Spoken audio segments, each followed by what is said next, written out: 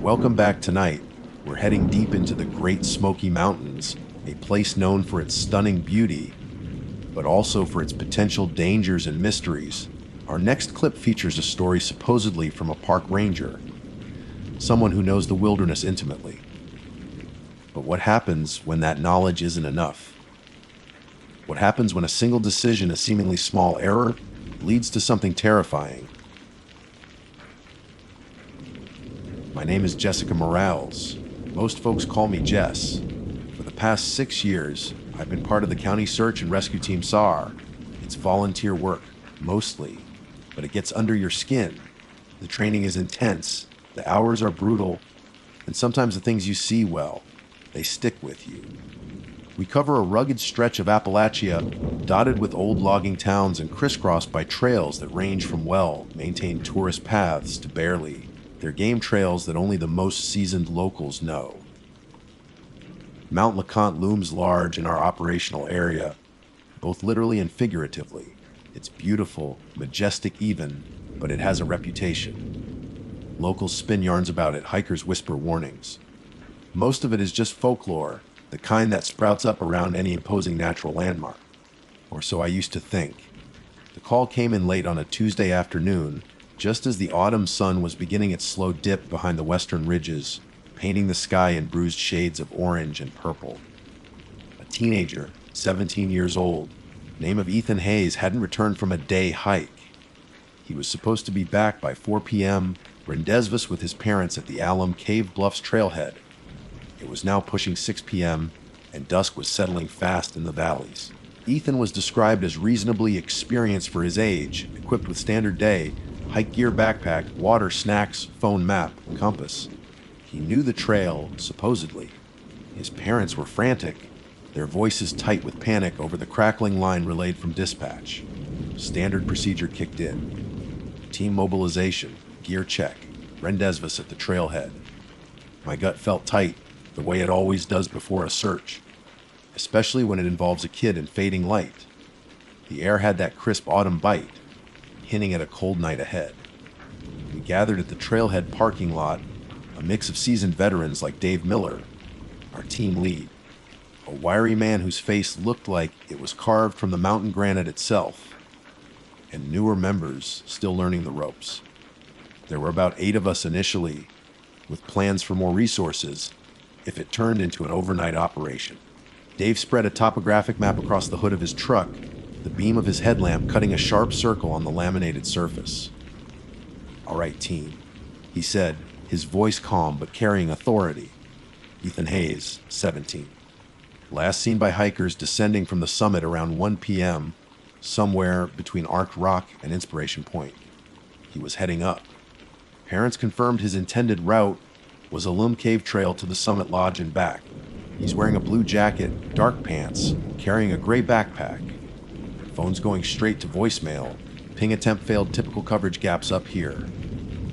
We broke into smaller teams. I was paired with Mark Chen, a paramedic relatively new to SR but solid and dependable, and Sarah Jenkins, who knew these woods like the back of her hand, having grown up exploring them. Our assignment was the primary trail itself, leapfrogging upwards. Standard hasty search protocol. Call out his name, sweep the edges of the trail, look for any sign, a dropped water bottle, a discarded wrapper, anything out of place. The initial ascent was routine. Headlamps cut swaying cones of light through the rapidly thickening darkness. The forest was alive with the usual nocturnal sounds, rustling leaves, distant owl calls, the gurgle of the creek beside the trail. We called Ethan's name periodically, our voices echoing slightly in the narrow ravines. Ethan! Ethan Hayes! "Sar, can you hear us?" Only the wind in the woods answered. We passed Arch Rock, a natural tunnel carved through the black slate, its presence more felt than seen in the gloom. The air grew colder as we gained elevation. We kept a steady pace, our eyes scanning constantly. It's methodical work. You train yourself to spot unnatural colors, shapes that don't belong, breaks in the pattern of the forest floor. About an hour into the search, maybe halfway to Inspiration Point, Sarah, who was slightly ahead, stopped short. "Got something," she called back, her voice low.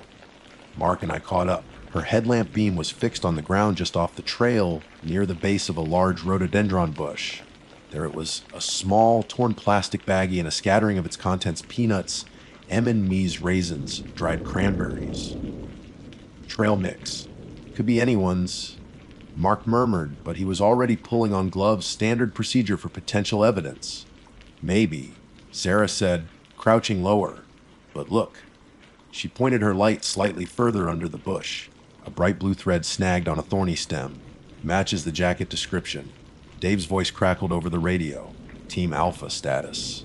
Alpha lead, Sarah responded. Possible find. Spilled trail mix. Possible fabric snag matching subject's description.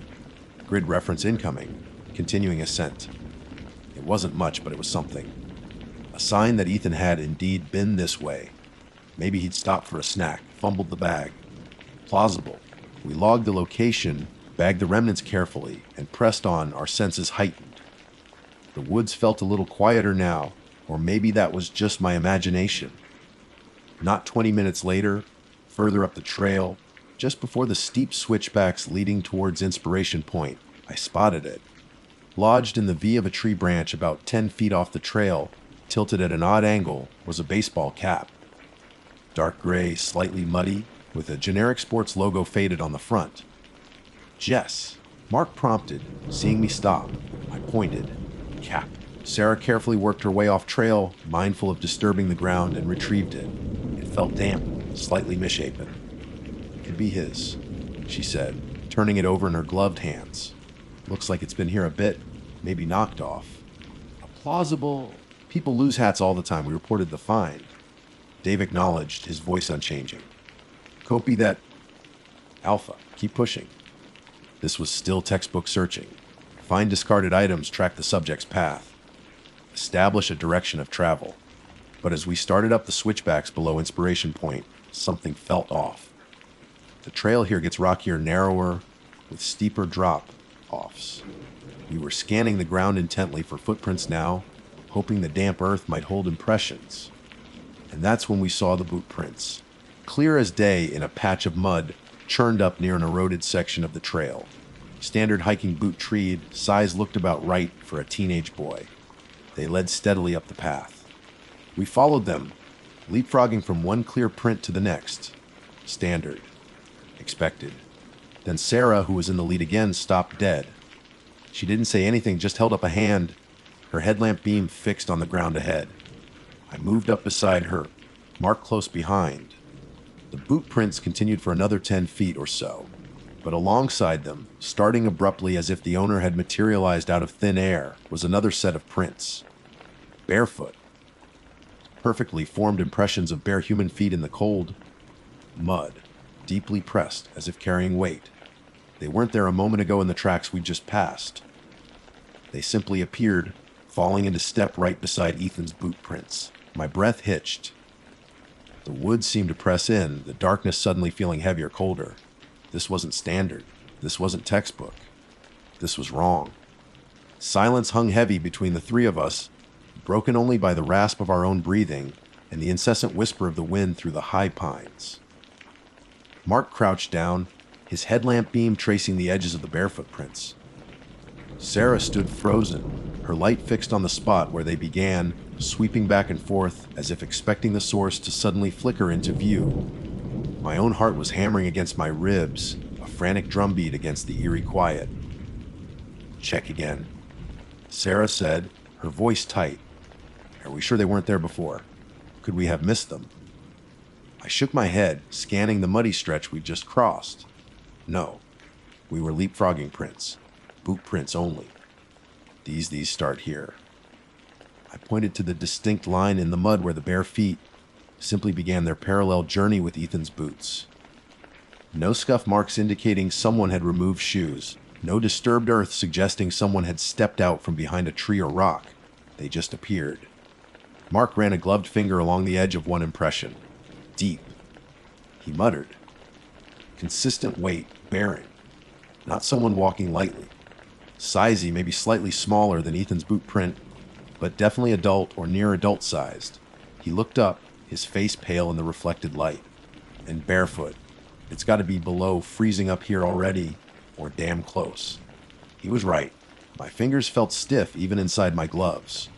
The ground was cold damp. Walking barefoot here for any length of time would be agonizing, dangerous. Hypothermia would set in fast. Yet these prints looked firm, deliberate. Okay. Sarah took a slow breath, regaining her professional composure, though her eyes still held a flicker of disbelief.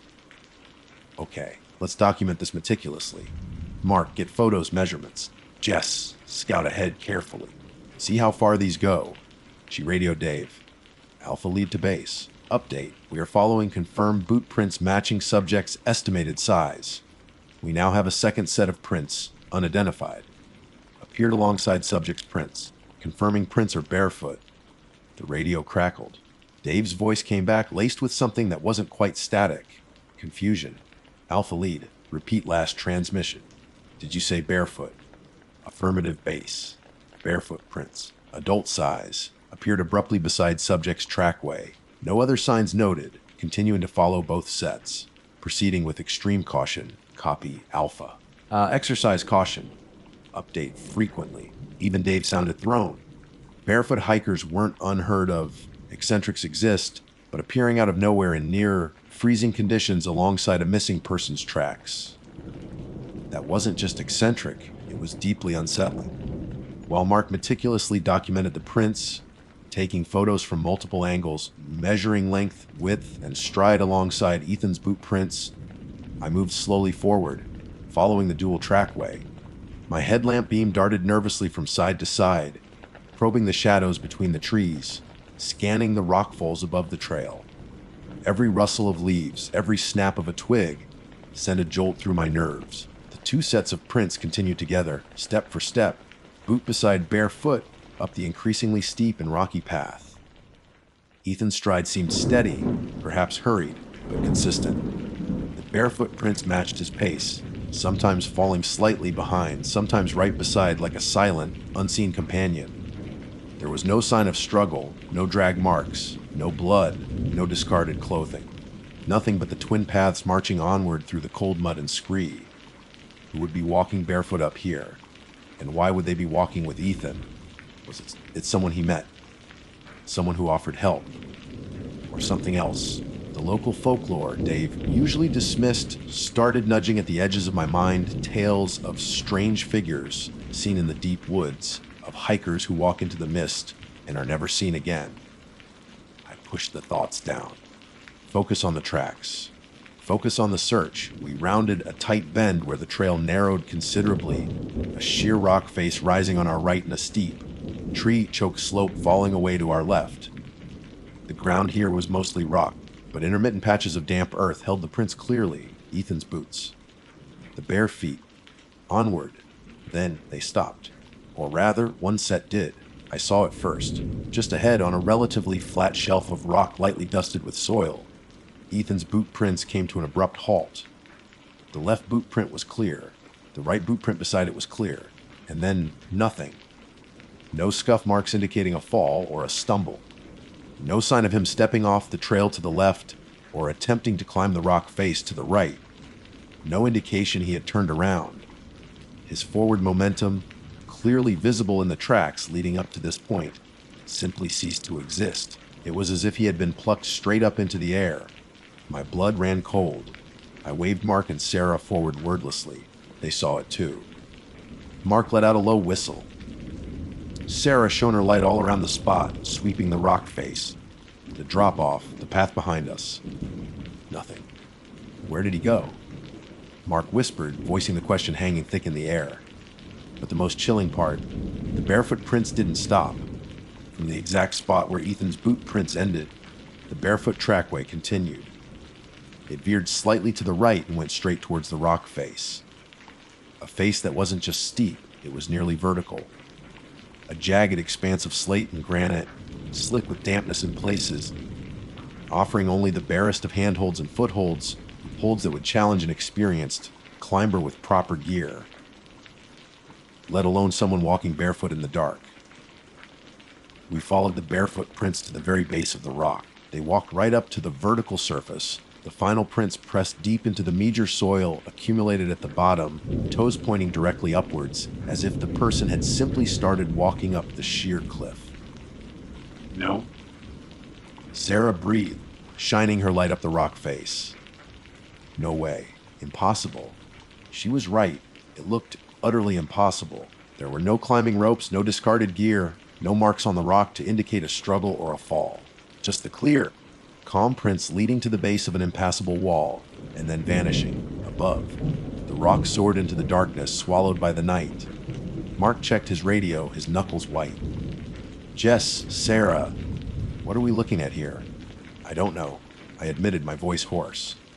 I've never seen anything like this. Sarah got back on the radio to Dave. Her voice was strained, professional facade cracking. Alpha lead to base.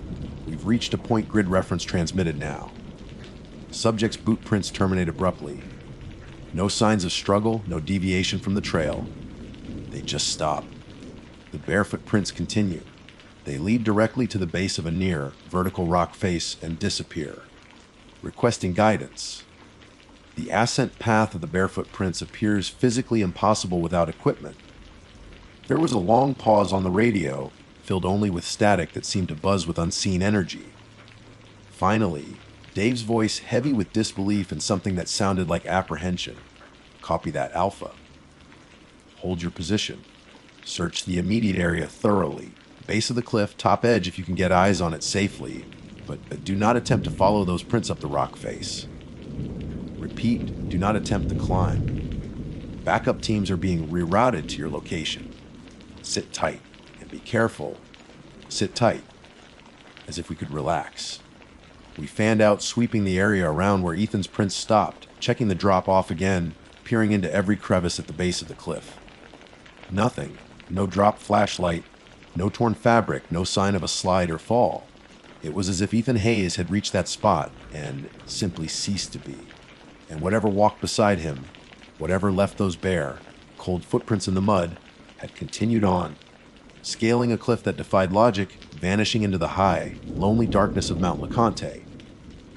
The cold felt deeper now, sinking into my bones, and the silence of the woods felt less like peace and more like something ancient and predatory holding its breath. Waiting was agony. The three of us huddled near the spot where Ethan's life, represented by the muddy impressions of his boots, seemed to just evaporate. We kept our headlamps trained on the tree line, the rock face, the path behind us. Every snapping twig sounded like a footstep. Every gust of wind seemed to carry whispers. The cold seeped deeper, but it wasn't just the dropping temperature.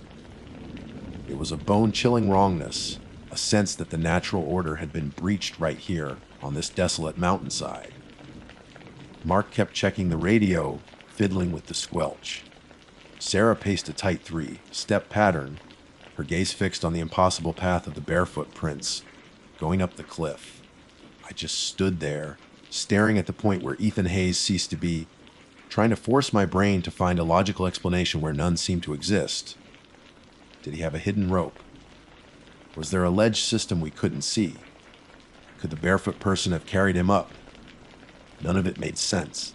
The sheer strength required, the lack of any marks, the bare feet, it defied everything we knew about physics, endurance, and sanity. The woods felt ancient and awake around us, and I had the distinct, prickling sensation of being observed by something old and utterly indifferent to human comprehension. It felt like hours, but was probably closer to 40, 5 minutes, before we saw the bobbing lights of the backup team approaching down the trail.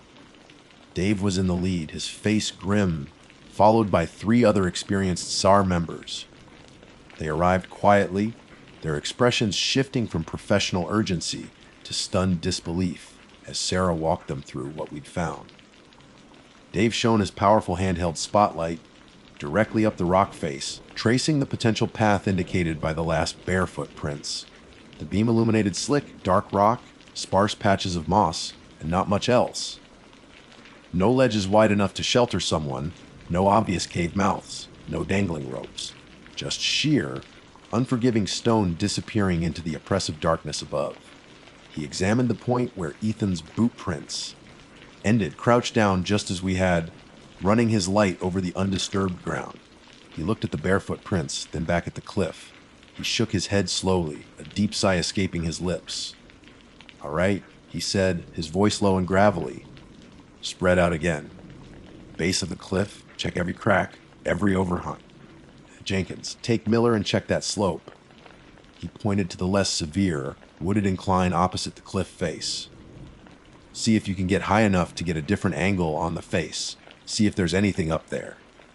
Use safety lines. Nobody goes near the top edge without being roped." The search resumed with renewed manpower, but no more success.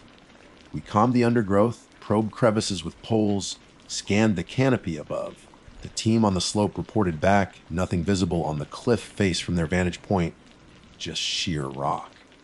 The barefoot prints remained the last sign of whatever it was, and Ethan Hayes remained utterly gone. As the hours dragged on, the temperature plummeted. Frost began to glitter on the rocks. The futility of the situation pressed down on us. We weren't searching anymore. We were bearing witness to a vanishing act.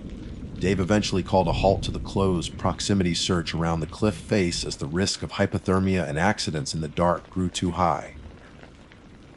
"Base to all units." His voice crackled over the radio, sounding weary. "Primary search area around the cliff face is clear. No sign of subject. Alpha team encountered impossible trackway leading up vertical rock. We're pulling back slightly, setting up a wider containment perimeter for the night. We'll reassess with fresh eyes and potential technical climbing resources at first light. All teams RV at the trail junction below Inspiration Point."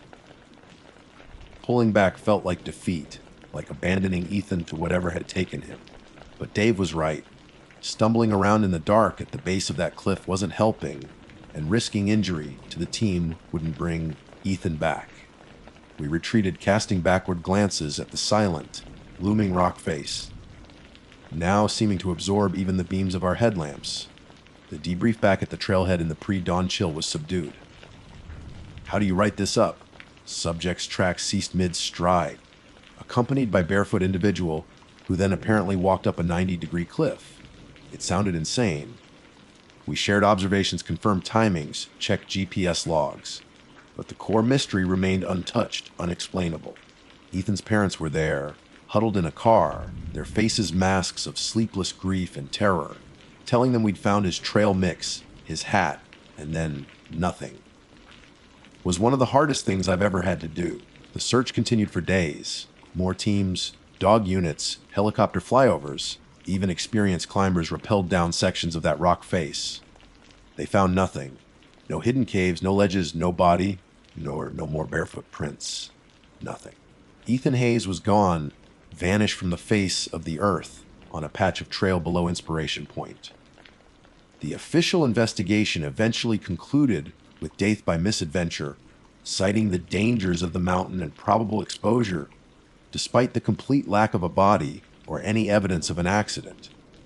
The barefoot prints and the impossible ascent were quietly omitted from the final public report, logged internally as unexplained anomalies. It's been a few years since that night. I still volunteer with SAR, still hike these mountains. But something changed for me up there, near Mount LeConte. That certainty, that belief that everything eventually yields to procedure, to logic, to effort, it's gone. Dave was right, though he never said it aloud after that night. There are places deep in these old mountains where the rules are different, where things happen that don't fit our understanding of the world. The mistake wasn't just mine, looking back. It belonged to all of us who put on the uniform, who clipped on the radios, who marched into the wilderness armed with maps and training. Our mistake was assuming our logic, our understanding of what's possible, applied everywhere. We found Ethan's trail mix, then his hat, standard stuff. Then we found the barefoot prints alongside his. Then we found where he simply stopped being. And the other prints went up, straight up that impossible rock face, like gravity was optional, like the stone itself had opened up and swallowed whatever walked there. Sometimes, late at night, when the wind howls just right, I think about those prints. The bare feet in the freezing mud, walking calmly beside the doomed teenager. I Think about that rock face swallowing the light. Chasing those kinds of anomalies, trying to make sense of them, leads nowhere good. You search, you document, you report, and sometimes you have to accept that you found nothing but the edge of understanding.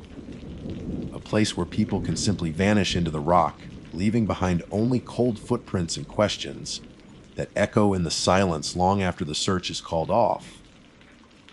And you learn to live with the chilling knowledge that not every trail leads somewhere you can follow. My name's Finn O'Connell, and for the better part of 15 years, I've worn the flat hat of a park ranger here in the Great Smoky Mountains National Park. Most days, it's the best job on earth. You're surrounded by this ancient grandeur, this overwhelming green silence that sinks right into your bones. You see sunrises that could make an atheist weep, watch black bear cubs tumble down slopes like furry bowling balls, and breathe air so clean it feels like a tonic. You help folks find their way, teach kids about the delicate balance of the ecosystem, and sometimes, you pull someone's bacon out of the fire when they underestimate just how wild these mountains truly are. But the Smokies, they have teeth, sharp ones. Beneath the postcard beauty, there's a raw, untamed power that demands respect. It's not just the bears or the copperheads hiding under leaf litter. It's the terrain itself, ridges that drop off into nothing, sudden fog banks that can swallow the trail whole, and creeks that can turn into raging torrents in the blink of an eye. And then there's the weather. Oh God, the weather. You learn fast out here that the sky can lie. A perfect blue morning can curdle into a violent, ground-shaking thunderstorm faster than you can say, barometric pressure. We have protocols for that, drilled into us until they're muscle memory. Caught out, get low. Get off the ridges. Get away from tall, isolated trees, find a ravine, or a dense patch of younger growth if you can. Don't become the tallest thing around, because lightning loves the tallest thing around, especially up on the balds and the high ridge lines. Those places collect strikes like magnets. We call certain overlooks lightning rods for a reason. Sound carries funny up high too. Sometimes, before a big storm, you can hear this low hum, like the mountains themselves are tuning up for the show. Locals call it the ridge whisper. Most rangers dismiss it as wind patterns or atmospheric acoustics. I used to. The day it happened started like any other late summer day. Warm, hazy, the air thick with the smell of damp earth and decaying leaves. Cicadas were buzzing fit to burst. I was doing a routine trail condition checkup along Alum Cave Bluffs Trail, heading towards the higher elevations. It's a popular route, but steep and exposed in places. We'd had some heavy rain earlier in the week, and washouts are common. My job was to check for downed trees, unstable sections, anything that might pose a hazard to hikers. I was maybe 3/4 of the way up towards Peregrine Peak, not the peak itself, but a section of ridge leading towards it known for its stunning but brutally exposed overlook. It's a spot notorious for sudden weather shifts and, yes, lightning strikes. The air had started to feel heavy, not just humid heavy, but charged. The cicada buzz had abruptly stopped, replaced by that unnerving silence that often precedes a storm. The light began to change, shifting from that hazy gold to a weird, bruised purple gray. Far off towards the Tennessee side, I heard the first low grumble of thunder. Distant, but moving closer, like a predator stalking through the valleys. Standard procedure, turn back, get down, simple, clear, cut. I radioed dispatch, standard check in. Dispatch O'Connell. Routine trail check. Alum Cave section near Peregrine approach. Weather turning south, looks like a squall building fast. Heading back down to lower elevation. Over. Roger that. O'Connell. Keep us posted. Sky looks ugly from here too. Over, came the calm, crackling reply. I turned, slinging my pack higher on my shoulders, already mentally mapping the quickest route down. The wind picked up, whipping through the trees, carrying the first fat drops of rain. They splattered against my ranger hat, cold against my warm skin. The temperature was dropping fast. The distant thunder wasn't distant anymore. It rolled closer, a deeper, angrier growl. That's when I saw it. Further up the ridge, maybe a quarter mile ahead, near that exposed overlook I mentioned. A light, small, pale, and flickering intermittently. It wasn't bright like a modern LED headlamp, more like, well, like an old-fashioned lantern maybe, or a weak flashlight. It winked on, stayed for a second or two, then winked off, then on again. My heart gave a lurch. Hiker. Someone caught out, heading towards the worst possible place to be in a lightning storm. Protocol screamed Jeet Dabuin. Every instinct honed by years in these mountains screamed Jito Dubuin. But 15 years of being a ranger, of feeling responsible for every soul within these park boundaries, screamed something else. Help, dispatch O'Connell, update. I spoke into the radio again, my voice tighter now. Possible hiker sighting, upper ridge near Peregrine Overlook. Showing a light. Seems disoriented, heading into the weather. I'm going to deviate slightly to investigate, try to signal them back down. Over. Silence for a beat, then O'Connell, be advised that area is extremely hazardous in these conditions. Repeat, extremely hazardous. Maintain radio contact. Over. The dispatcher's voice had lost its calm edge. He knew exactly where I was talking about, exactly how stupid going up was right now. Roger that, dispatch. Proceeding with caution. O'Connell out. Stupid. Beyond stupid. I knew it even as I turned back around and started heading uphill again, angling towards where I'd seen the flicker. The rain was coming down harder now, turning the trail slick. The wind howled, trying to push me back. Thunder cracked overhead, not rolling anymore, but sharp, violent explosions of sound that vibrated through the soles of my boots. And the sky, it wasn't bruised purple anymore. It was black, an unnatural, boiling black that seemed to swallow the remaining light. Hey! I shouted into the wind, cupping my hands around my mouth. Hello, Ranger! Head down! Storm coming! My voice was snatched away, swallowed by the wind and the roar of the approaching tempest. The light flickered again, further up, closer to the overlook proper. It seemed hesitant, unsteady, not the confident beam of someone who knew where they were going.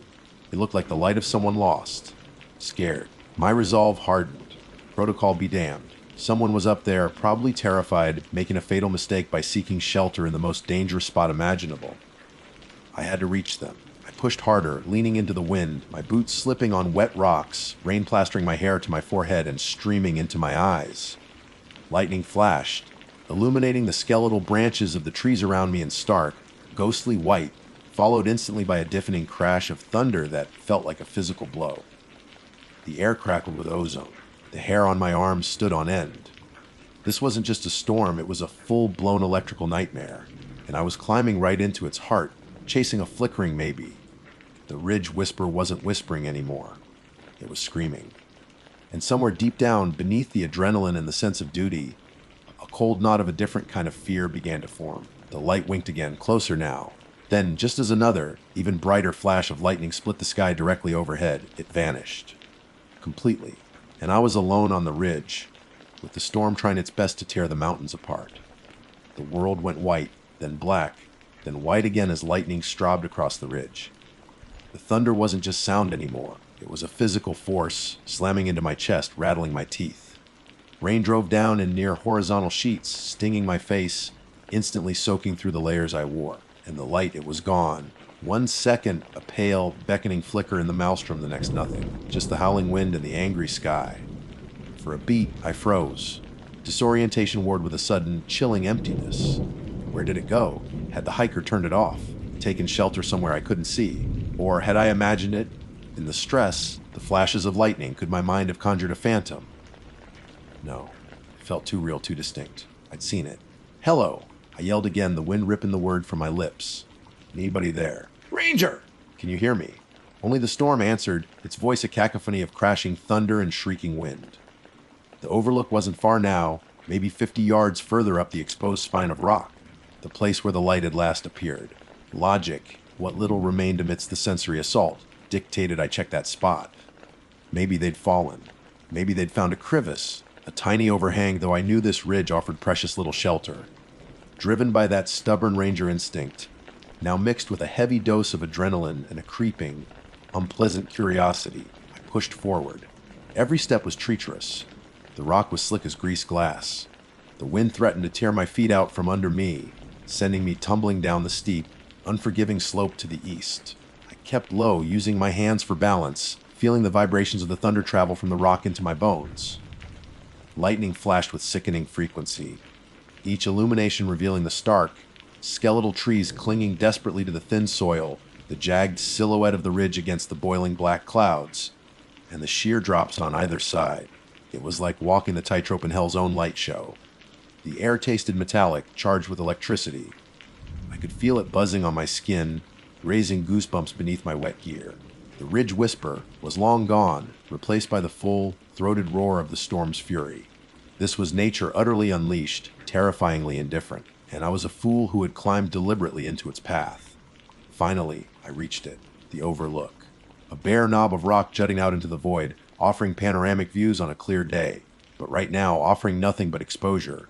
It was maybe 20 feet across, uneven, with a few stunted, wind-blasted pines clinging to its edges. The wind here was unbelievable, a solid wall I had to lean against just to stay upright. Rain lashed down, visibility dropping to mere yards in the deluge. I pulled out my own high-powered flashlight, its strong beam cutting a swath through the rain, sweeping across the small, desolate space. "Hello!" I screamed again, my voice hoarse. Is anyone here? I'm a park ranger. I saw your light. Nothing. The beam danced over wet rock, gnarled tree roots, patches of soaked moss. No sign of anyone. No discarded backpack. No dropped water bottle. No huddled figure seeking refuge. I moved carefully around the perimeter, my light probing every possible nook, every slight depression. The rain was torrential now, washing away any tracks almost instantly, but there should have been something. Some sign of recent passage. A broken branch. A scuff mark the rain hadn't yet erased. There was nothing but rain-lashed rock and wind-battered vegetation. I checked behind the small cluster of pines, thinking someone might be sheltering there. Empty. Just the groaning of branches protesting the wind. I shone my light down the slopes on either side, as far as the beam could penetrate the downpour.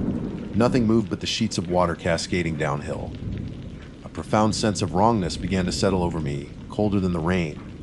It wasn't just the emptiness, it was the feel of the place. In the brief, almost silent moments between the thunderclaps, the silence felt too deep, too absolute.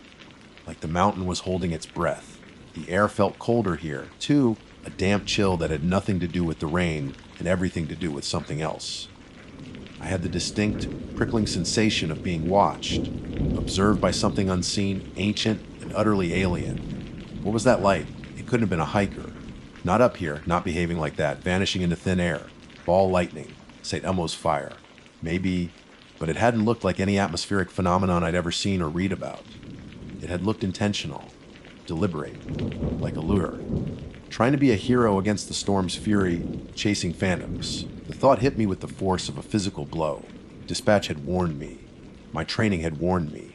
My own damn common sense had warned me. I was standing on one of the most lightning-prone spots in the park during the height of a violent electrical storm, searching for something that probably wasn't even human. Crack!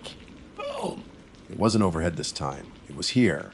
An explosion of pure white light detonated just yards away, striking the tallest of the stunted pines at the edge of the overlook. The sound was instantaneous, deafening, a physical concussion that knocked me off my feet.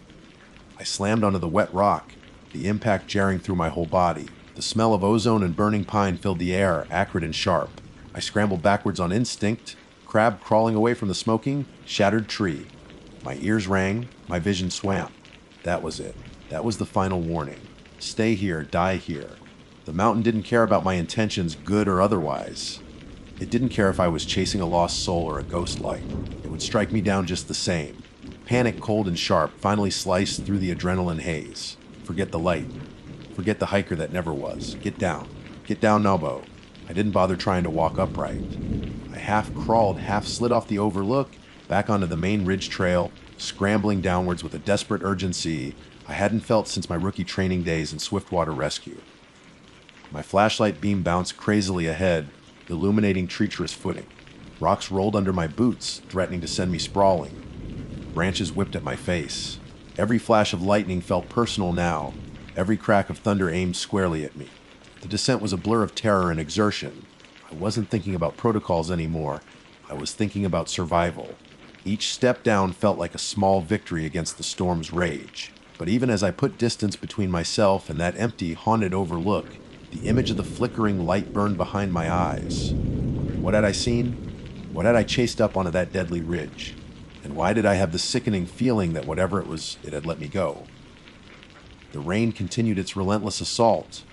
The wind still tried to tear me from the mountainside, but I was moving down away from the exposed heights towards the relative safety of the trees below. Relatively safety. I was still miles from the trailhead, soaked to the bone, freezing, and grappling with a fear that went far beyond the storm itself. The physical danger was immense, but the chilling mystery of the vanished light, the profound wrongness of that overlook, that was a different kind of terror altogether. One that I suspected would linger long after the storm had passed. Getting down that ridge was one of the longest treks of my life. Not in distance, maybe, but in sheer grinding effort and sustained terror. Every rumble of thunder, even as the storm began to slowly move off, made me flinch. Every flicker of lightning in the distance sent my heart hammering against my ribs. I moved like a fugitive, stumbling, sliding, grabbing onto saplings and roots to keep my footing on the waterlogged trail. My muscles screamed, my lungs burned, and a deep, penetrating cold had settled into my bones. A chill that felt like it went deeper than just the wet clothes. It probably took an hour, maybe more, to get below the main force of the wind in the most exposed sections. Entering the thicker canopy of the lower slopes felt like breaking the surface after being held underwater. The roar of the wind became a muffled howl. The rain lessened from a blinding sheet to a heavy, persistent downpour. The immediate, visceral fear of being struck by lightning began to subside, replaced by profound exhaustion and the chilling replay of events looping in my mind: the flickering light, the climb, the empty overlook, the ozone-charged air, the near miss with the lightning strike. My radio crackled intermittently through the storm static. I tried calling dispatch a couple of times on the way down, but the signal was garbage until I got much lower. Finally, near the elevation of the Alum Cave bluffs themselves, I got through. Dispatch, O'Connell. I managed, my voice ragged. O'Connell, status. We've been trying to reach you. Storm still active your way. Over. Relief was evident in the dispatcher's voice, but also tension. Proceeding down below Main Ridge now, I said, choosing my words carefully. Conditions were severe at the overlook. Negative contact with any hiker. Repeat, negative contact, area clear. Returning to trailhead. Over. I didn't mention the light vanishing. Didn't mention the feeling of being watched, or the sheer, inexplicable wrongness of it all. How could I? Yeah, dispatch. I chased a spook light onto a lightning rod in a Cat 5 thunderstorm and almost bought the farm. Not exactly conducive to keeping your job. Roger that, O'Connell. Glad you're clear. Proceed with caution. Let us know when you're back at the vehicle.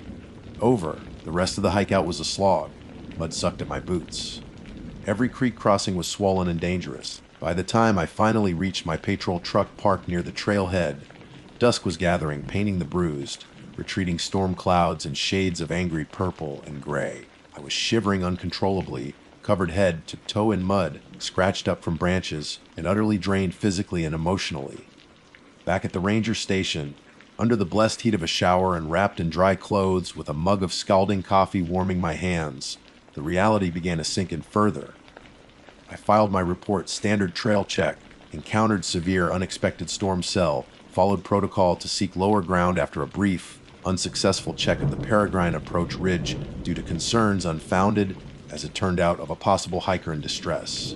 I kept it vague official, plausible deniability, but I checked the logs meticulously. No overdue hikers reported. No day use permits issued for high-altitude travel in that specific sector. No other personnel, researchers, or volunteers were scheduled anywhere near Peregrine Peak that day. According to every official record, every piece of verifiable data, I should have been completely alone up there once the storm hit. I tried to rationalize it, running through the possibilities again and again. Ball lightning. It's rare but documented. But would it flicker like that, seem almost hesitant, and vanish so completely, right at the peak of the electrical activity? St. Elmo's fire. That's a corona discharge usually seen on pointed objects during storms, a static glow. It doesn't typically appear as a distinct, mobile point of light out on its own, a reflection. Off what? Wet rock. My own headlamp somehow. None of it fit the sequence, the location, the feeling. I cautiously mentioned seeing anode light to Dave, one of the senior rangers, a guy who'd seen his share of strange things in the Smokies over 30 years. He just grunted, sipped his coffee. Mountains play tricks, Finn. He said not unkindly. Wind, light, fog weather like that messes with your head. See all sorts of crap up high. Best not to dwell on it, especially if you went off book chasing it. His eyes held a hint of understanding, maybe, but also a clear warning: don't talk about this. Some things are better left undocumented, unexplained. But I couldn't just not dwell on it. The experience burrowed under my skin. Sleep didn't come easy for weeks. When it did, it was filled with flashes of lightning, the roar of thunder, and that pale, flickering light leading me towards an empty precipice.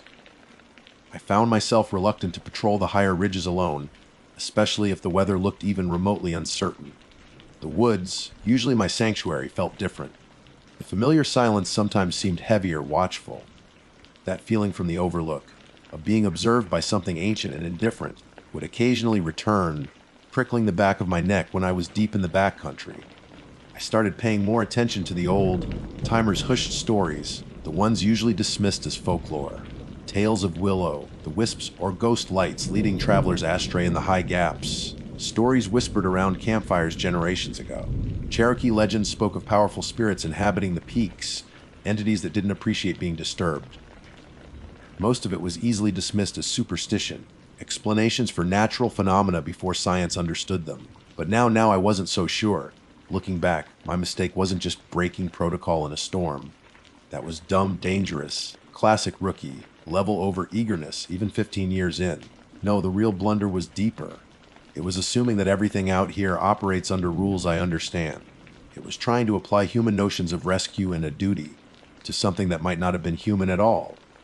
It was chasing a phantom, yes, but maybe also stumbling into the path of something infinitely older and stranger than any lost hiker.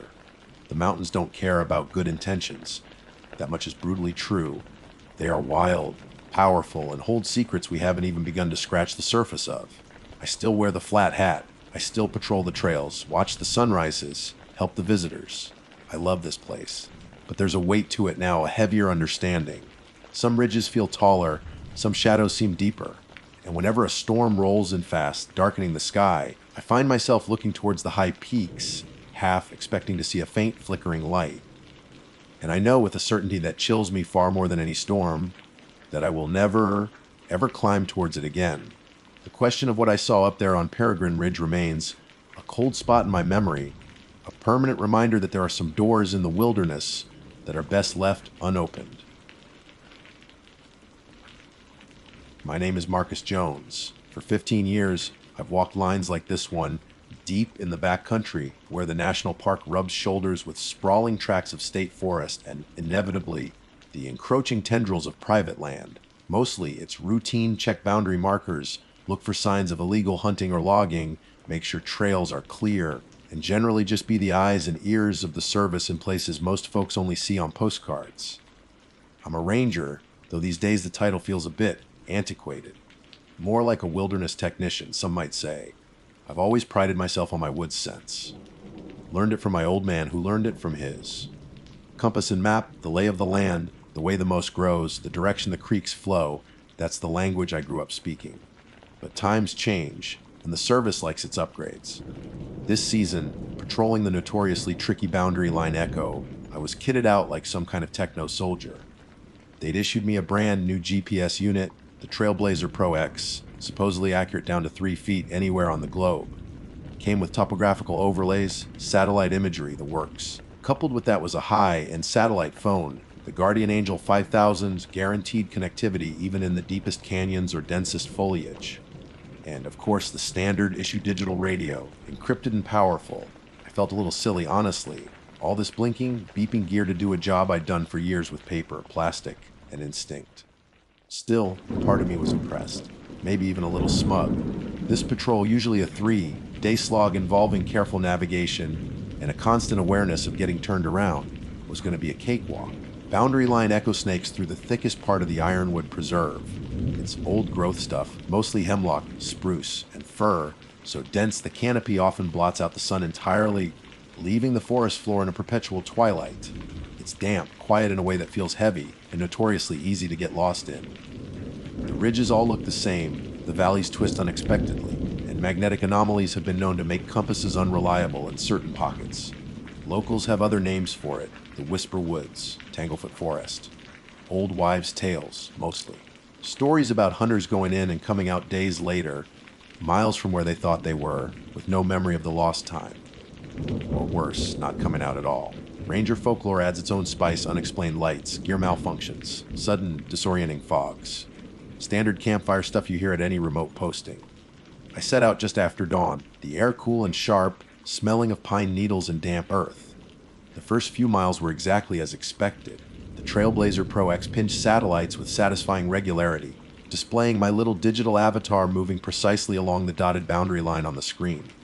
I checked it against my map occasionally, more out of habit than necessity. Spot on, every time. The radio crackled to life on schedule for my check-in with dispatch.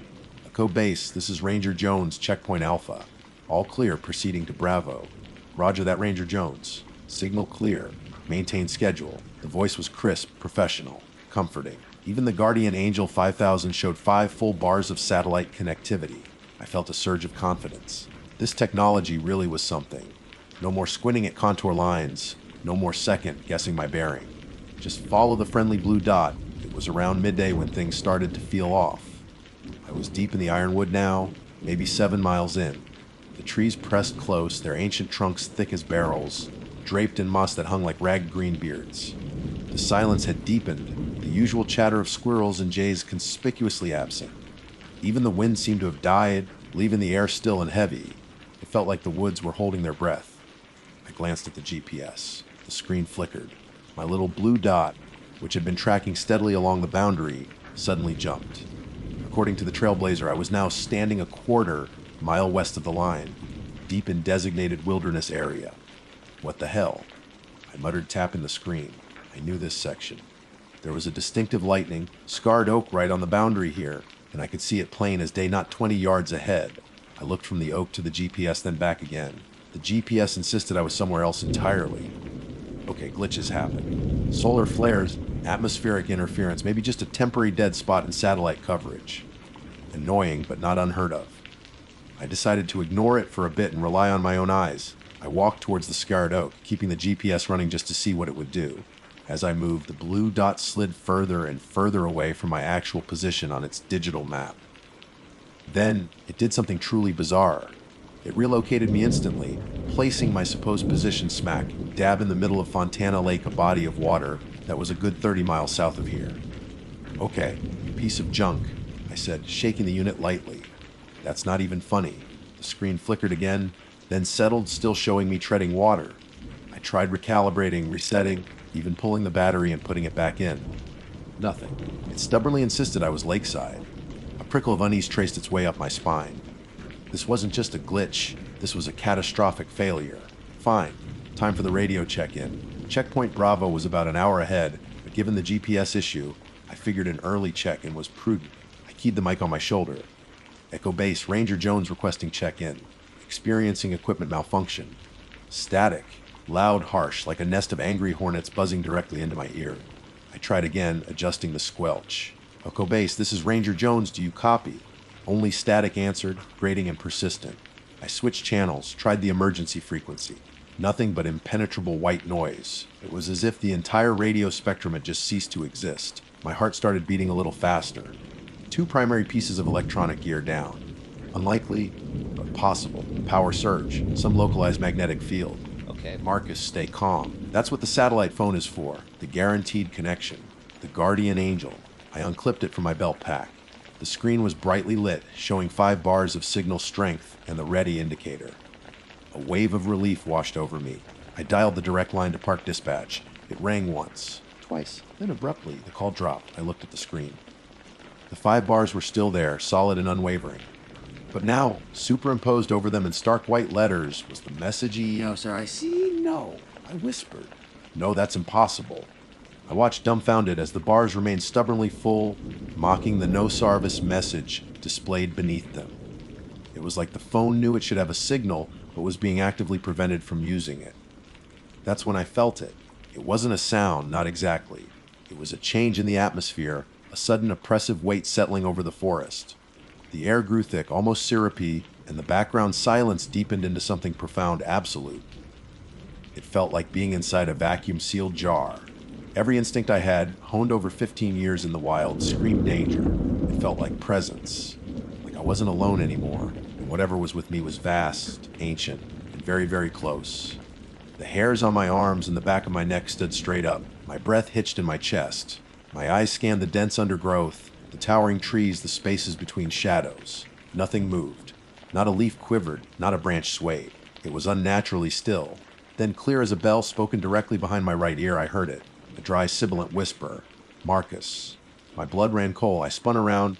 Yanking the pulse rifle from its shoulder sling, the safety clicking off under my thumb. The movement was pure reflex, honed by countless drills and a healthy respect for the potential dangers of the backcountry bears, mountain lions, maybe an armed poacher. But there was nothing, absolutely nothing. Just the silent, imposing wall of ancient trees and the heavy, watchful stillness of the forest floor. No footprints disturbed the damp carpet of needles. No broken twigs. Nothing. Just me, my suddenly useless technology, and the crushing weight of an unseen presence in the heart of the Whisper Woods. My reliance on the new gear, my misplaced faith in blinking lights and satellite signals, had led me right into the heart of something old and deeply wrong. And it knew my name. My rifle barrel swept the silent tree line, finding nothing but bark and shadow. My heart hammered against my ribs like a trapped bird. The whisper Marcus still echoed in my mind, too clear, too close, too real to be dismissed as wind or imagination. Wind didn't know my name. Imagination didn't feel like cold breath on my neck. Panic clawed at the edges of my reason, a frantic voice screaming to just run. But 15 years of training, of dealing with the unexpected, and often dangerous realities of the wilderness kicked in. Running blindly in woods this thick, especially when disoriented, was a death sentence. You run, you trip, you break an ankle, and then you wait for whatever's out there to find you at its leisure. Lowering the rifle slightly, though keeping it ready, I took a slow, deliberate breath, forcing the frigid air deep into my lungs. Think, assess. My primary communication is down. My primary navigation is worse than useless. It's actively deceptive. The satellite phone, my guaranteed lifeline, is a brick with mocking signal bars. And something is here, something that interferes with technology and knows who I am. The first, most crucial step was blindingly obvious. The mistake, as the thought crystallized with chilling certainty, wasn't just bringing the tech, it was trusting it. Relying on it over my own senses, my own experience, in a place known for being strange. With movements that felt almost ritualistic, I unclipped the Trailblazer Per-X from my pack strap. Its screen still showed me happily swimming in Fontana Lake, miles away. I held the power button until the screen went dark. The silence felt infinitesimally deeper. Next, the radio. I switched the power knob to off. The harsh static cut out, leaving only the profound quiet of the woods, a quiet that now felt less peaceful and more predatory. Finally, the Guardian Angel 5000. I powered it down too, the screen fading to black. I bundled the useless electronics together, thousands of dollars worth of cutting-edge gear, and shoved them deep into the bottom of my pack, burying them under my rain gear and emergency rations. Out of sight, out of mind. Good riddance. It felt strangely liberating, like shedding a heavy, unreliable skin. But the liberation was tinged with a raw vulnerability. Now, it was just me. Me, the woods, and whatever shared this space with me. I unzipped the worn canvas pouch on my belt, the one I'd carried since my first season. Inside, nestled in soft cloth, were the tools that had never failed me, my Silver Ranger compass and the laminated topographical map of the Ironwood Preserve. The compass needle, liquid, damped, and steady, swung gently as I lifted it. The map unfolded with a familiar crinkle, its contour lines and symbols a language I understood intimately. Okay, first things first, location. The GPS had put me near the lightning scarred oak when it first glitched. I could still see the oak, maybe 50 yards back now through the trees. I located it on the map. Boundary line echo ran clearly marked nearby. My intended direction was roughly northwest, following the ridge towards checkpoint Bravo. I held the compass flat, letting the needle settle. It spun lazily, then seemed to hesitate, quivering slightly before pointing north, or what should be north. It felt sluggish, resistant. I double-check it, holding it away from any metal on my gear. Still, the needle seemed uncertain, wavering a few degrees back and forth, like it was fighting some invisible current. The old stories about magnetic anomalies flickered in my mind. Maybe they weren't just stories. Taking a deep breath, I aligned the map to the compass, accounting for declination. If the compass was even marginally accurate, and if the oak was my last known reliable point, then checkpoint Bravo lay that way. Through a particularly dense stand of hemlock and rhododendron, it wouldn't be easy walking, but it was the shortest route back towards known territory and hopefully away from this dead zone. I started walking, rifle held at low ready, scanning my surroundings constantly. Every snap of a twig under my boots sounded unnaturally loud in the heavy silence. My senses felt hyper-acute. I could smell the damp mulch of the forest floor, the sharp tang of pine resin, the faint, almost metallic scent that seemed to hang in the air, ozone maybe. or something else. The feeling of being watched didn't leave. It clung to me like the humid air, a constant pressure at the edge of my awareness. Several times, I caught flickerings of movement in my peripheral vision, a shadow detaching itself from a tree, trunk only to melt away when I looked directly, a patch of darkness under a thicket seeming deeper, more absolute than it should be. Tricks of the light, I told myself. Fatigue, stress. But the explanations felt thin, unconvincing. The woods themselves seemed to conspire against my progress.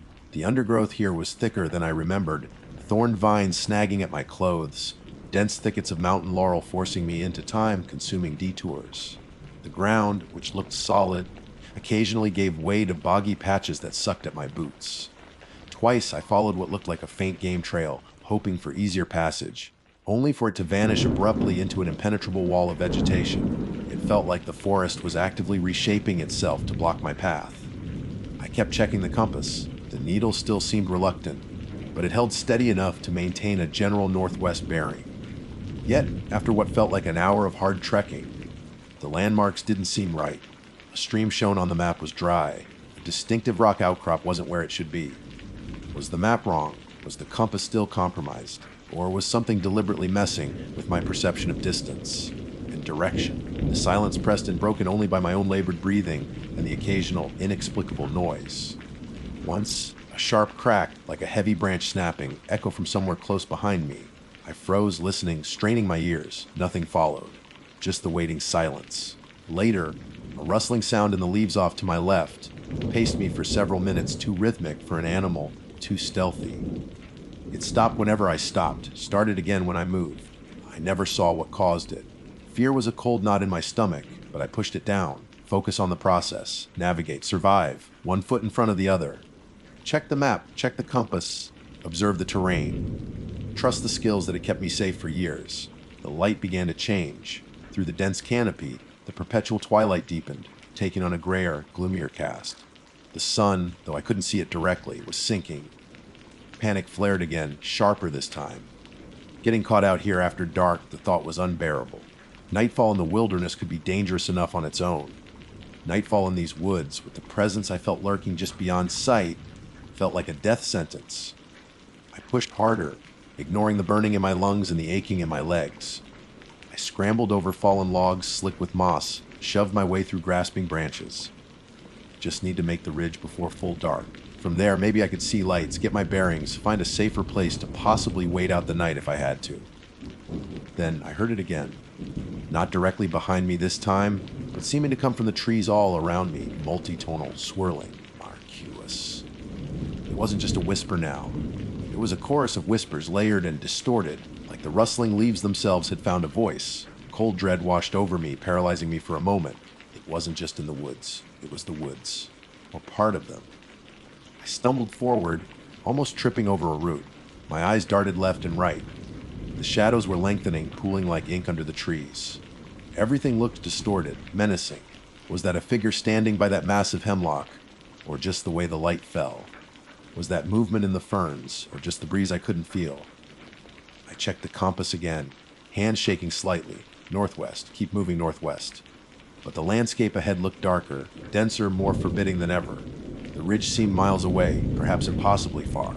Darkness was falling fast, and the whispers seemed to follow me, weaving through the trees, a chilling promise of the night to come.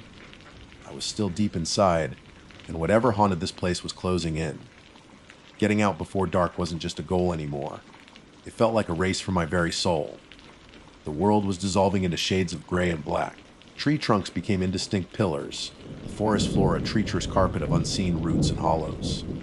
The whispers were constant now, a sibilant, swirling cacophony that seemed to emanate from the very air molecules around me. Maar kuas lost, stay. For they weren't just saying my name anymore, they were weaving insidious suggestions into the fabric of the encroaching night. Panic was a physical thing now, cold and tight in my chest. My breath came in ragged gasps. Every shadow seemed to wreath with hidden movement. I stumbled, catching myself on a rough hemlock trunk, the bark scraping my palm. The pain barely registered against the overwhelming tide of fear and exhaustion. My legs felt like lead, my pack an impossible weight. How long had I been pushing through this nightmare? Hours. An eternity. The ridge. I had to reach the ridge. It was the only clear thought cutting through the fog of panic and the disorienting whispers. My map, clutched in my hand alongside the compass, was almost impossible to read in the deepening gloom, but I remembered the contour lines. Steep ascent, then a crest, then hopefully, a descent towards the western park boundary, towards logging roads, towards sanity. I pushed off the tree and lurched forward, moving almost by pure muscle memory. My training screamed at me to slow down, to be careful in the low light, but the whispers and the palpable sense of pursuit drove me onward. It felt like hands were brushing against my back, cold breath raising goose flesh on my neck, despite the sweat plastering my shirt to my skin. I didn't dare look back. The terrain steepened sharply, just as the map indicated. This was it. The final push. I used my hands, grabbing onto roots and rocks, hauling myself upward. Loose soil and scree slid under my boots, sending small cascades of debris rattling down into the darkness behind me. Each sound seemed amplified, advertising my desperate flight. Stay with us. You belong here now. Mark us. The whispers intensified, coiling around me like phantom vines. No. The word tore from my throat, raw and defiant. Get away from me? Whether it was the sound of my own voice breaking the spell, or simply the sheer physical exertion, something shifted. I scrambled over a final lip of rock and suddenly found myself on flatter ground. The trees thinned slightly here. Above, through the jagged silhouette of the canopy, I could see the first faint stars pricking the indigo sky. I was on the crest, the ridge. I risked a glance backward, down into the black maw of the ironwood basin I just climbed out of. It was pure darkness down there, an abyss that seemed to swallow the light. And for a terrifying second, I thought I saw it not clearly, but an impression. Something tall, impossibly tall and thin, standing motionless among the trees at the edge of the deepest shadow, blending perfectly with the trunks until you looked twice. It wasn't moving, just observing. A cold more profound than the night air washed over me. Then, as I stood there on the ridge line, something changed. It was instantaneous and profound. The oppressive weight lifted. The thick, heavy silence was replaced by the normal sounds of the forest at dusk, the chirp of a late cricket, the rustle of wind, real wind, this time in the higher branches, the distant hoot of an owl. The whispers vanished, cut off as if a switch had been thrown. The feeling of being watched, of being hunted, evaporated. It was like stepping out of a pressurized chamber into open air. I could breathe again. I didn't wait. Relief warred with the primal urge to flee. Fleeing won. I turned my back on the black basin and started down the western slope, half running, half sliding in the near darkness. The compass needle, when I dared to check it, now pointed north with confident certainty. The woods here felt normal, neutral. Still wild, still demanding respect, but not actively malevolent. Not aware. It felt like hours later, though it was probably only one, when I stumbled out onto a gravel logging road, bathed in the blessed, artificial glow of moonlight unfiltered by dense canopy. I almost wept with relief. I knew this road. It was miles from where I should have been if the patrol had gone according to plan, but it was a known entity. It led back to civilization. I followed the road, pushing through exhaustion until I saw headlights. It was another ranger, Dale, doing a late perimeter check in his truck.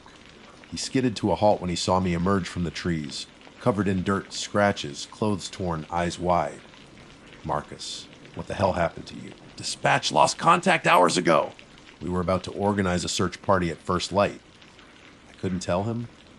Not all of it. How could I explain the whispers, the presence, the thing I thought I saw in the trees? He'd think I'd lost my mind, so I stuck to the verifiable facts. All my gear failed, I said, my voice hoarse. GPS went haywire, put me in Fontana Lake. Radio dead. Sat phone showed full bars but no service. Got turned around bad in the echo section. Had to use compass and map, navigate out the hard way. Dale whistled. Echo section. Nasty spot. Heard stories. Tech goes funny in there sometimes. They say magnetic interference or something. Glad you had the old skills to fall back on, man. You look like you wrestled a beer. I just nodded. Too drained to say more. He drove me back to the station. I filed my report, detailing the equipment failures meticulously. I mentioned disorientation due to the malfunctions and the difficult terrain, especially after dark. I said nothing of the whispers, the presence, the feeling of being toyed with by something ancient and intelligent that resented my electronic eyes and ears. They recovered the gear later, sent it off for diagnostics. The official report came back catastrophic simultaneous malfunction due to undetermined localized electromagnetic interference. Undetermined. That felt about right. I still worked for the service. still walk patrol. But I'm different now. The confidence I had in technology is gone, replaced by a healthy, profound respect for the things that blinking lights and satellite signals can't account for. My compass and map are always on my belt, even for the simplest patrols. My senses are always alert, and boundary line echo, I haven't been back. Others patrol it now, usually in pairs, usually sticking strictly to daylight hours. They report the occasional compass fluctuation, the odd radio dead spot, standard stuff. But sometimes when the wind is right and I'm near that edge of the park, I feel a faint echo of that oppressive stillness, that heavy silence. I remember the cold breath on my neck, the chorus of whispers weaving through the trees. My mistake wasn't bringing the technology. My mistake was trusting it implicitly, letting it blind me to the reality of the place I was in. Some parts of the world are older, deeper, and operate by rules that don't care about our circuits and signals. Some places actively resist being mapped, measured, and understood by our modern tools. Some places, when they want you lost, have ways of making sure you are. And sometimes, they whisper your name just to let you know you're not alone. I got out. But I left a piece of my certainty back there, buried under the ancient trees, and I never, ever forget to listen to the silence. My name is Olivia Vance, but most folks just call me Ranger Vance. For the past 7 years, the Great Smoky Mountains National Park has been more than just my workplace. It's been my sanctuary, my challenge, and sometimes my confessor. People see the postcards, the rolling blue haze hugging the peaks, the vibrant wildflowers in Cades Cove, the sun-dappled waterfalls. They see the beauty, and rightly so. It's staggering, the kind of ancient, untamed splendor that sinks into your bones and reminds you how small you are in the grand scheme of things. But I see the other side too. The side the brochures don't advertise. This park is vast, over 500,000 acres of dense forest, rugged mountains, and shadowed hollows. It's easy to get lost here, not just physically, but existentially. Things happen in these woods. People go missing, sometimes turning up miles from where they were last seen with no memory of how they got there. Sometimes they don't turn up at all. We find gear left behind, tents zip tight with sleeping bags still inside, but no sign of the occupants. Search and rescue operations, or SAR as we call them, are a regular part of the job, ranging from locating hikers with twisted ankles to grim, multi-day searches that end in heartbreak or unsettling ambiguity. Most days are routine though. Trail maintenance, answering tourist questions. Yes, the bears are real? No, please don't feed them. The restroom is back towards the visitor center, reminding people to stay on marked paths, maybe issuing a citation for illegal camping or an unattended fire. You develop a rhythm, a feel for the woods. You learn the calls of the birds, the rustle of a deer moving through the underbrush versus something heavier, the way the light changes before a storm rolls in. You learn respect, you learn caution. Protocol becomes second nature. Check in, check out, always carry your radio, your map, your first aid kit, your bear spray, never go off trail alone unless absolutely necessary, and even then, notify dispatch of your exact intentions and estimated return. These rules aren't suggestions. They're written in the hard lessons learned by those who came before, lessons sometimes paid for dearly. We hear stories, of course. Every ranger station buzzes with them after hours, hushed tones over lukewarm coffee. Local legends bleed into park lore. Talk of strange lights in the sky, of shadowy figures glimpsed between the trees, of sounds that don't belong to any known animal. The Cherokee have legends about these mountains, ancient tales of spirits and powerful beings that command respect and distance. Most rangers, publicly at least, brush it off as folklore, campfire tales, the product of isolation and an overactive imagination. Privately, well, spend enough time alone deep in the backcountry, miles from the nearest road, with night falling and the wind whispering through the pines, and you start to wonder. You start to feel the weight of all that Cenozoic granite, all that history, all those secrets the mountains keep. One thing the park is known for, scientifically speaking, is sound mimicry.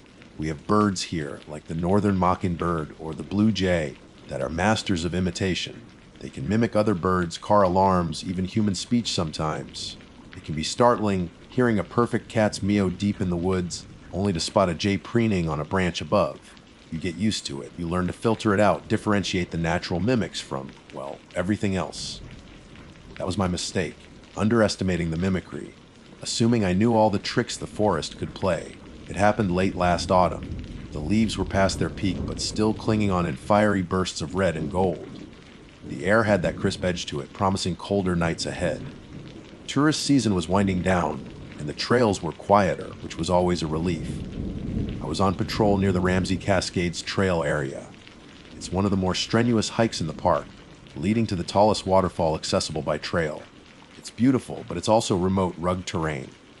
The Cascades themselves roar, a constant white noise that dominates the immediate vicinity, but as you move away, the sound fades, replaced by the subtler symphony of the forest. I was doing a final sweep near the trailhead turn off, maybe a mile or so back from the main parking area, checking for any stragglers as dusk began to settle. The light was getting thick and syrupy, filtering through the canopy in long, dusty shafts. The air was still, the usual evening chorus of birds quieting down. It was peaceful, the kind of quiet that usually settles my soul. Then I heard it. Faint at first, almost carried away by a slight breeze that rustled the dry leaves. It was high-pitched, desperate, and unmistakably the sound of a child crying. Not just crying, but sobbing punctuated by little gasps for breath. It sounded like they were calling, "Help me, help." My blood ran cold. Every nerve ending went on high alert. You hear a lot of things in the woods, but that sound triggers something primal, something deeply ingrained. SAR training kicked in instantly. Assessed the situation. Location. Seemed to be coming from off-trail, maybe southeast of my position, deep into the woods, away from the Ramsey Prong River. Direction. Hard to pinpoint exactly. Sound does funny things bouncing off ridges and through dense trees, but it felt like it was maybe a half mile, perhaps a mile away. Time. Dusk rapidly approaching nightfall. A lost child, alone in the woods as night fell. It was the nightmare scenario. Protocol demanded I radio it in immediately. Call for backup, report the potential missing child, coordinate a search grid. My hand went to the radio clipped to my vest. My thumb hovered over the transmit button. But the crying, it sounded so real, so close, yet so vulnerable. Every second I spent waiting for backup, coordinating over the radio, felt like a second that child was suffering, scared, potentially hurt. What if they wandered further? What if something found them before we did? We have bears, yes, but also wild boar, coyotes, and then there are the other, less quantifiable dangers of exposure, falls, sheer panic. The sound came again, a little clearer this time. A heart-wrenching sob that seemed to twist right into my gut. Help, please, lost. My protective instincts, the ones that make you want to shield the innocent, the ones that probably drew me to this job in the first place, surged, overriding years of training and ingrained caution. A child was out there, needing help now. Backup could be an hour away, maybe more depending on where other rangers were positioned. An hour could be too long. I made the decision in a split second. Radio silence. I wasn't going to risk spooking whatever or whoever was out there, or wasting precious minutes on chatter. I checked my compass, took a bearing on the sound, mentally marked my entry point off the trail using a distinctive lightning, scarred oak, and pushed through the underbrush. My mistake wasn't hearing the cry. It wasn't even the initial surge of rescue instinct. My mistake was assuming I knew what I was dealing with. My mistake was charging headlong into the deep woods alone, chasing a sound that seemed designed to pluck the strings of human empathy. My mistake was underestimating the depths of deception the ancient forest could conjure. I plunged into the growing shadows, focused solely on the sound of a weeping child, completely unaware that I wasn't the rescuer. I was the prey. Pushing through the dense wall of rhododendron that bordered the trail felt like stepping into another world. The relatively clear, packed earth of the path gave way instantly to uneven ground thick with decades of leaf litter, hiding rocks and roots eager to twist and ankle. Branches, laced with thorny vines I couldn't immediately identify in the dimming light, snagged at my uniform, pulling threads loose, trying to hold me back. The air grew heavier, cooler, carrying the damp, loamy scent of undisturbed earth and decaying wood. Above, the canopy closed in, swallowing the remaining daylight, plunging the forest floor into premature twilight. The crying continued, my auditory beacon in the growing gloom. It seemed to dance ahead of me, always just out of sight. Sometimes it sounded heartbreakingly close, maybe just beyond the next rise or thicket, spurring me onward, my breath catching in my chest. Then, just as I felt I was closing in, it would fade, seeming to recede deeper into the woods, pulling me further and further from the known safety of the trail. I checked my compass periodically, trying to maintain that initial southeast bearing, but the terrain forced me into detours skirting around impenetrable laurel slicks, navigating down steep, slippery banks into creek beds choked with moss. covered boulders, then scrambling up the other side. Each time I reoriented myself, the sound seemed to have shifted slightly, drawing me onto a path that felt less like a straight line and more like a meandering spiral into the heart of the woods. A knot of unease began to tighten in my stomach, separate from the urgency of the rescue. This was taking too long. I'd been moving quickly, pushing through the brush for what felt like close to an hour, covering maybe a mile, perhaps more given the terrain. How could a small child, crying like that, move so fast? How could they navigate this rough ground, especially if they were lost and scared? The initial, frantic certainty began to fray, replaced by a nagging voice whispering about protocol, about backup, about the known weirdness of these mountains. The forest itself seemed to be holding its breath. The usual chatter of squirrels, the calls of late afternoon birds gone.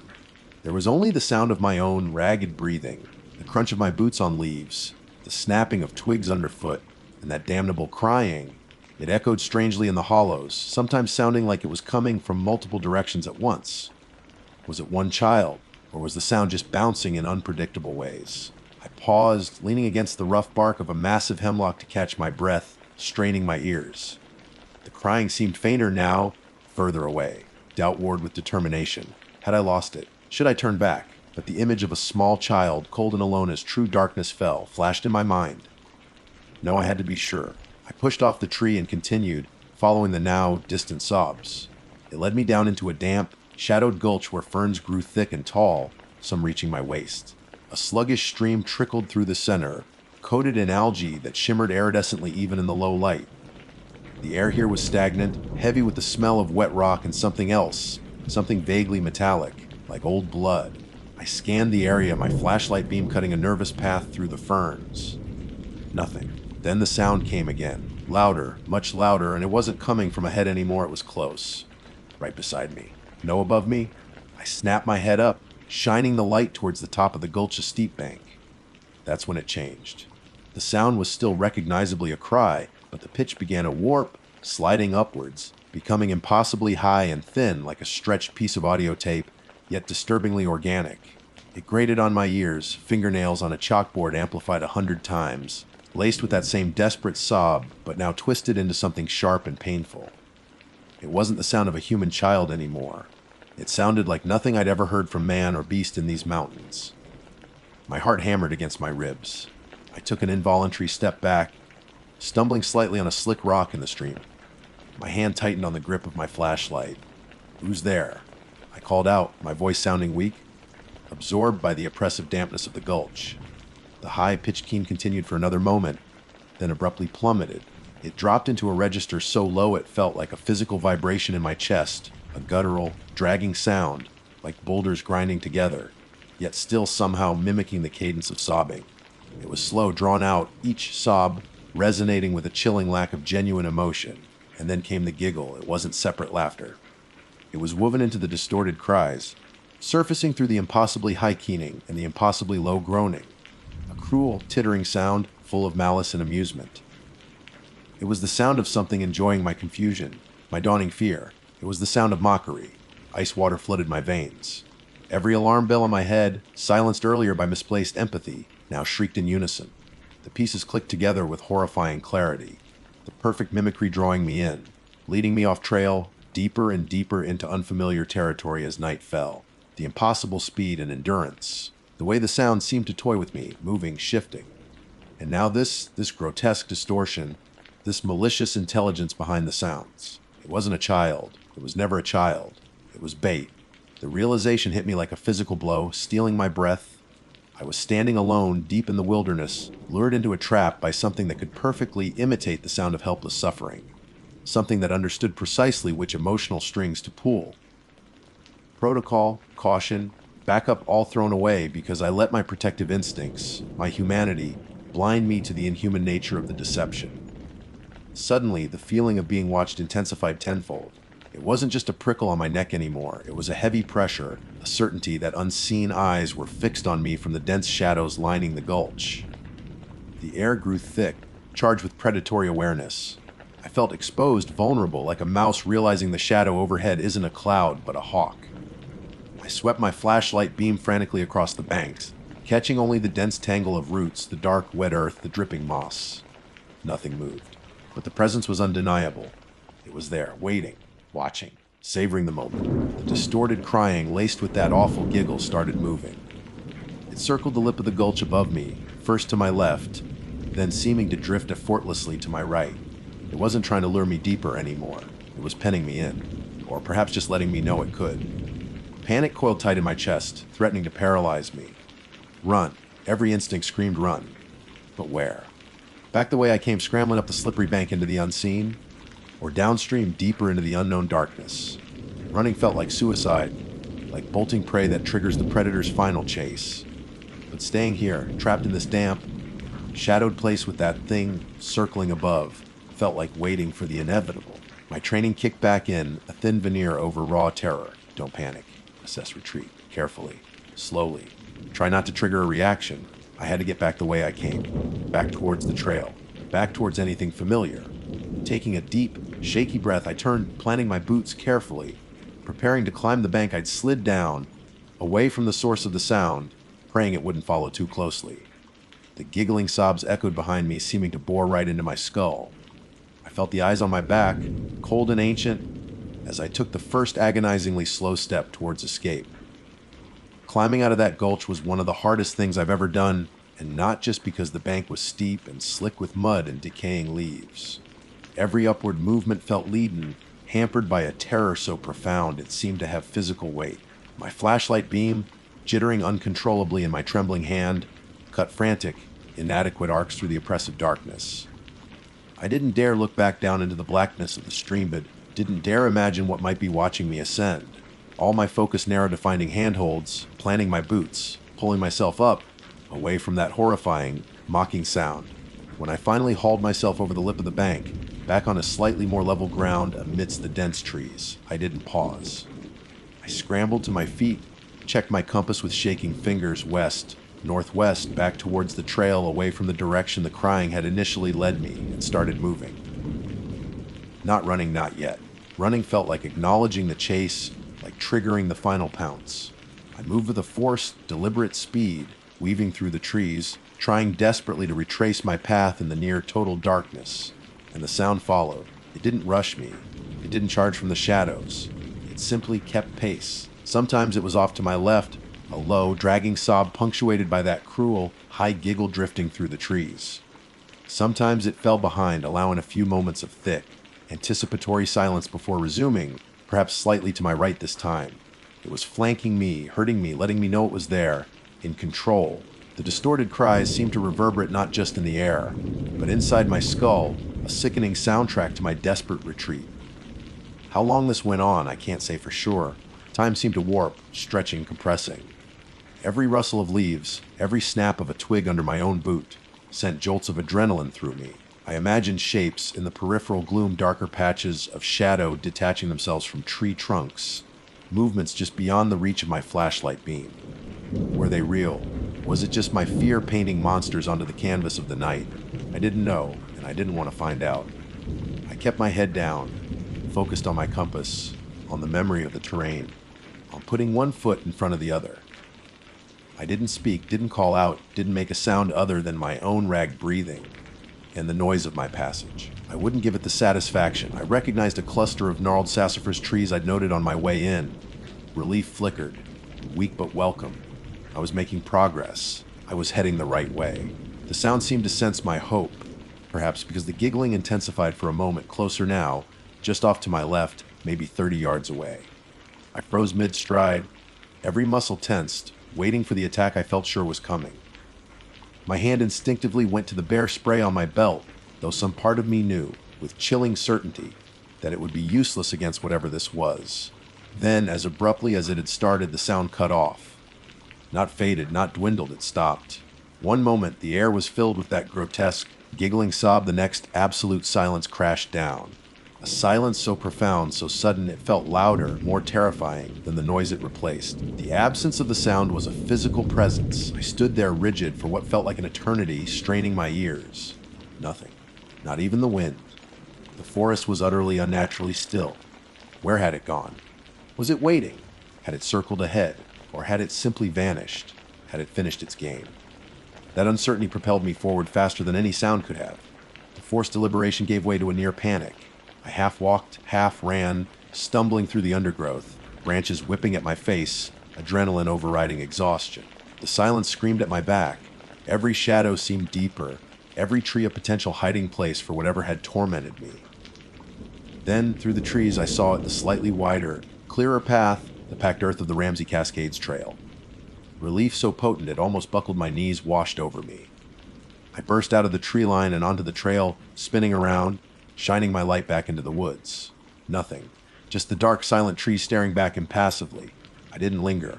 I turned and ran down the trail, back towards the trailhead, back towards my vehicle. The familiar path felt alien under my boots, menacing in the deep twilight. Every shadow seemed to move. Every distant night sound an owl's hoot. The rustle of some small creature made me jump. Reaching my patrol truck felt like reaching sanctuary, though I knew it was an illusion. I fumbled with the keys, unlocked the door, and threw myself inside, slamming the lock down. I sat there for a long time, engine off, windows up, just breathing heavily, hands shaking, watching the impenetrable wall of trees that bordered the parking area. The silence from the woods felt heavy, judgmental. What do you write in an official report? Lost potential victim. Followed the unidentified sounds off trail against protocol. Sounds determined to be non-human mimicry of hostile intent. I couldn't. They'd think I was crazy or worse, derelict in my duty. In the end, I logged my patrol as completed, adding a brief, vague note about investigating unusual vocalizations off the Ramsey Cascades Trail that proved inconclusive. It felt like a lie, a massive understatement of the terror I'd experienced, but the alternative felt impossible. Sleep didn't come easy for weeks. When it did, it was filled with distorted crying and mocking laughter echoing in dark woods. Every strange sound in the park, a blue jay's perfect imitation of a hawk, the wind whistling through the pines in a certain way, put my teeth on edge. I saw the familiar beauty of the Smokies, but now there was an undercurrent, a shadow I couldn't unsee. My mistake, it wasn't just breaking protocol. It was deeper than that. It was the arrogance of assuming I understood the dangers here. It was underestimating the mimicry, thinking it was just birds or echoes. That thing out there didn't just copy a sound, it understood meaning. It knew the sound of a child in distress would trigger a specific, powerful response in a human, especially one like me, drawn to protect. It weaponized empathy. It imitated vulnerability to lure me into its world on its terms. I let my protective instincts, the very core of why I do this job, override years of training and hard-won caution. And something ancient, something patient and intelligent, and utterly alien to human notions of compassion, used it against me. It dissected my caulk-hook vest Nike Femi Marin psyche and plucked the right string. I never heard that specific, horrifying sound again near Ramsey Cascades, or anywhere else in the park. But I feel the silence differently now. Sometimes, deep in the backcountry, when the air gets still and the light starts to fade, I feel a prickle on my neck, the distinct sensation of unseen eyes watching from the shadows. Why did it let me go? Was it just amusing itself? Was it a warning? Or is it simply waiting, patient as the mountains themselves, for the next person to make the same mistake, to follow the sound of false vulnerability into the deep, dark woods? I don't know. All I know is that I walk softer now, listen harder, and never, ever trust the sound of crying on the wind. Some things in these mountains are best left unfound, and some lessons you only need to learn once. My name is Sam Brody, and for the better part of the last 15 years, I've been a park ranger. Not the kind you see waving at tourists from the comfort of an air-conditioned visitor center, though I've done my fair share of that in the early days. No, I'm the backcountry kind. The boots on the ground, sleep under the stars, whisper to the wind kind. I patrol Sector 7 of the Blackwood National Forest, a sprawling wilderness that swallows up worries and spits out a profound sense of solitude. Most days, that's exactly what I crave. The quiet hum of nature, the rustling of leaves, the distant call of a hawk, these are the sounds that have become my symphony. This forest, she's in my blood now. I know her trails like the back of my hand, every bend in the creek, every towering redwood, every patch of wildflowers that blooms in the spring. I've seen her in all her moods, the gentle serenity of a summer morning, the fierce bluster of an autumn storm, the hushed stillness of a winter snowfall.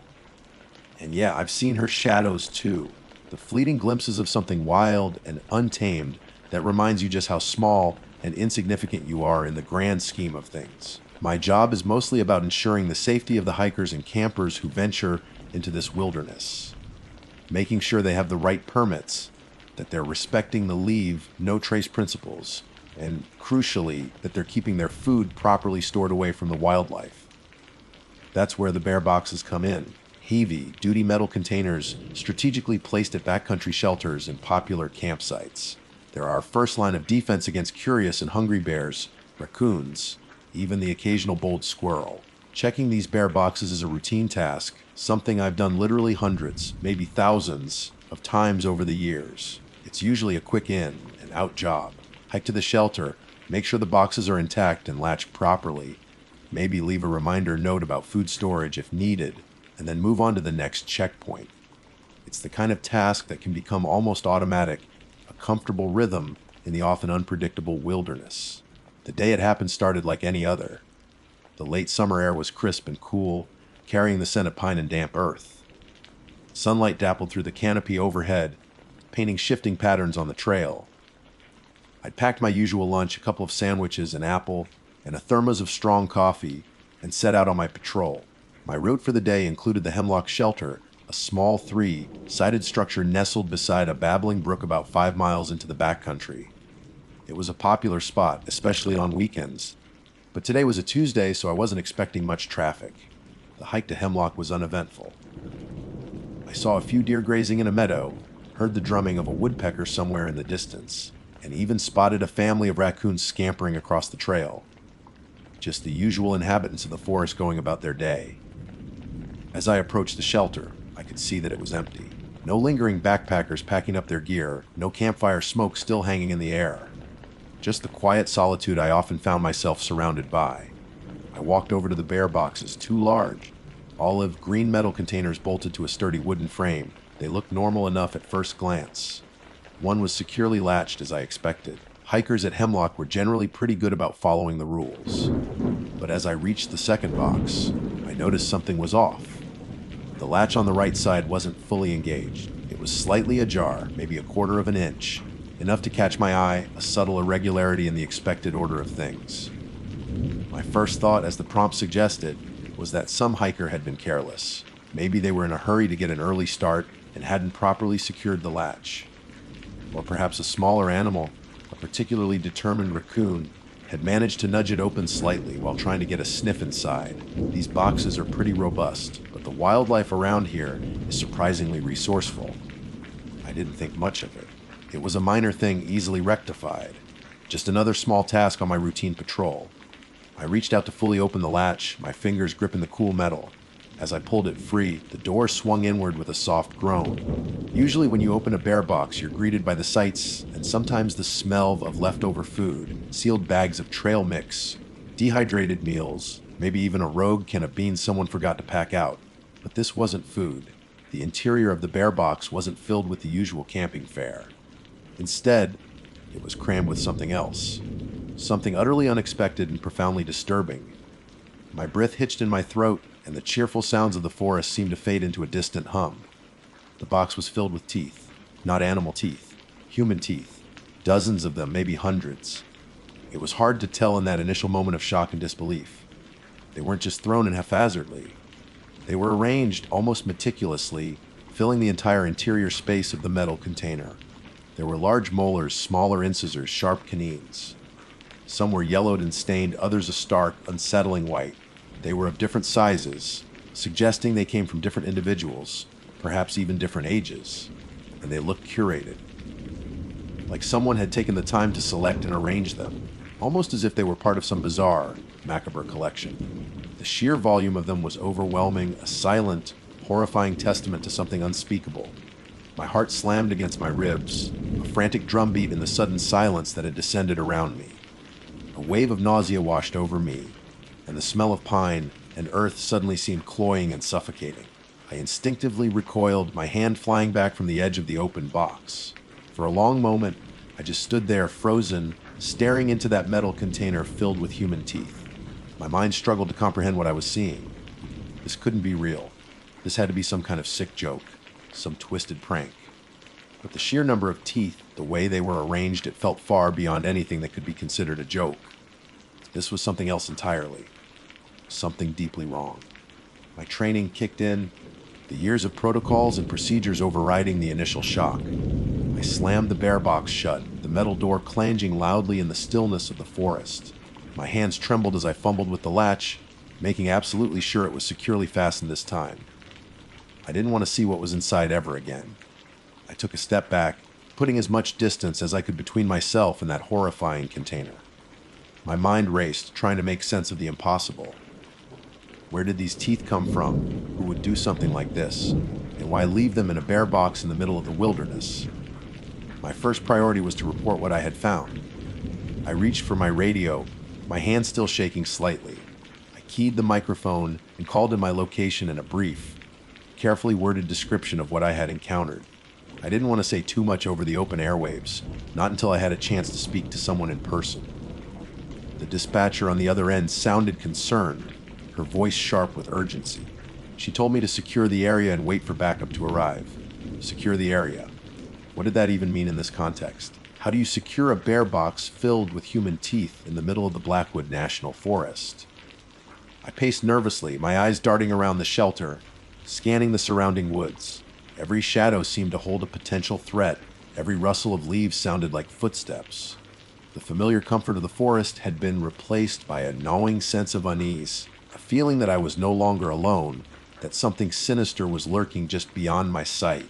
It felt like an eternity before I heard the distant whine of an engine, the unmistakable sound of the Park Service vehicle making its way down the access road.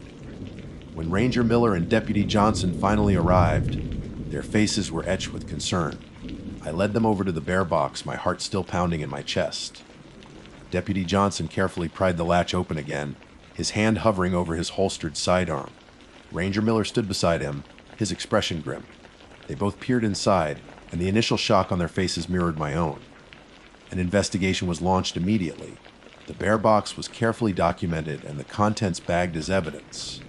The surrounding area was searched thoroughly for any clues, any signs of who might have done this. They even brought in cadaver dogs, hoping to pick up the scent of human remains. But they found nothing. No other remains, no personal belongings, no footprints or tire tracks other than mine. It was as if the teeth had simply appeared there, a horrifying anomaly in the otherwise pristine wilderness. Days turned into weeks, and the investigation continued. Dental records were checked against missing persons reports, both local and national. Forensic anthropologists were consulted to try and determine the age and origin of the teeth. The story even made its way into the local news, sparking a flurry of speculation and unease in the surrounding communities. But no answers were found. The mystery of the teeth in the bear box remained unsolved, a chilling enigma that baffled investigators and left a dark stain on the tranquility of the Blackwood National Forest. And that's where my complacency failed me. For years, I had treated my job as a routine, a comfortable rhythm of familiar tasks in a predictable environment. I had assumed that the wilderness, while wild, was fundamentally safe. I had become accustomed to the mundane, the ordinary. The bear box at Hemlock Shelter taught me a brutal and unforgettable lesson. It showed me that even in the most familiar settings, even in the midst of routine, utter horror can be lurking just beneath the surface, waiting to be discovered. It reminded me that the wilderness holds secrets, dark and unsettling secrets that can shatter your sense of normalcy and leave you forever looking over your shoulder. And it instilled in me a profound and unwavering understanding that complacency has no place when you're dealing with the unknown, especially when that unknown manifests itself in the form of a bear box filled with carefully arranged human teeth. The routine was broken, and I would never look at the Blackwood National Forest the same way again. The aftermath of the discovery was a strange mix of intense activity and unsettling quiet. For weeks, Sector 7 was anything but routine. Investigators swarmed the Hemlock Shelter, meticulously combing the area for any trace of the perpetrator or the source of the teeth. The FBI even got involved at one point, their agents in crisp suits looking oddly out of place in the muddy, leaf-strewn forest. I was interviewed multiple times, recounting every detail I could remember, from the slightly ajar latch to the precise way the teeth were arranged within the box. I walked them through my routine, the other patrols I had conducted that day, every person I had encountered. It felt like reliving the moment over and over again, each repetition chipping away at my already frayed nerves. The media, of course, caught wind of the story. Terror in the Timberland. One headline screamed, "Human teeth found in National Forest." Another proclaimed.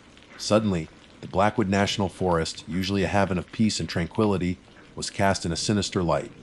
Visitor numbers plummeted, and the few hikers who still ventured into the back country wore a palpable air of apprehension.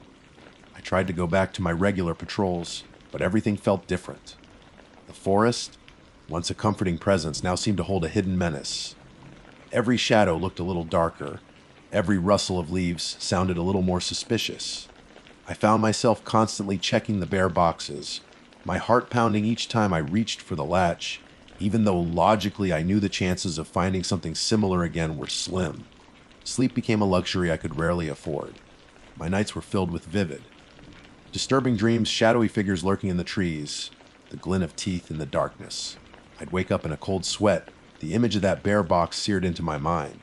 Even the quiet solitude I once cherished now felt heavy, like a suffocating blanket. The official investigation eventually stalled. Despite the extensive search and the forensic analysis, no concrete leads emerged.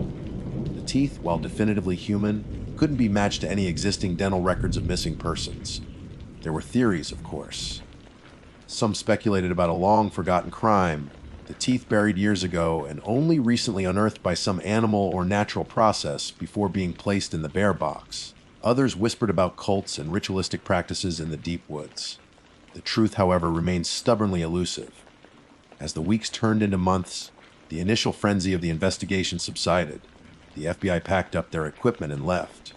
The media eventually moved on to other sensational stories, but for those of us who worked in the Blackwood, the unease lingered. The forest felt tainted, its innocence irrevocably lost. For me, the incident had a profound and lasting impact. It shattered my sense of the predictable nature of my job, forcing me to confront the reality that true horror can exist even in the most mundane settings.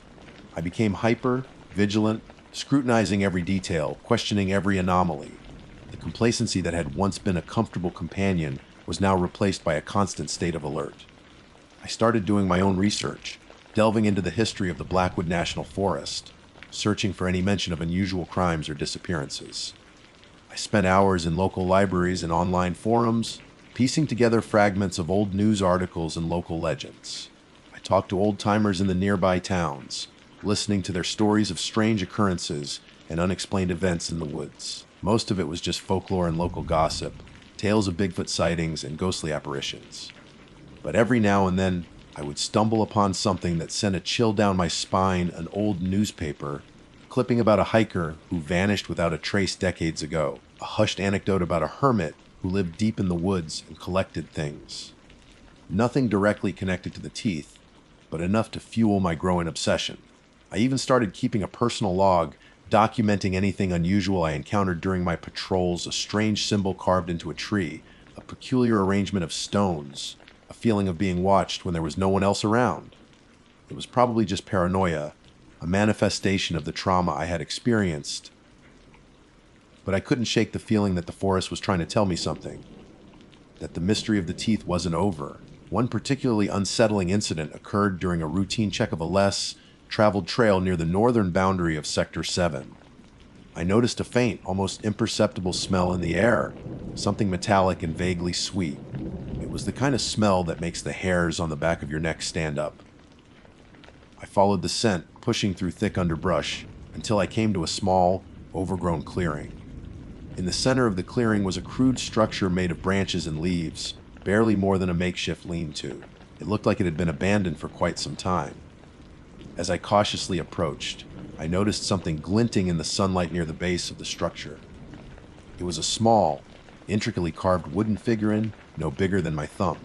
It depicted a humanoid figure with exaggerated features, its mouth stretched into a silent, chilling grin, and its eyes represented by tiny, perfectly round something. I knelt down for a closer look, a knot of unease tightening in my stomach. Yes, of the figurine weren't beads or stones. They looked disturbingly familiar. They were the size and shape of teeth. Tiny, perhaps from a child, but undeniably teeth. A wave of nausea washed over me, and I scrambled back from the lean-to, my heart pounding in my chest. I didn't touch the figurine. I didn't want to touch anything. I took several deep breaths, trying to calm my racing thoughts. This couldn't be a coincidence. This had to be connected to the teeth in the bear box. I reported the discovery, of course. Another team of investigators was dispatched to the location. They carefully documented the lean to and collected the figurine as evidence. This time, there was a renewed sense of urgency in the investigation, a feeling that we might finally be getting closer to some kind of answer. The figurine was sent to a lab for analysis. The wood was identified as a local variety, common in the Blackwood. The teeth used for the eyes were confirmed to be human, likely from a young child. But beyond that, the analysis yielded nothing conclusive. There were no fingerprints on the figurine, no other distinguishing marks on the lean-to. It was another dead end. Despite the lack of concrete results, the discovery of the figurine amplified my sense of unease. It suggested a deliberate act, a ritualistic element to whatever had happened. It painted a picture of someone not just collecting teeth, but using them in some kind of disturbing practice. The unsettling quiet of the forest had become a deafening silence, punctuated only by the frantic beating of my own heart. I knew deep down that the mystery of the teeth wasn't over. It was still out there, lurking in the shadows, waiting for me to stumble upon the next piece of the horrifying puzzle. And I had a growing, sickening feeling that the next discovery would be far more terrifying than the first. My failure wasn't just complacency. It was perhaps also a naive belief that the horror would remain confined to that single, horrifying find. The truth was, it was spreading slowly, insidiously, through the very fabric of the Blackwood National Forest. The discovery of the wooden figurine with the child's teeth for eyes marked a turning point. It shifted the narrative from a seemingly random, albeit gruesome, find to something more deliberate, more ritualistic, and infinitely more sinister. The unease that had been simmering beneath the surface of the Blackwood now began to boil over into outright dread. I started seeing things. Or perhaps I was just more attuned to noticing them. Small piles of carefully arranged stones on the trails, symbols etched into the bark of trees that didn't look like any natural markings, the lingering scent of something acrid and metallic in the air in places where I'd never noticed it before. Each small detail amplified my growing fear, whispering of a presence in the woods, something unseen and malevolent. I confided in Ranger Miller, telling him about my observations, my nightmares, the constant feeling of being watched. He was sympathetic, but I could see the concern in his eyes. He suggested I take some time off, maybe see a therapist. He said the events had clearly taken a toll on me, and perhaps I was just hyper-sensitive, seeing patterns where none existed. I knew he meant well, but I couldn't shake the feeling that I was on the verge of understanding something terrible, something the others couldn't see. The forest was communicating in its own cryptic way, and I was the only one listening. Driven by this unsettling intuition, I began to venture off the marked trails, delving deeper into the less explored areas of Sector 7. I was searching for something, though I couldn't articulate exactly what it was. A pattern, a connection, anything that could shed light on the mystery of the teeth. One cold, overcast afternoon, I stumbled upon a hidden clearing I had never seen before, even though I thought I knew this sector like the back of my hand. It was a small circular space, the ground bare and packed down, as if something heavy had been placed there repeatedly. In the center of the clearing was a fire pit, cold and filled with gray ash. Scattered around the edges of the pit were more of those small, crudely carved wooden figurines, each with its own unique, disturbing features and eyes made of tiny teeth. The sight sent a shockwave of fear through me. This wasn't just a random act. This was a deliberate practice, a ritual of some kind. But what kind of ritual involved human teeth? And who was performing it? As I cautiously examined the clearing, I noticed something else, a series of faint tracks leading away from the fire pit and into the dense undergrowth. They were unlike any animal tracks I had ever seen. They were bipedal, but too large and with a strange, almost shuffling gait. My blood ran cold.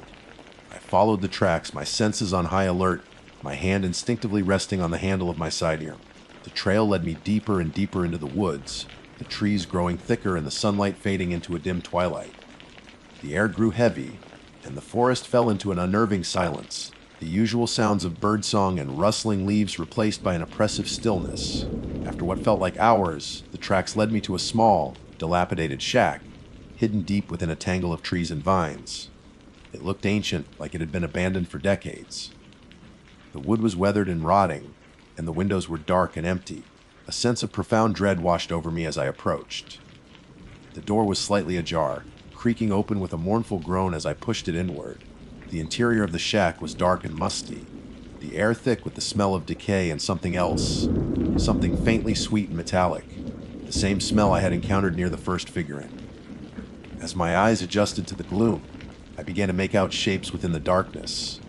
There was a crude wooden table in the center of the room, covered with an assortment of unsettling objects, more of the carved figurines, bundles of what looked like dried herbs, and several small bowls containing a dark, viscous liquid. And then I saw it. In the corner of the shack, barely illuminated by the sliver of light filtering through the doorway, was a collection. Not a teeth this time, but of something far more disturbing. Jars filled with tongues. Human tongues, preserved in some kind of murky fluid. There were dozens of them, each one a silent testament to some unspeakable act of violence. I stumbled back, my stomach churning, a scream caught in my throat. This was far beyond anything I could have imagined. This wasn't just about collecting teeth. This was about something much darker, much more twisted. Suddenly, I heard a sound, a soft shuffling from the back of the shack. I froze, my heart pounding in my ears. I wasn't alone. I slowly drew my weapon, my hand trembling, and moved towards the sound. In the dim light, I could make out a figure huddled in the corner. It was human, or at least it appeared to be. Tall and gaunt, with long, matted hair obscuring its face. It was rocking back and forth, making a low, guttural sound. As I stepped closer, the figure slowly raised its head. Its face was pale and emaciated, its eyes wide and vacant, and its mouth was filled with rows upon rows of human teeth, seemingly embedded directly into the flesh. They weren't arranged neatly like in the bear box. They were a chaotic, horrifying mess. A blood-curdling shriek erupted from the figure's throat, and it lunged at me. I reacted instinctively, firing my weapon. The sound echoed through the silent woods, shattering the stillness. The figure crumpled to the ground. I stood there, my breath coming in ragged gasps, staring at the horrifying creature that lay before me. It was human, but twisted, deformed, as if it had been consumed and reshaped by some dark force within the forest. Backup arrived quickly after my frantic radio call. They found me shaken but unharmed, standing over the body of what they could only describe as a feral individual. Inside the shack, they found the jars of tongues, the figurines, and other disturbing artifacts. The scene was so gruesome that even the most seasoned officers were visibly shaken. The investigation that followed was extensive, but ultimately inconclusive. The individual in the shack had no known identity, no record of existence outside the deep woods. The origins of the teeth and the tongues remained a mystery. Theories ranged from a long, forgotten hermit who had succumbed to madness to something far more supernatural, something the official reports couldn't even begin to touch upon. The hemlock shelter was eventually torn down. The area around the shack was deemed off limits to the public. The Blackwood National Forest eventually returned to its semblance of normalcy, but for those of us who knew what lay hidden beneath its tranquil surface, the peace was forever shattered. I still patrol Sector 7. I still check the bear boxes. But now, I do it with a constant sense of vigilance, a deep-seated fear that lurks just beneath the surface. The complacency is gone, replaced by a chilling awareness of the darkness that can reside even in the most familiar places. Sometimes, when the wind whispers through the trees, I swear I can hear a faint, guttural sound, the chilling echo of the creature in the shack. And in the dead of night, when the moon casts long, skeletal shadows across the forest floor, I still see them, the rows and rows of human teeth, a horrifying reminder of the day my routine patrol ended, and my true understanding of the Blackwood National Forest began. My failure was complacency, but the true horror was realizing just how much I didn't know about the wilderness I thought I understood. And I fear deep down that there are still whispers in the woods, secrets yet to be uncovered, horrors yet to be revealed. My name is Will Parker, and until a few weeks ago, my biggest concerns revolved around misplaced trail markers and the occasional idiot carving their initials into ancient trees. I work for the County Parks Department here in West Virginia, my official title being something ridiculously bureaucratic like Resource Protection and Preservation Technician. In layman's terms, I'm the guy who hikes the less traveled paths, checks for damage, and generally makes sure people aren't being complete morons in nature. It's usually a pretty solitary job, which suits me fine. I've always preferred the company of rustling leaves and chattering squirrels to most people I know. Big Creek is one of the more remote sections of the county park system. It's not as popular with the weekend crowds as the trails closer to the main campgrounds, which means it's where the more dedicated vandals tend to operate. You know, the type, the ones who think their spray painted tags on a 100-year-old oak tree make them some kind of artistic revolutionary. Mostly, it's just sad and tedious to clean up. The day I found the symbols, it was a crisp Tuesday morning in late October. The air was cool and carried the scent of damp earth and decaying leaves. The canopy above was a riot of color: fiery reds, burnt oranges, and fading yellows. I was on a routine patrol of the Black Bear Trail, a winding 10-mile loop that sees maybe a handful of hikers a week. It's a beautiful trail following the creek for a good portion and then climbing through a dense stand of old-growth forest. About 4 miles in, just past where the trail crosses a small, rocky stream, I noticed something odd. It was on a particularly large beech tree. It's smooth, gray bark marred by carvings that were unlike anything I'd seen before. Initially, I thought it was just some kids messing around with a knife. But as I got closer, I realized there was a deliberate pattern to it. These weren't the usual hearts with initials or crude drawings of anatomically incorrect figures. These were sharp, angular symbols, etched deep into the wood. They weren't immediately recognizable, not like any alphabet or common symbols I knew. There were 3 of them, arranged in a vertical line, each about the size of my palm. They looked almost ritualistic. That was the first word that popped into my head, and it immediately made the hairs on the back of my neck prickle. I circled the tree slowly, examining the carvings from every angle. They were precise, almost geometric in their construction. One looked like a stylized 3-pronged fork. Another resembled a circle with a line bisecting it horizontally, and the third was a series of sharp, interlocking triangles. They were unlike anything I'd ever encountered in my years working for the parks. Usually, vandalism is mindless, destructive. This felt different, intentional. A wave of unease washed over me. It was more than just the violation of the natural environment. There was something unsettling about the symbols themselves. They felt ancient. Somehow, though, the carvings looked relatively fresh. The wood around the edges was still pale, not yet weathered by the elements. My job, as boring as it sometimes was, had trained me to be observant. I reached into my pack and pulled out my phone and my small evidence kit. I carefully photographed each symbol, making sure to get clear, while lit shots from different distances and angles. I also used a small ruler from the kit to document their size. Then I logged the exact location using my GPS unit, noting the coordinates and the proximity to the trail and the stream. As I was working, I kept looking around, half expecting to see someone lurking in the trees. The forest suddenly felt different, quieter than usual. The usual sounds of birdsong and the gentle murmur of the creek seemed muted, replaced by a strange stillness. Every snap of a twig under my boots echoed loudly in the silence. I finished documenting the carvings and stood there for a moment, just looking at them. They seemed to almost stare back at me, their sharp lines somehow conveying a sense of malevolence. I couldn't shake the feeling that I was looking at something I wasn't supposed to see. Shaking off the feeling, I told myself it was probably just some local kids who had gotten into some weird internet subculture. People find all sorts of strange things online these days. Maybe it was some kind of obscure symbol from a video game or a fringe religious group. I tried to rationalize it, to bring it down to something mundane, but the feeling of unease lingered. As I continued my patrol, the image of those sharp, angular symbols kept flashing in my mind. They were burned into my memory, their unsettling presence a constant distraction. I found myself scanning the trees more intently, half expecting to find more of them. The rest of my patrol was uneventful. I didn't see any other unusual markings or any signs of other people, but the quiet of the woods felt heavier now, the shadows deeper. By the time I made it back to my truck, parked at the trailhead, I was more than ready to head back to the office. I filed my report the next day, including the photographs and GPS coordinates. My supervisor, a kindly older gentleman named Dale, just shrugged when he saw the pictures. "Kids," he said, shaking his head. "Always something with those darn kids." I wasn't so sure. There was something about those symbols that didn't feel like the work of bored teenagers. But I didn't press the issue. Dale had seen his fair share of strange things in his 30 years with the Parks Department, and if he wasn't concerned, maybe I was just overreacting. A week later, I was back on the Black Bear Trail. I hadn't been specifically assigned to check on the symbols again, It was just part of my regular patrol rotation. But I have to admit, I was curious. I wanted to see if they were still there, if anyone else had noticed them.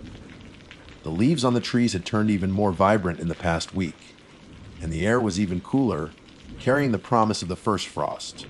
I followed the familiar path, my boots crunching on the fallen leaves. When I reached the spot where I had found the carvings, I stopped.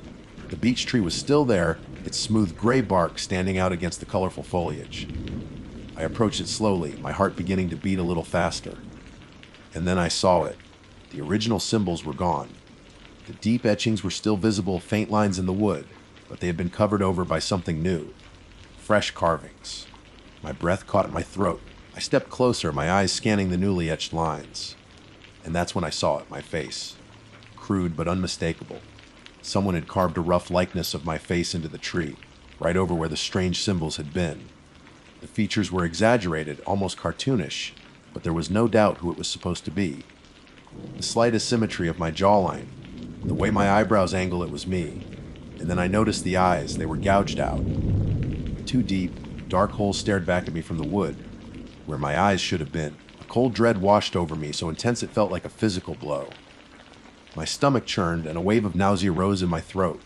This wasn't kids. This wasn't some random act of vandalism. This was personal.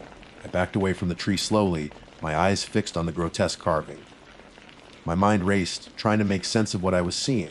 How could anyone know what I looked like well enough to carve my face into a tree? I hadn't seen anyone else on the trail either time I'd been out here. Panic started to set in. My hands were shaking, and my breath came in short, ragged gasps. I fumbled for my radio, my fingers clumsy and uncoordinated. I needed to call it in, to tell someone what I had found. But as I held the radio to my lips, a chilling realization hit me. The original symbols had been there for at least a week. Someone had come back, deliberately removed them, and then carved this. They had to have known that I had seen the first carvings, that I had been here. The thought sent a shiver down my spine. I wasn't just an observer anymore. Whatever had left those first marks knew I'd seen them, and this was a message. A horrifying, deeply disturbing message. I packed up my gear quickly, my movements jerky and uncoordinated. I didn't take any more photos. I didn't log the location again. I just wanted to get out of there, to get away from that tree, from those staring, empty eyes. I practically ran back along the trail, my heart pounding in my chest. Every rustle of leaves, every snap of a twig made me jump. I kept looking over my shoulder, convinced that I was being watched. When I finally reached my truck, I practically dove inside, locking the doors behind me. I didn't even bother to take off my muddy boots before starting the engine and throwing the truck into reverse. I just wanted to put as much distance as possible between myself and that place. As I drove back to the office, my mind was a whirlwind of fear and confusion. Who would do something like this, and why? Was I in danger? The mistake, I realized, staring blankly ahead at the winding road, was thinking I was just an observer. I was part of the story now, whether I wanted to be or not, and the story felt like it was just beginning, a dark and terrifying tale unfolding in the quiet woods of Big Creek. The drive back to the office felt like an eternity. Every shadow seemed to hold a threat. Every passing car felt like it was filled with eyes watching me. I kept glancing in my rearview mirror, half expecting to see something or someone following me, but there was never anything there. Just the empty stretch of county road and the fading autumn landscape. When I finally pulled into the parking lot of the park headquarters, my hands were still trembling. I practically stumbled out of the truck and hurried inside, my mind still reeling from what I had seen. The office was quiet. Most of the staff had already left for the day. Dale was still at his desk, hunched over some paperwork, the only sign of life in the otherwise deserted room. "Will, you look like you've seen a ghost," he said, looking up from his papers. My voice caught in my throat. "Dale, you're not going to believe this," I managed to say, my voice barely above a whisper. I recounted my experience on the Black Bear Trail, my words tumbling out in a rush. I told him about the strange symbols I had found the week before, and then about the carving of my face, the eyes gouged out. Dale listened patiently, his expression shifting from mild concern to disbelief, and then to something akin to worry. When I finished, he leaned back in his chair, his brow furrowed. "Will, are you sure it was your face?" he asked, his voice gentle. "Maybe it just looked like it."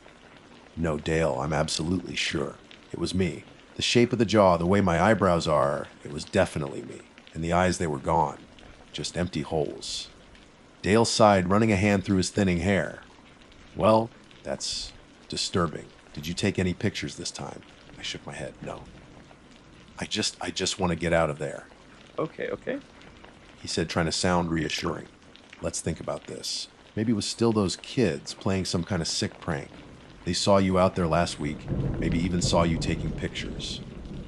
And they decided to retaliate in their own messed up way. His explanation sounded plausible, logical even. But I couldn't shake the feeling that it was something more than just a prank. There was a malevolence to that carving, a darkness that went beyond childish mischief. I don't know, Dale, I said, my voice still shaky. It didn't feel like a prank. It felt personal. Like they were trying to send me a message. A message. What kind of message? I didn't have an answer to that. All I knew was that the image of that carved face, with its empty eye sockets, was burned into my mind. Dale stood up. All right, let's go take a look. I'll grab my camera. We'll go out there, document everything, and then we'll report it to the sheriff's department. This kind of thing, well, it's beyond my pay grade. I hesitated. Part of me wanted to go back, to face whatever was out there. But another part of me was terrified.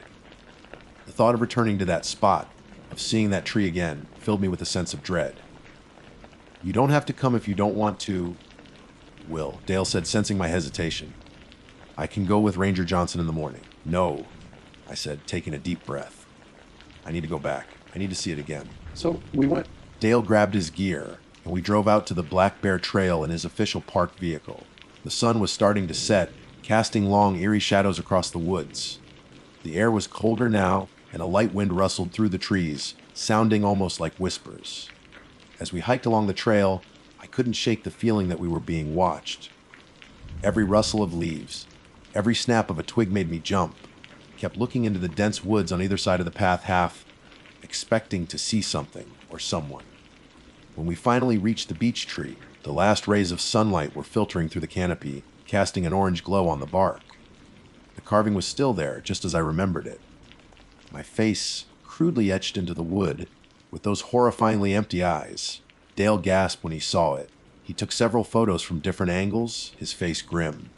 He even used a pair of gloves to carefully examine the carving, looking for any clues, any trace of who might have done this. This is really disturbing, Will, he said, his voice low. It's definitely you. Someone knows what you look like. He ran his fingers gently over the gouged out eyes. And the way they did this, it's almost like they wanted to blind you. His words sent another shiver of fear down my spine. Was that what this was about? Were they threatening me? We spent a long time at the site, Dale meticulously documenting everything. He even found a few faint footprints in the soft earth around the base of the tree, though they were too indistinct to tell us much. By the time we left, the woods were almost completely dark. The hike back to the truck felt even more menacing than the hike in. Every shadow seemed to dance and shift in the darkness, and the wind whispered secrets I didn't want to hear. We reported the incident to the sheriff's department first thing the next morning. Deputy Miller, a young officer with a skeptical look on his face, came out to the site to investigate. He took more photos, made some notes, and asked me a lot of questions. He seemed to lean towards Dale's theory that it was just some misguided kids trying to scare me. We get all kinds out here in the woods, Mr. Parker, he said. Probably just some teenagers with too much time on their hands and a warped sense of humor. I wanted to believe him. I really did. But the feeling of unease, the sense of being watched, wouldn't go away. Later that day, I requested a patrol reassignment. I couldn't bring myself to go back to the Black Bear Trail, not after what I had seen. Dale understood and reassigned me to the trails on the other side of the park, further away from Big Creek. For a few days, things were relatively normal. I went about my duties checking trails, clearing fallen branches, and occasionally dealing with the usual minor incidents. But the memory of the carving, of those empty eyes, haunted me. I found myself constantly looking over my shoulder, my senses on high alert. Then, about a week after finding the carving, things started to get stranger. It started small. I would find things out of place on the trails I was patrolling. A rock moved from where it should be. A small pile of leaves arranged in a peculiar pattern. At first, I dismissed it as my imagination, the result of being on edge. But then it started to escalate. One morning, I found a small wooden doll hanging from a tree branch along the Hemlock Ridge Trail. It was crudely made, with button eyes, and what looked like strands of dark hair glued to its head. It was wearing a small, tattered piece of blue fabric that looked eerily familiar, the same shade of blue as the work shirt I had been wearing the day I found the carving. My blood ran cold. This wasn't random. This was deliberate. Someone was targeting me. I took the doll down carefully, placing it in an evidence bag. I reported it to Dale, who was starting to look genuinely worried now. He agreed that this was no longer just a prank. The incidents continued. I started finding more small, unsettling things on the trails, strange arrangements of stones, small piles of bones that looked like they belonged to small animals, and once a single, freshly cut red rose placed directly in the middle of the path. Each incident was more disturbing than the last, each one chipping away at my sense of security. I started having trouble sleeping. Every creak of the house, every rustle of leaves outside my window sent my heart racing. I felt like I was being watched, even in my own home. I started carrying a small pocket knife with me at all times, even when I wasn't working. It was a small comfort, but it was better than nothing. One evening, I was sitting at home, trying to relax by watching television, but my mind kept drifting back to the woods, to the carving, to the unsettling things I had been finding. I couldn't shake the feeling that whatever was happening was getting closer, that the message was becoming clearer. And then, I heard it, a faint scratching sound coming from outside my bedroom window. My heart leaped into my throat. I froze, my ears straining to hear over the pounding of my own pulse. The scratching came again, a soft, insistent sound, like fingernails on glass. Slowly, cautiously, I got out of bed and crept towards the window. I peered through the gap in the curtains, my eyes scanning the darkness outside. At first, I didn't see anything, just the familiar outline of the trees in my backyard, swaying gently in the breeze. Then I saw it. Scrawled in the condensation on my window, barely visible in the dim light from the street lamp, were three familiar symbols. The three-pronged fork, the circle with the bisecting line, the interlocking triangles, the same symbols I had found carved into the tree on the Black Bear Trail. A wave of terror washed over me. They knew where I lived. They were here. I stumbled back from the window, my mind reeling. This wasn't just happening in the woods anymore. It had followed me home. I was no longer safe, not even in my own bed. The scratching sound came again, louder this time, more insistent. And then a new sound joined it, a soft, rhythmic tapping, like someone gently knocking on the glass. I stood frozen in place, my eyes fixed on the window, my breath caught in my throat. I didn't dare move. I didn't dare make a sound. Because I knew, with a chilling certainty, that whatever was outside that window wasn't going to go away, and it was waiting for me. The scratching and tapping at my window continued, a relentless, unnerving rhythm that echoed the frantic beating of my heart. I stood paralyzed, every muscle in my body tense, my eyes glued to the faint markings on the glass. The three symbols seemed to pulse in the dim light, a silent, mocking reminder of the terror I had encountered in the woods. Slowly, I backed away from the window, my bare feet making no sound on the wooden floor. My mind raced, trying to process what was happening. How had they found me? How did they know where I lived? And more importantly, what did they want? I fumbled for my phone on the nightstand, my hand shaking so badly I almost dropped it. I managed to unlock it and quickly dialed 911. The phone rang twice before a dispatcher answered. 911, what is your emergency? There's something outside my window. I stammered, my voice trembling. They're making noises, and there are symbols on my window. Sir, can you tell me your location? The dispatcher asked, her voice calm but firm. I gave her my address, my voice still shaking with fear. Okay, sir, we have officers on the way. Can you describe what you see outside? I hesitated. What could I say? That there were strange symbols on my window that matched carvings I had found in the woods. That I felt like I was being watched by something unseen. It sounded insane, even to my own ears.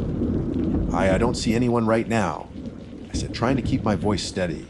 But I heard scratching and tapping, and there are these markings on my window. Okay, sir, just stay inside and keep your doors locked. Officers are en route. I hung up the phone, my hand still trembling. I didn't feel any safer. The idea of just waiting in my bedroom, listening to whatever was outside, was terrifying. I crept to my bedroom door and quietly opened it, peering out into the hallway. The house was silent, save for the faint creaking of the old building settling. I moved silently through the hallway to the living room, my pocket knife clutched tightly in my hand. I peered through the curtains of the living room window, but I didn't see anything out of the ordinary. The street lamp cast long shadows across the lawn, but there was no sign of anyone lurking in the darkness. Maybe I was overreacting. Maybe it was just the wind, or some animal scratching at the window.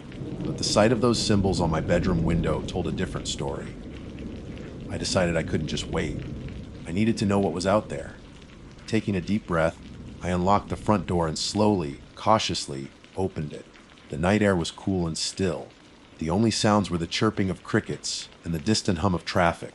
I stepped out onto the porch, my eyes scanning the yard. Everything seemed normal. The lawn was neatly trimmed. My neighbor's porch light cast a warm glow, and the trees in my yard swayed gently in the breeze. There was no sign of anyone, no indication that anything was amiss. Then I looked down at the porch steps.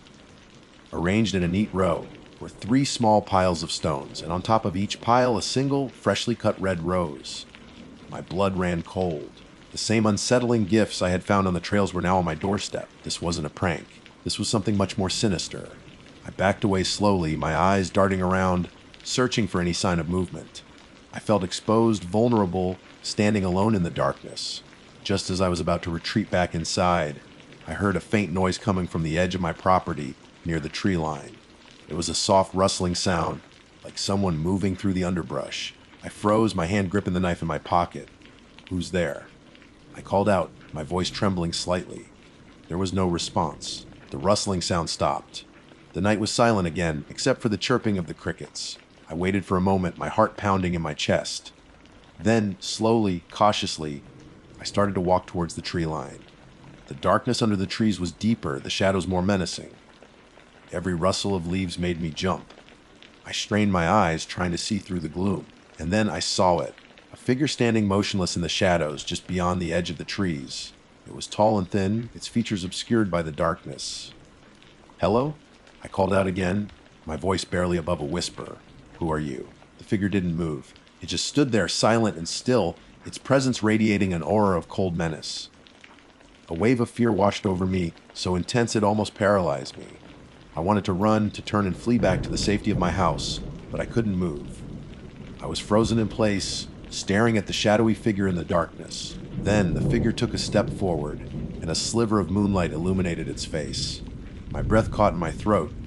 The face was pale and gaunt, the eyes dark and sunken, and carved into its forehead, just above the brow, were the same 3 angular symbols I had seen on the tree and on my window. The figure raised a hand, and in its grasp, I saw something glinting in the moonlight. It was a knife, the blade long and sharp. A scream caught in my throat. I finally found my legs and turned to run, my heart pounding like a drum in my chest. I didn't look back. I just ran as fast as I could, back towards my house, towards the porch, towards the open front door. I burst through the door and slammed it shut, fumbling with the lock. I could hear footsteps behind me, pounding on the porch, getting closer. I finally managed to lock the door just as something slammed against it from the outside. The door rattled in its frame, the force of the impact shaking the whole house. I stumbled back, my eyes wide with terror. I could hear heavy breathing on the other side of the door, and then a series of loud, insistent knocks. "Will," a voice whispered from the other side of the door. It was a raspy, chilling voice, a voice that seemed to claw its way into my mind. "We have something to show you." I didn't answer.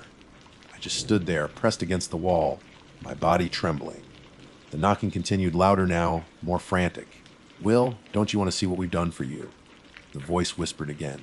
Suddenly, there was a loud crash as the window next to the door shattered, sending shards of glass flying across the living room.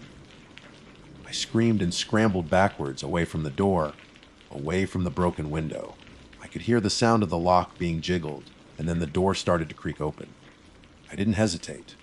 I turned and ran towards the back of the house, towards the kitchen, towards the back door. I burst through the kitchen and out into the backyard. The night was dark and silent again, the only sound my own ragged breathing. I didn't know where to go. I just ran blindly, through the darkness, away from my house, away from the figure with the carved symbols on its forehead. I ran until my lungs burned and my legs ached, until I couldn't run anymore. I stumbled and fell to my knees in the middle of the woods behind my house, gasping for breath. I looked back towards my house, but I couldn't see it through the trees.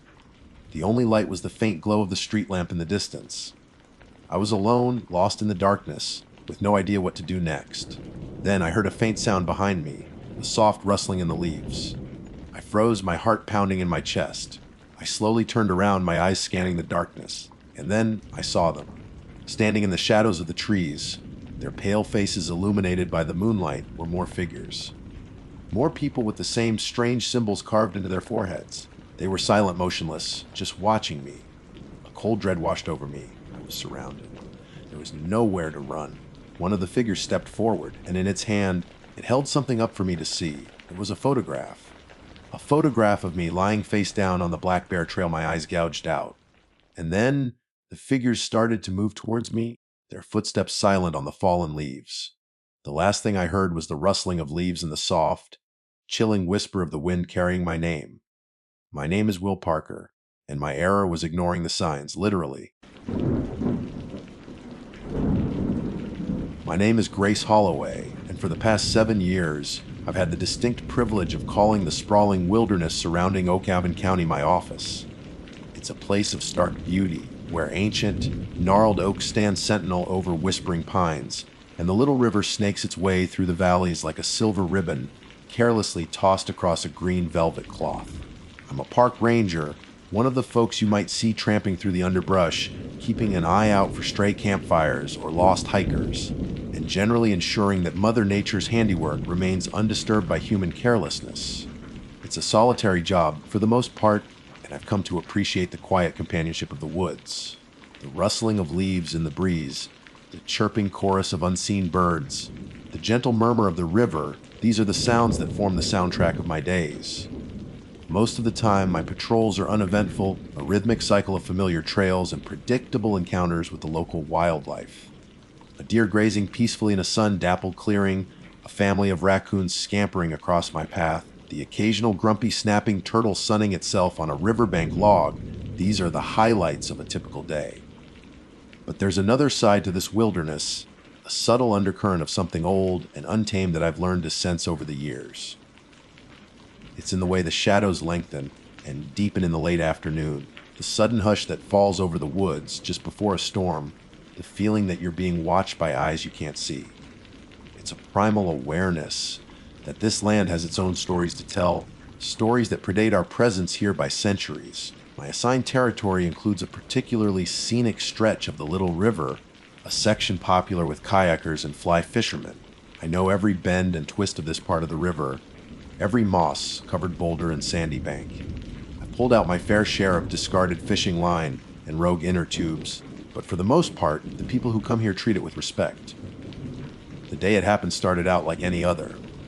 The late summer air hung heavy and humid, promising the kind of afternoon thunderstorm that could roll in without warning. I'd packed my usual lunch, a turkey and Swiss on rye, an apple, and a thermos of lukewarm coffee, and set out on my routine patrol along the south bank of the river. I followed a well-worn path that meandered through a thicket of ferns and wild blueberries. The air was thick with the scent of damp earth and decaying leaves. Cicadas buzzed their relentless drone, and the occasional splash from the river indicated the presence of unseen fish. Around midday, I reached a bend in the river where the water widened and formed a small, rocky beach.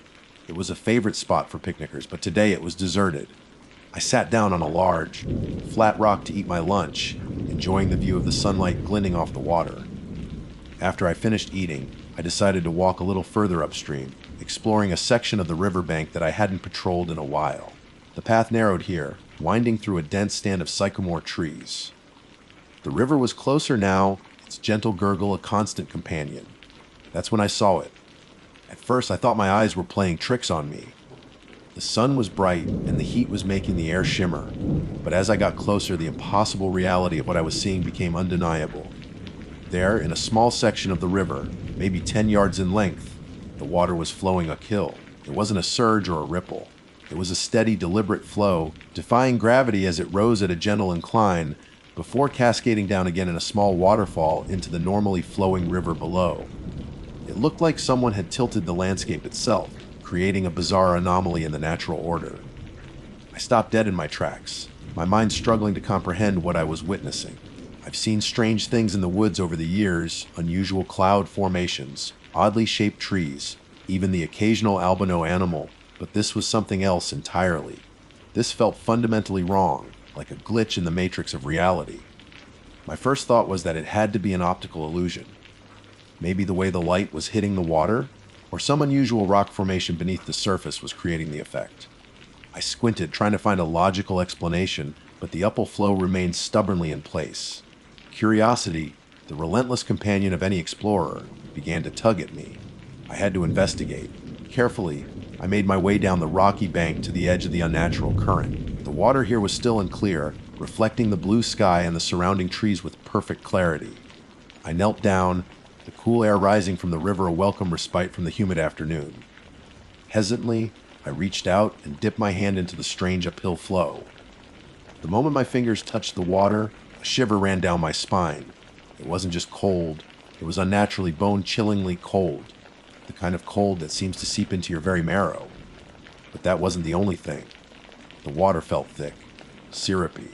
It clung to my skin in a way that normal water didn't, like it had a strange viscosity. I pulled my hand back out of the water and stared at it in disbelief. It looked pale, almost translucent, and the skin was wrinkled and puckered as if I had been submerged for hours. My veins seemed to be more prominent, their blue lines standing out starkly against the white of my skin. The feeling was unsettling, a deep, creeping unease that went beyond just the cold. As I was examining my hand, my gaze drifted back to the small pool where the water seemed to defy gravity, flowing uphill against all natural laws. And that's when I saw it. Just beneath the surface, in the deepest part of the pool, a face began to form. It wasn't a reflection, it was something solid, something real, emerging from the depths. At first, it was indistinct, a swirling of shadows in the murky water. But then, features began to coalesce, eyes, wide and staring, filled with a terror so profound it seemed to radiate outward. A mouth, open in a silent scream, the dark abyss within promising unimaginable horrors. The face was pale, almost white, like the flesh had been bleached by years of being submerged. I couldn't make out any specific details, no hair color or discernible features. But the raw emotion etched on that spectral face was unmistakable. It was a face trapped in an eternal moment of agony. A jolt of pure, unadulterated fear shot through me. My breath hitched in my throat, and my heart began to pound against my ribs like a trapped bird. I scrambled backward, away from the river, my hands and feet slipping on the loose rocks. I didn't look again. I couldn't. The image of that face, that silent, screaming face beneath the unnatural water, was burned into my mind. I stumbled back to the path, my legs shaking uncontrollably. I didn't stop running until I was a good distance away from the river, my lungs burning, my head swimming. I leaned against a thick oak tree, trying to catch my breath and make sense of what I had just witnessed. But there was no sense to be made. What I had seen defied logic, defied reason, defied the very laws of nature. The uphill flow, the syrupy cold water, the face it all pointed to something profoundly wrong with that place. Even as I write this, days later, the feeling in my hand hasn't completely gone away. It's a lingering coldness, a faint tingling sensation, a constant reminder of my encounter with the impossible. My mistake. Kneeling down, dipping my hand in, interfering with a place where the natural laws seem bent or broken. I should have left it alone. I should have walked away. But now, I fear, it's too late. The river has shown me something it shouldn't have, and I have a terrible feeling that it wants something in return. The days that followed my encounter by the river were filled with a gnawing sense of unease. I tried to rationalize what I had seen, to convince myself that it was just a trick of the light, a figment of my overactive imagination fueled by too many late nights spent reading old campfire tales. But the cold, lingering feeling in my hand, the way the skin there seemed perpetually a shade paler than the rest, served as a constant, chilling reminder of the impossible truth. I found myself avoiding that stretch of the little river during my patrols. I made excuses the weather was better for checking the trails on the other side of the park, or there had been reports of some minor vandalism near the old picnic grounds that needed my attention. But deep down, I knew I was just scared. Scared of what I had seen, and even more scared of what I might see if I went back. My sleep became fitful, plagued by nightmares. I would dream of dark water flowing uphill, of pale, wrinkled hands reaching out from the depths, and of that face, that silent, screaming face, its eyes locked on me with an unbearable intensity. I would wake up in a cold sweat, my heart pounding, the remnants of fear clinging to me like a shroud. During the day, I found myself constantly looking at my hand, turning it over and over, searching for any change, any further sign of the river's strange influence. The paleness persisted, as did the subtle wrinkling of the skin. It was as if a tiny piece of that unnatural place had latched onto me, a morbid souvenir of my ill-fated curiosity. I considered reporting what I had seen to my supervisor, Ranger Johnson. He's a good man, been with the Park Service for over 30 years. Seen his share of strange occurrences in these woods. But the thought of trying to explain it, of telling him about the upwell-flowing water and the face in the depths, it sounded so outlandish, so unbelievable even to my own ears. I could just imagine the look on his face, the polite skepticism in his voice. I didn't want to be labeled the crazy ranger who saw ghosts in the river, so I kept it to myself, a dark secret festering in my thoughts. But the woods have a way of pulling you back in, especially when something feels amiss. Despite my fear, a part of me, the park ranger in me, the one who feels a responsibility for every inch of this land, knew that I couldn't just ignore what I had witnessed. Something was wrong with that part of the river, something fundamentally out of sync with the natural world, and it felt like my duty to understand it, even if it terrified me. So, a few days after my initial encounter, armed with a renewed sense of reluctant determination, I found myself heading back towards the little river. This time, I made sure to approach from a different direction, hoping to avoid the exact spot where I had seen the anomaly. I told myself I was just going to observe from a distance to see if the uphill flow was still there. The air was cooler today, the sky overcast with a thick layer of gray clouds that muted the colors of the forest. The usual lively sounds of the woods seemed subdued, replaced by an almost eerie silence. As I neared the river, I felt a knot of anxiety tighten in my stomach. I approached cautiously, sticking to the denser parts of the woods, using the trees as cover. When I finally reached a vantage point overlooking the river, I scanned the surface, my heart pounding with anticipation and dread. The uphill flow was still there. Just as I had seen it before, the water rose gently for about 10 yards before cascading down into the normal current. Even from a distance, the sight of it sent a shiver of unease down my spine. It was like watching a natural law being casually disregarded, a blatant contradiction of everything I understood about the world. I stood there for a long time, just watching, trying to discern any pattern or explanation for the phenomenon. Was it connected to some underground spring, some unusual geological formation?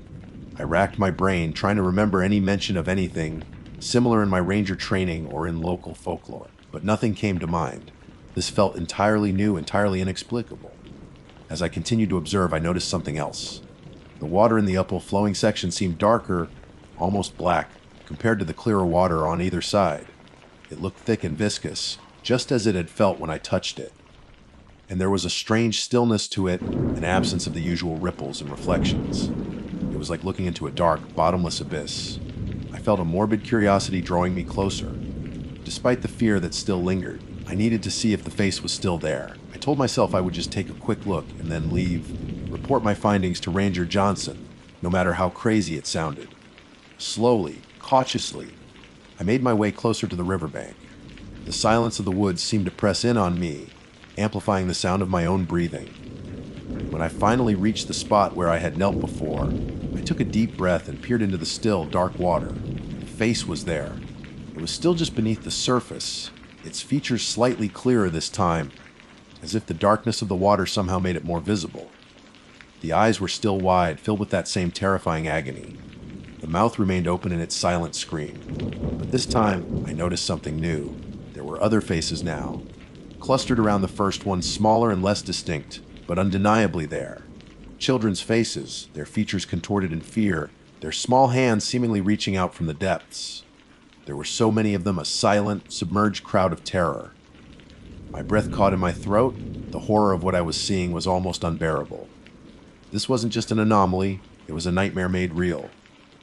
This place wasn't just bending the laws of nature, it was holding something captive, something unspeakably terrifying. Panic began to rise within me. I knew I had to get away, to run as fast as I could and never look back. But as I turned to flee, I felt a strange tugging sensation on my hand, the hand that had touched the water. I looked down and saw that the skin on my palm was now a sickly shade of gray. Faint blue lines, like tiny veins, were spreading out from the area that had been submerged, creeping up my wrist and forearm like some kind of grotesque vine. The coldness in my hand had intensified, now radiating up my arm, making the muscles ache. Fear turned into sheer terror. I tried to shake off whatever was happening, but the feeling only intensified. It was like something was trying to pull me back, to draw me into the dark depths of that unnatural water. I stumbled backward, tripping over a root and falling heavily onto the muddy bank.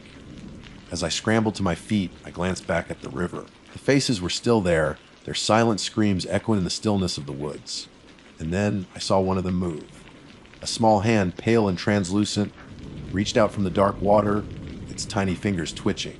It was reaching for me. That was the breaking point. I didn't think, I just ran. I ran blindly through the woods, crashing through the underbrush, ignoring the stinging scratches of branches against my skin. I ran until my lungs burned and my legs ached, until I couldn't run anymore. When I finally collapsed against a tree, gasping for air, I looked down at my hand. The grayness had spread further up my arm, the blue lines now reaching towards my elbow. The coldness was deeper, more pervasive, and I could feel a strange numbness creeping into my fingers. I knew, with a chilling certainty, that whatever was in that water, it was now inside me. It had taken a part of me that day, and it wasn't going to let go. My mistake wasn't just interfering with that place, it was touching it. Now I'm marked. And I have a terrifying feeling that the river wants the rest of me back. The progression was horrifyingly swift. Over the next few days, the coldness in my arm intensified, spreading like a creeping frostbite. The blue lines branched out further, now reaching across my chest and down my other arm. The paleness of my skin became more pronounced, an almost deathly pallor. I felt perpetually tired, drained of energy, as if something was slowly siphoning the life out of me. Food held no appeal and sleep offered no respite. My nightmares became more vivid, the silent screams of the faces in the water echoing in my waking hours. I saw them everywhere in the reflection of my bathroom mirror, in the shadows of my cabin at night, even in the patterns of the leaves rustling outside my window. They were a constant, spectral audience to my slow decline. I knew I should seek help. I should go to a doctor, tell someone what was happening. But how could I explain this? How could I describe the unnatural coldness emanating from my veins, the spreading paleness of my skin, the feeling of being haunted by the silent screams of submerged faces? They would think I was insane. And perhaps I was slowly being driven mad by whatever unholy thing I had encountered in the little river. I tried to fight it, to will myself to be normal, to ignore the creeping dread that clung to me like a second skin. I went on patrol, forcing myself through the familiar routines. But my heart wasn't in it. The woods, once a source of comfort and peace, now felt menacing, filled with unseen eyes watching my every move. The gentle murmur of the river now sounded like a mournful whisper, a constant reminder of my transgression. One evening, as I sat in my cabin, the silence broken only by the frantic ticking of the old grandfather clock in the corner, I looked at my reflection in the darkened window. The face that stared back at me was barely recognizable.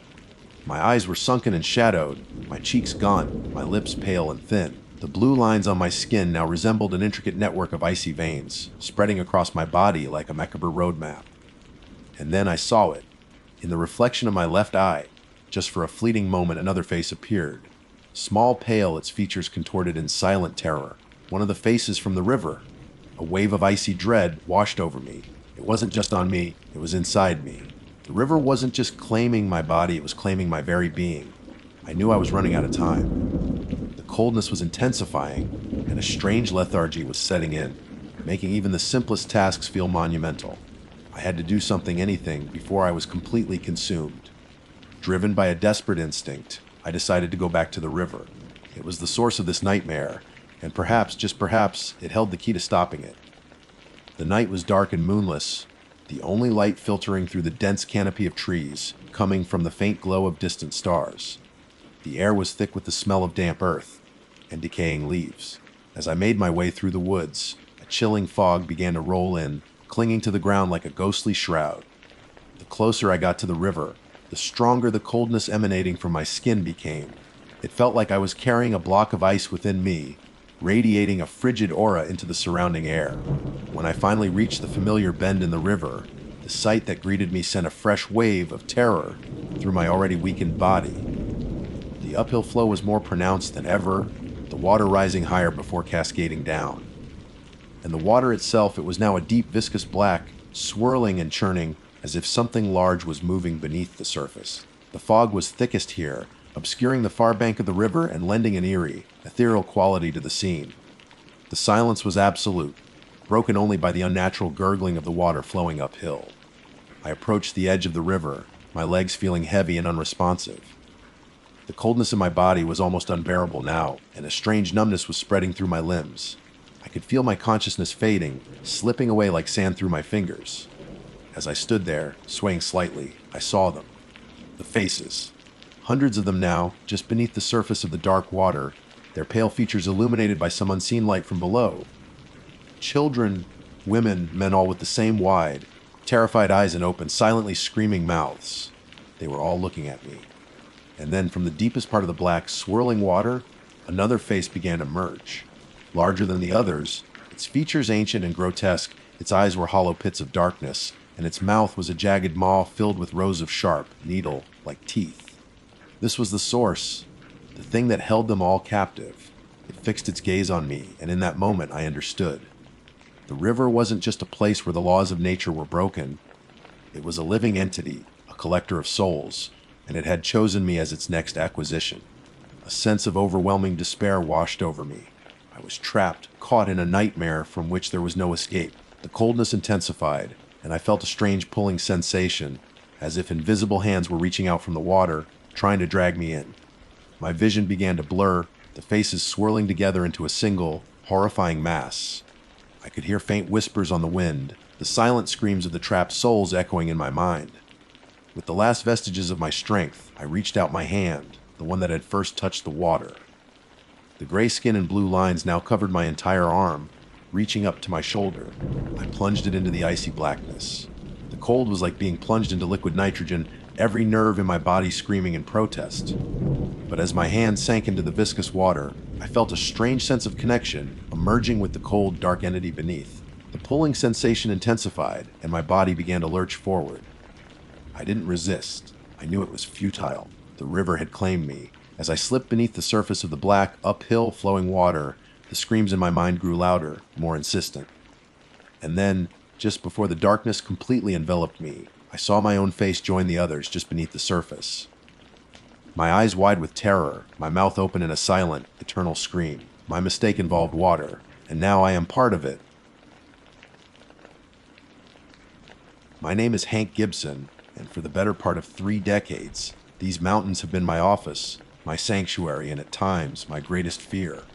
I'm a park ranger here in the Appalachian region, and while most folks picture us as friendly guys in green uniforms helping lost tourists or pointing out interesting flora, there's a whole other side to this job that the brochures don't tell you about.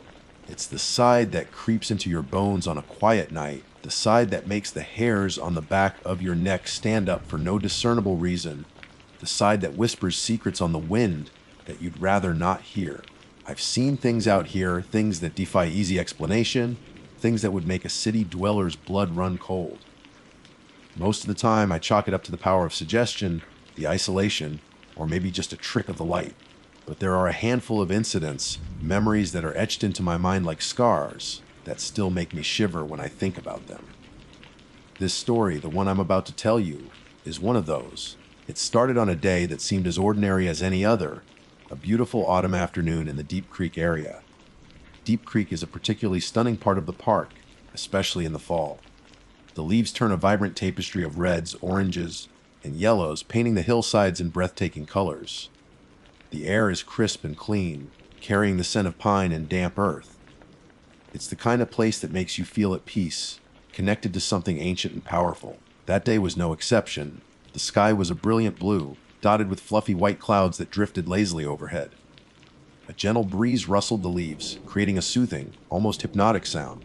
I was on a routine patrol, hiking along one of the lesser-used trails, checking for any signs of trouble, illegal camping, unattended fires, that sort of thing. Most days, it's pretty uneventful. You might encounter some wildlife, maybe a deer or a black bear from a safe distance, hopefully, and the occasional hiker enjoying the solitude. It's a quiet, contemplative kind of work, allowing for a lot of time with your own thoughts. And that's where the danger can sometimes lie. Not in the external threats, but in your own mind wandering, in the distractions that can pull you away from the here and now. On this particular day, I was feeling unusually relaxed. Maybe it was the beauty of the surroundings, or maybe it was just one of those days where the weight of the world feels a little lighter. Whatever the reason, my mind wasn't entirely focused on the trail ahead. I was looking up, watching a hawk circling high above me, its sharp eyes scanning the forest floor for prey. The way it moved, so effortlessly graceful, was mesmerizing. I completely lost myself in the spectacle, my feet moving on autopilot. That's when it happened. My mistake, as the title of this little tale suggests, was a simple distraction. I was so engrossed in watching that hawk that I completely missed something right in front of me. I stepped right over a fallen log, a thick, moss-covered thing that had likely been there for years, without even glancing down. It wasn't particularly high, maybe knee-high, but it was enough to be a tripping hazard if you weren't paying attention. And I wasn't. It was what was on the other side of that log that really got to me. As I took my next step, I almost stumbled. My boot caught on something small and solid. I looked down, finally pulling my gaze away from the hawk, and what I saw sent a jolt of unease through me. Lying there, half hidden in the fallen leaves, was a doll. Not just any doll, mind you. This was an old-fashioned one, the kind you might find in your grandmother's attic. It was made of porcelain, its face a pale, almost sickly white. One of its painted eyebrows was chipped, and a network of fine cracks spider-webbed across its forehead and cheeks. Its dress, or what was left of it, was made of a faded blue fabric torn and stained with dirt.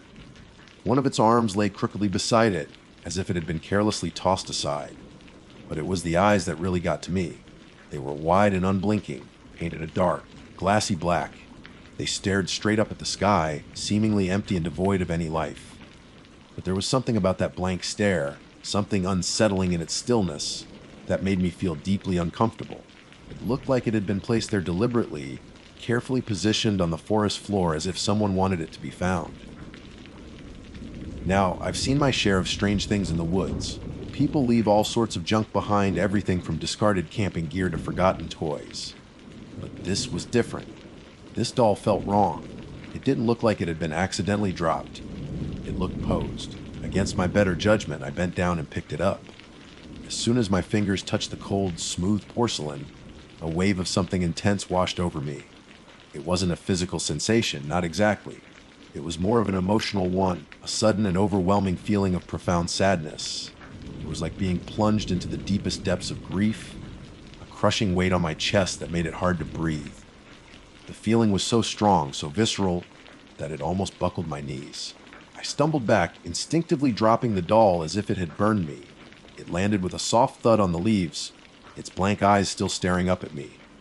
The wave of sadness didn't disappear immediately. It lingered in the air, a heavy, oppressive presence that clung to me like a shroud. I stood there for a moment, catching my breath, trying to shake off the strange feeling. What in the world had just happened? It was just a doll, an old, broken toy. How could it have possibly made me feel like that? I tried to rationalize it. Maybe it was the lighting, the way the shadows fell across its cracked face. Maybe it was just my imagination playing tricks on me. But deep down, I knew it was more than that. There was something about that doll, something inherently unsettling, that had triggered that intense emotional response. I didn't understand it, and frankly, I didn't want to. I took another step back, putting more distance between myself and the doll. The feeling of sadness slowly began to recede, like a tide pulling back from the shore. But it left a residue, a lingering unease that shadowed the beauty of the afternoon. I didn't want to touch the doll again. I didn't want to go near it. All I wanted to do was get away, to put as much distance as possible between myself and that creepy porcelain figure. So that's what I did. I turned and practically ran back the way I had come, my heart pounding in my chest. I didn't stop running until I was well out of the Deep Creek area, until the familiar landmarks of the main trail were in sight. Only then did I finally slow down, gasping for air, my legs aching. I looked back in the direction I had come, half expecting to see the doll standing there, watching me. But there was nothing. Just the trees, the leaves, and the silence of the forest. Even though I was miles away, The memory of that doll, its cracked face and blank eyes, and the wave of overwhelming sadness stayed with me. It was a feeling I couldn't shake, a disquieting sense that something was wrong, that I had stumbled upon something I shouldn't have. Looking back, I realized that the beautiful autumn day, the mesmerizing hawk, they were just distractions. They drew my attention away from what was important, from paying attention to my surroundings. My mistake wasn't just stepping over that log without looking. My real mistake was letting the beauty of the moment blind me to the small, unsettling things that might be deliberately placed in my path. And as I would soon find out, that porcelain doll was just the beginning. It was the first breadcrumb on a trail that would lead me to something far more terrifying than I could have ever imagined. The woods hold many secrets, and sometimes those secrets reach out and grab you when you least expect it. And once they do, there's no turning back. The rest of that day felt tainted. The vibrant colors of the autumn leaves seemed less brilliant. The gentle breeze felt colder against my skin, and the silence of the woods was no longer peaceful, but rather pregnant with an unspoken threat. Every rustle of leaves, every snap of a twig underfoot sent a jolt of anxiety through me. I kept glancing back over my shoulder, half expecting to see that doll somehow following me, its blank eyes fixed on my back. Of course, that was ridiculous. A doll couldn't just get up and walk. But the feeling, that deep, visceral dread, wouldn't leave me. It was like a sticky residue clinging to my thoughts and coloring my perception of everything around me. When my shift ended, I couldn't wait to get back to the ranger station. Usually, I relished the solitude of the woods, the feeling of being the only human presence for miles. But that day, the isolation felt oppressive, almost hostile.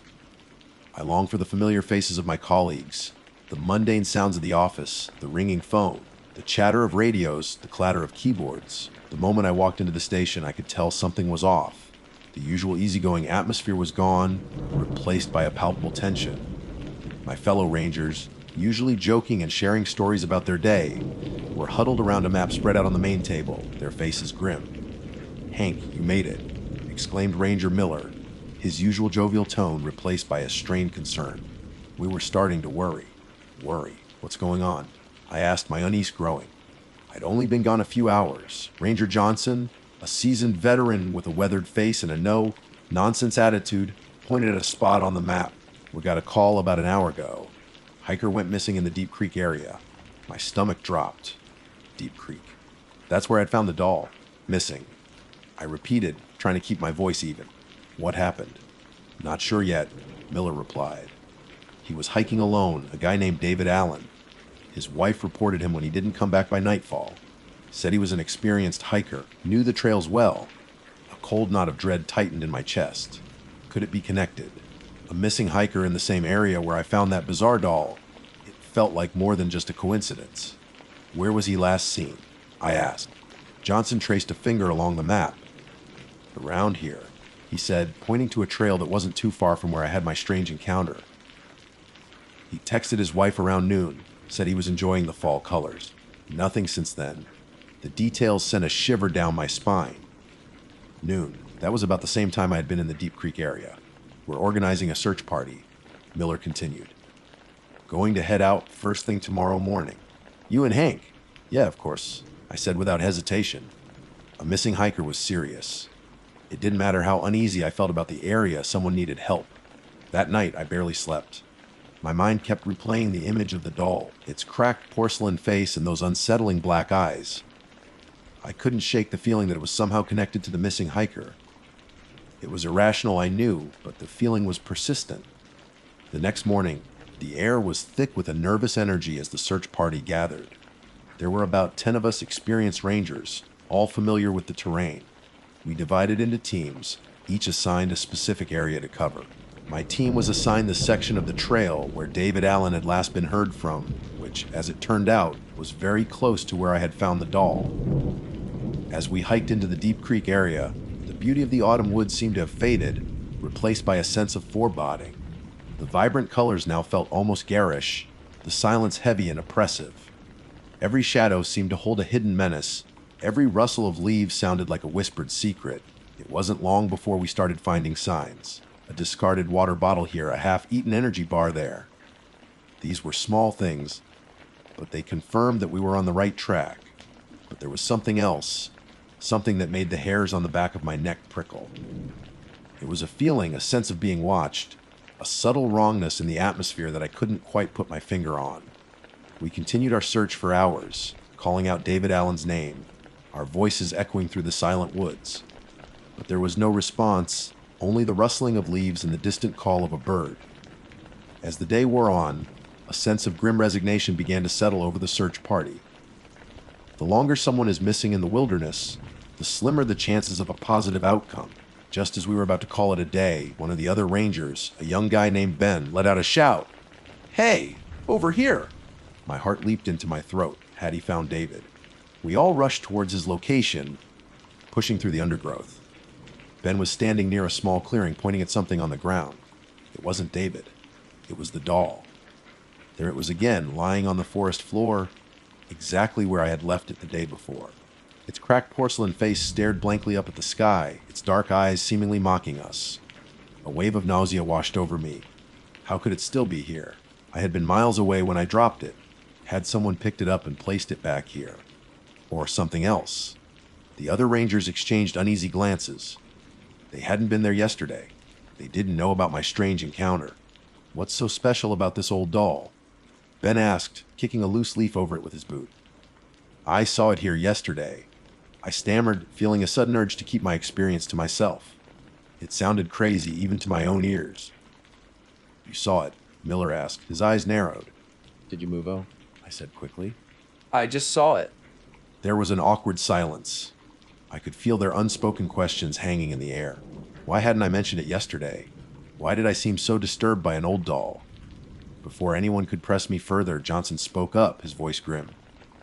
Look at this. He was standing a few feet away, examining the ground. He pointed to a patch of disturbed earth, where the leaves had been pushed aside.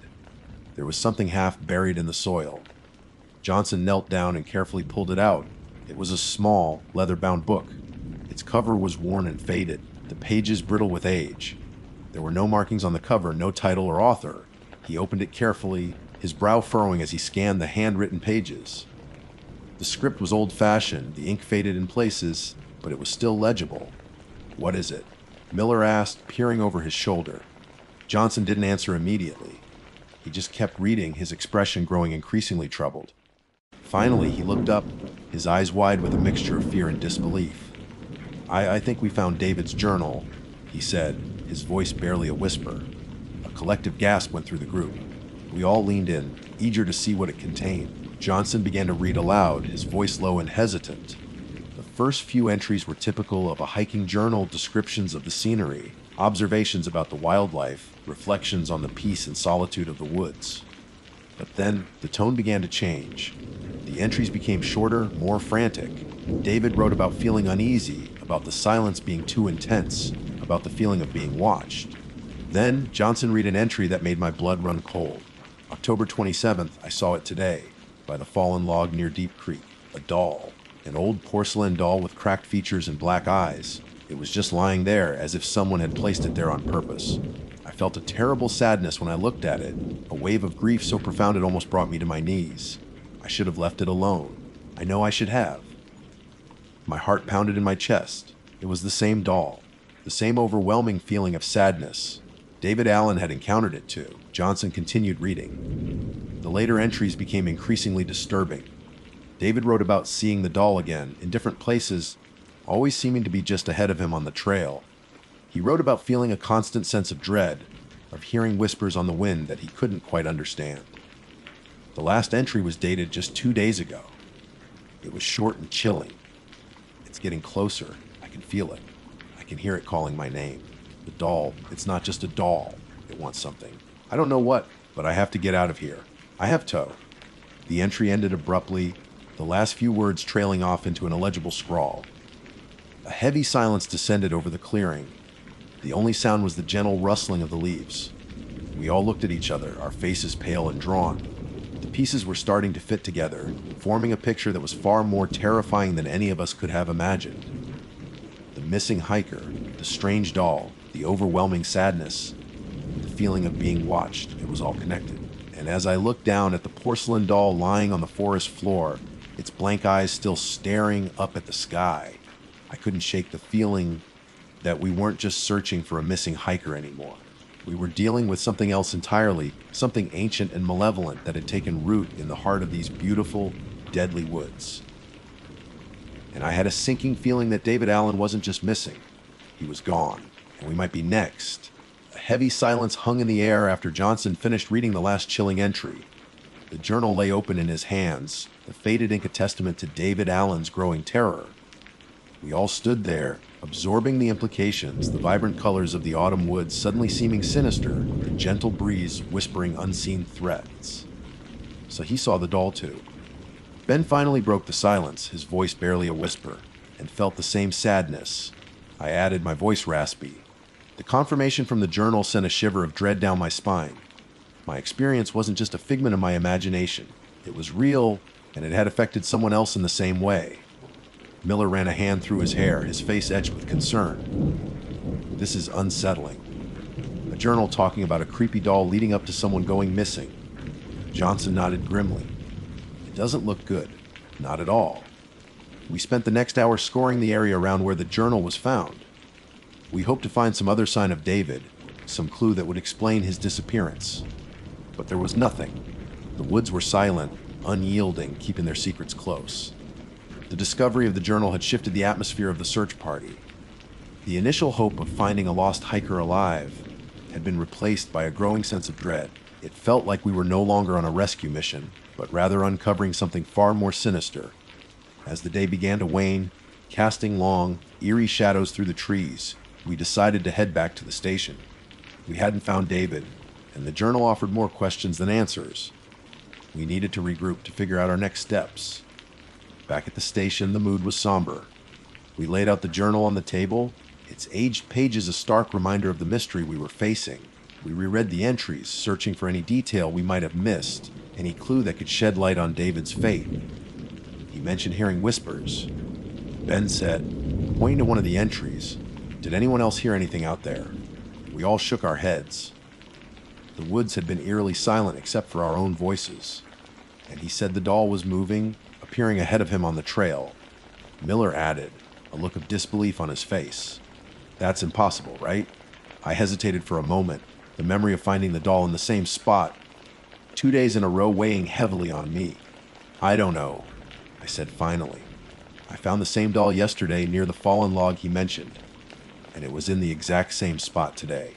The other rangers stared at me, their eyes wide with disbelief and a hint of fear. You're kidding me, Ben said. I shook my head. No, I didn't move it yesterday, and no one else was around to move it back. The room fell silent again. The implications of my words hung heavy in the air. A doll that reappears in the same spot. Whispers on the wind, an overwhelming feeling of sadness. It all pointed to something beyond the realm of normal explanation. That night, I had trouble sleeping again. The image of the doll haunted my dreams, its cracked face twisting into grotesque expressions. I kept hearing faint whispers, just at the edge of my hearing, unintelligible and unsettling. The next morning, we decided to focus our search on the area around the fallen log, where both David and I had encountered the doll. We went back to the same clearing, the atmosphere even more oppressive than before. As we approached the spot where the doll had been, we all stopped dead in our tracks. The doll was gone. The space where it had been lying for the past 2 days was empty. There was no sign of it, no indentation in the leaves, nothing. It was as if it had simply vanished into thin air. A wave of unease washed over me, colder and more profound than the sadness I had felt before. The doll's disappearance felt like a confirmation of our worst fears. Whatever was going on here, it wasn't natural. We continued to search the area, our eyes scanning every inch of the forest floor. And then Johnson let out another shout. This time his voice was filled with horror. We rushed to his side. He was standing beside a thicket of thorny bushes, his face ashen. Partially hidden within the tangled branches, we saw it. A body. It was David Allen. He was lying on his back, his eyes wide and staring, frozen in a look of utter terror. His skin was pale and clammy, and his lips were slightly parted as if he had let out a final silent scream. There were no visible wounds, no signs of a struggle. He just looked lifeless. As we carefully pulled him from the bushes, we noticed something clutched tightly in his right hand. It was the porcelain doll. Its cracked face was turned towards his, its blank eyes seeming to gaze into his lifeless ones. The sight sent a collective wave of revulsion and fear through us. The doll, it was with him until the very end. We secured the scene and called in the authorities. The medical examiner would determine the exact cause of death, but looking at David, at his terrified expression and the doll clutched in his hand, we all had a chilling suspicion. The official report later stated that David Allen's cause of death was undetermined. There were no physical injuries, no signs of foul play in the traditional sense. It was as if he had simply died of fright. The doll was taken as evidence, of course. But after weeks of analysis, the police could find nothing unusual about him. It was just an old porcelain doll with no fingerprints other than David's. But we knew better. We knew what we had seen, what we had felt. We knew about the overwhelming sadness, the feeling of being watched, the whispers in the wind. And we knew about the doll that seemed to appear and disappear at will. The Deep Creek area was temporarily closed to the public. There were investigations, interviews, and a lot of speculation. Some people talked about wild animals, others about accidents, but we, the rangers who were there, we knew the truth was far stranger and far more disturbing. I still work as a park ranger. I still patrol these woods. But I never go to the Deep Creek area alone anymore. And whenever I'm out on the trails, especially in the fall when the colors are at their most beautiful, I make sure to watch my path. I don't let the beauty distract me. Because I know that sometimes the most terrifying things are the small, unsettling things that are deliberately left behind, waiting to be found. And I've learned that some things are better left undisturbed, their secrets buried deep within the silent, watchful woods. The memory of that porcelain doll and the look of terror on David Allen's face will forever be etched in my mind, a constant reminder that there are forces in this world that we don't understand, forces that can reach out and claim you when you least expect it. And sometimes, a simple distraction can lead you down a path from which there is no return. My name is Isabella Rossi, but most folks around the Balsam Mountain area just call me Izzy.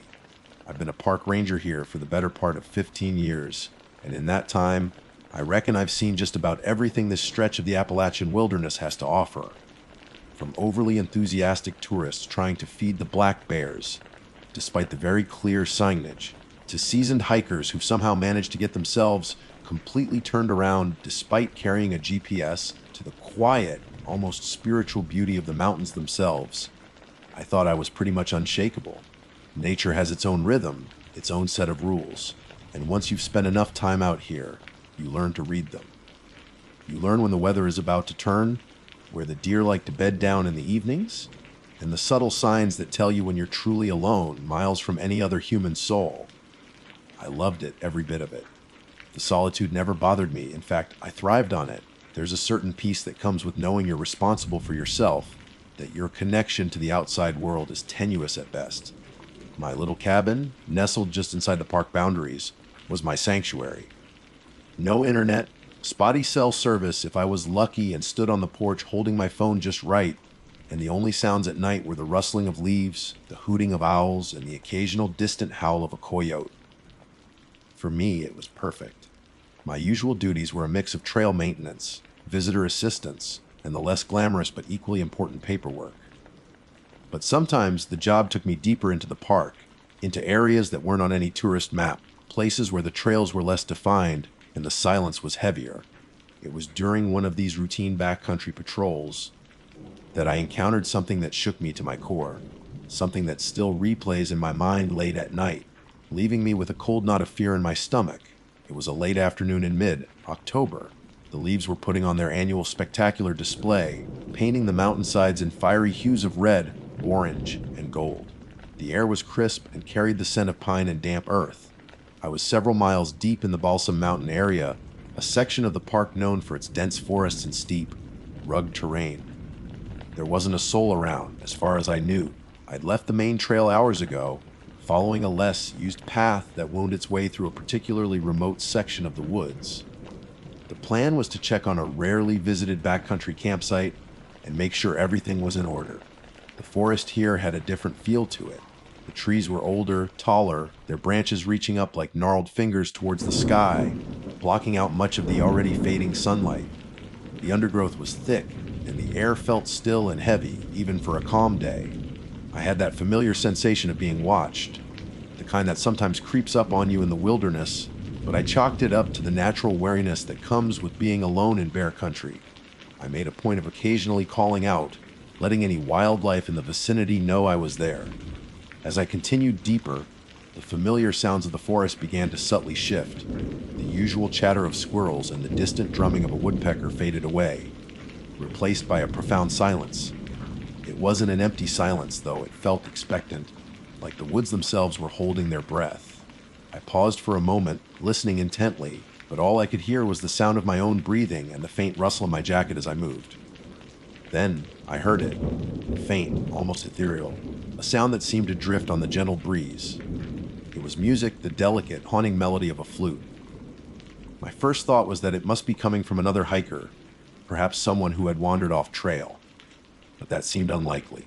I was miles from any marked paths, in a section of the park that saw very few visitors, even during peak season. And the music, it didn't sound like something you'd typically hear someone playing in the woods. It was too intricate, too melancholic, almost ancient in its tone. Curiosity, that relentless human trait, began to tug at me. The melody was undeniably beautiful in a strange, unsettling way. It seemed to beckon to lure me closer. I told myself it was probably nothing, just some odd phenomenon of the wind playing through the trees, or maybe even a trick of my own imagination. But the sound persisted, clear and distinct, a fragile thread of music woven into the fabric of the silent forest. Against my better judgment, I decided to investigate. I knew I should probably stick to my planned route, check the campsite, and head back before nightfall. But the music, it had a pull on me that I couldn't quite explain. It felt like something I wasn't supposed to hear, a secret whispered on the wind, and I felt an almost irresistible urge to uncover its source. I left the faint trace of the path I had been following and started walking in the direction of the sound. The flute music seemed to grow slightly louder with each step, guiding me deeper into the unmarked wilderness. The terrain became more challenging, the undergrowth thicker, snagging at my boots and pants. I had to push my way through dense patches of mountain laurel and step carefully over fallen logs. The forest here was unlike any other part of the park I had ever seen. The trees were so tightly packed together that little sunlight reached the forest floor, creating a perpetual twilight. Everything seemed damp and still, coated in a layer of moss that felt strangely soft and yielding underfoot. There was a sense of age and stillness here, as if time itself moved differently in this hidden corner of the mountains. As I continued to follow the music, an odd feeling began to creep over me. It wasn't exactly fear, not at first. It was more of an unease, a prickling sensation on the back of my neck, like I was venturing into a place I wasn't meant to be. The air felt heavier, colder, and the silence between the notes of the flute music seemed to grow longer, more pregnant with something. The melody itself was captivating, yet deeply unsettling. It was intricate and beautiful, full of haunting runs and trills, but there was an undercurrent of something else, something that felt ancient and sorrowful, almost like a lament. It wasn't the kind of music that brought joy or comfort. It was the kind that stirred something deep and primal within you, something that whispered of forgotten things and long-lost sorrows. Then, through the dense trees, I saw it, a small clearing bathed in a soft, ethereal light that seemed out of place in the dim forest. It was perfectly circular, as if the trees had deliberately grown back from its edge. In the center stood a single object, stark and imposing against the backdrop of the surrounding woods, a standing stone. It was unlike any rock formation I had ever seen in the park. It was tall and roughly rectangular, its surface covered in a thick layer of lichen that gave it an ancient, weathered look. The stone seemed to emanate a faint, almost imperceptible glow, and as I got closer, I realized that the flute music was indeed coming from it. It wasn't being played by anyone. It seemed to resonate from the very stone itself, like the rock was singing a song that had been trapped within it for centuries. There was no sign of a musician, no logical explanation for the music. The clearing felt strangely still, almost frozen in time. The air was cold, and a sudden gust of wind rustled the leaves in the surrounding trees, but the clearing itself remained untouched. As I stepped into the clearing, the melody of the flute music began to change. The beautiful haunting notes started to become discordant, the smooth runs replaced by jarring, uneven sounds. The music twisted and warped, becoming grating and unpleasant to the ear. It felt like the stone was reacting to my presence, its ancient song turning into a warning, a furious shriek. A sudden, irrational fear gripped me. It was a primal, gut-level terror that had nothing to do with bears or mountain lions. This was something different, something ancient and unknowable. My instincts screamed at me to get away, to run as fast as I could back to the familiar safety of the marked trail. Without a second thought, I turned and fled. The horrible, discordant sound of the music seemed to follow me, echoing through the trees, chasing me like a phantom.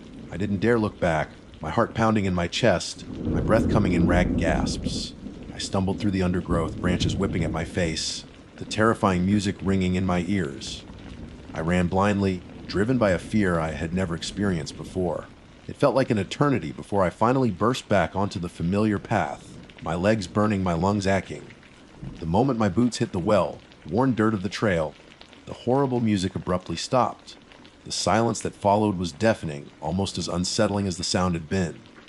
I stood there for a long moment, leaning against a tree, trying to catch my breath and regain some semblance of composure.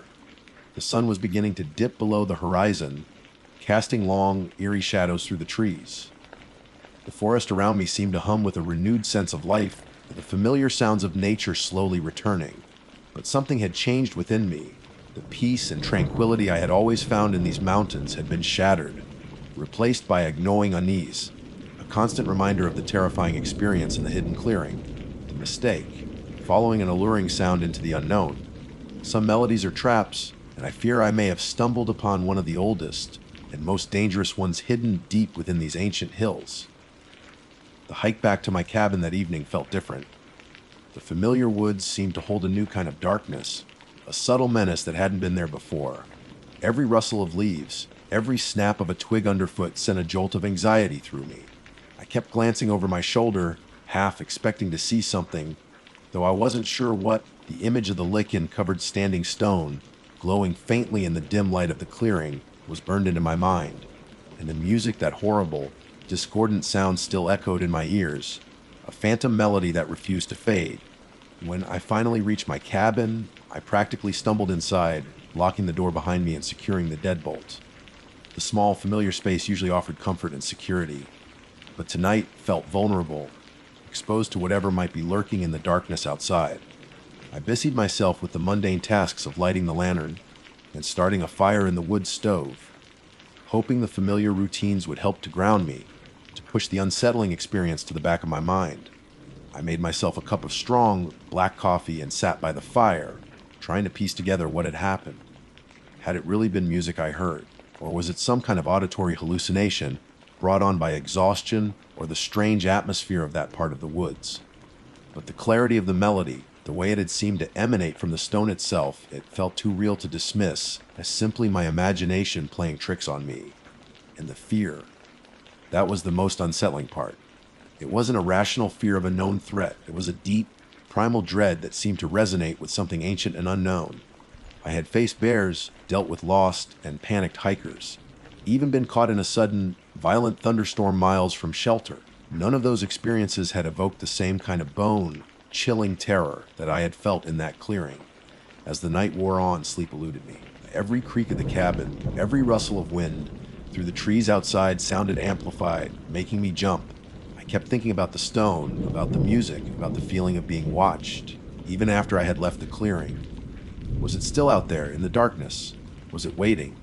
The next day, I tried to rationalize what had happened. Maybe it was some kind of rare mineral in the stone that vibrated in a certain way, creating the illusion of music. Or perhaps it was some unusual acoustic phenomenon, the wind playing tricks as it passed through the oddly shaped clearing. I tried to come up with logical explanations, anything to dispel the feeling of unease that still clung to me like a persistent shadow.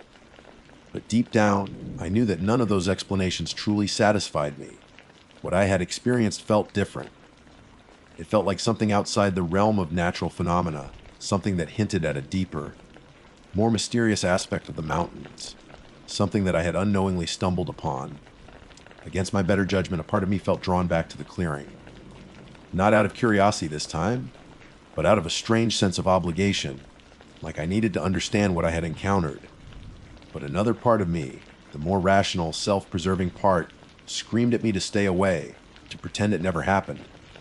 I spent the next few days avoiding that section of the park, sticking to my usual routes and tasks. I even mentioned the experience to a colleague, Old Ben, a grizzled ranger who had been working in the balsams even longer than I had. I tried to play it down, framing it as a strange auditory experience, possibly stress-induced. Ben listened patiently, his weathered face betraying nothing. When I finished, he just looked at me, his eyes, usually twinkling with good humor, were now serious and contemplative. "Izzy," he said slowly, his voice low and gravelly, "you know these mountains as well as anyone. You know there are places out here that aren't on any map, things that people don't talk about." He paused, taking a sip from his thermos.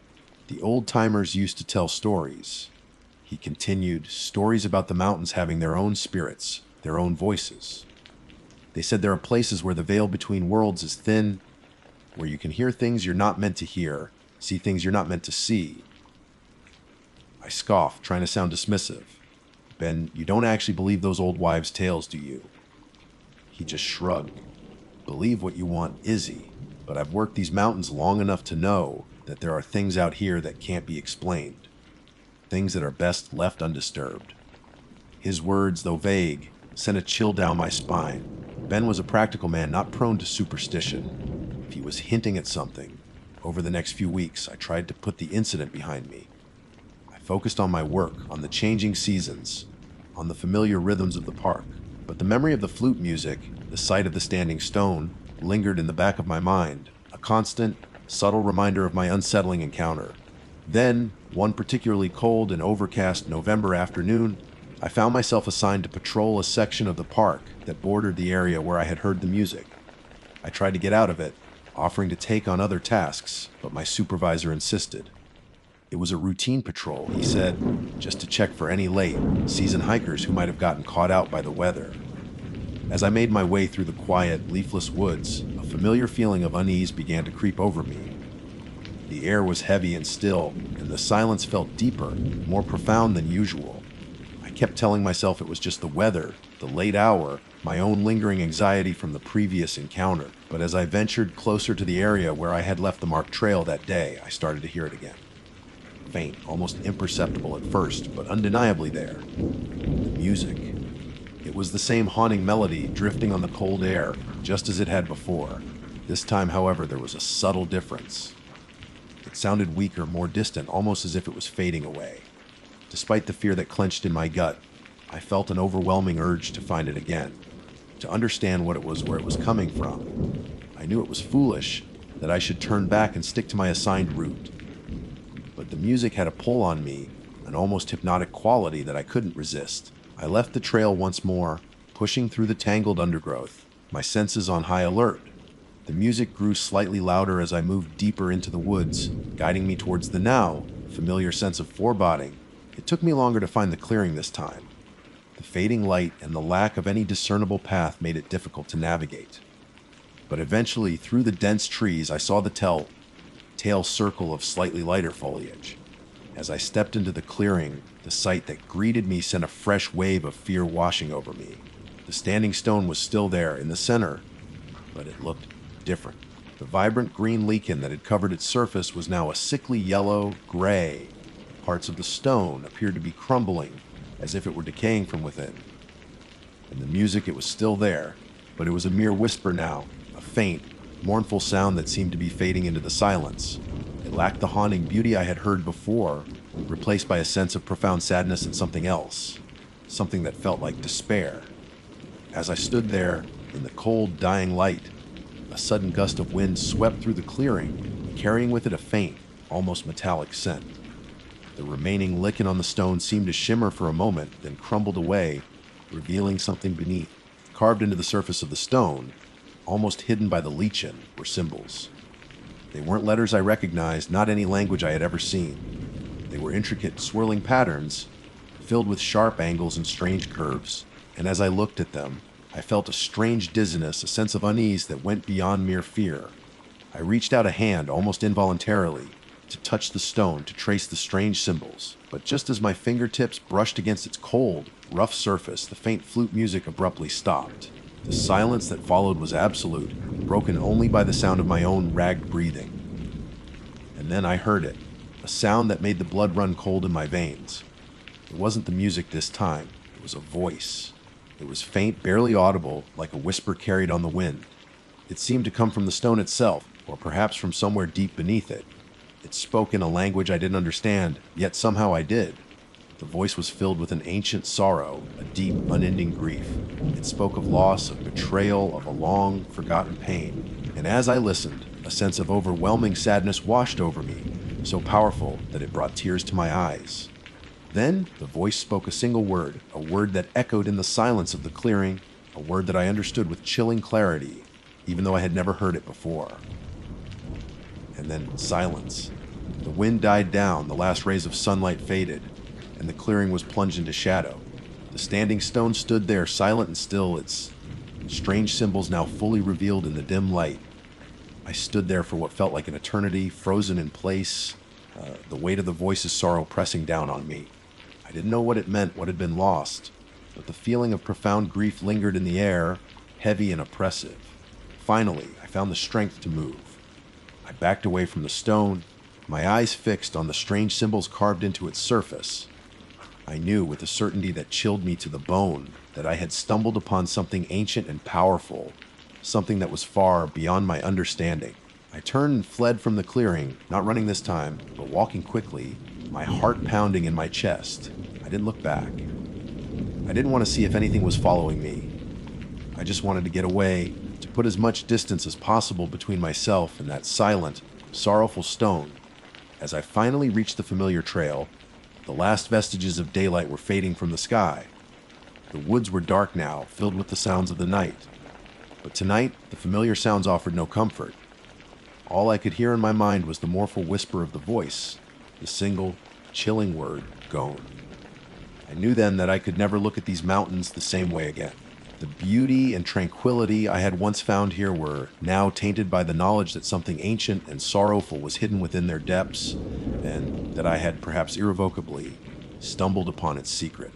And I had a terrible feeling that my worst decision, following the music, might have consequences that I couldn't yet imagine. The days that followed were filled with a growing sense of dread. I couldn't shake the memory of the voice, the weight of its ancient sorrow, the chilling finality of the word, gone. I tried to tell myself it was just my imagination, that the stress and isolation of the job were finally getting to me. But the feeling of unease persisted, coloring everything I did with a subtle layer of fear.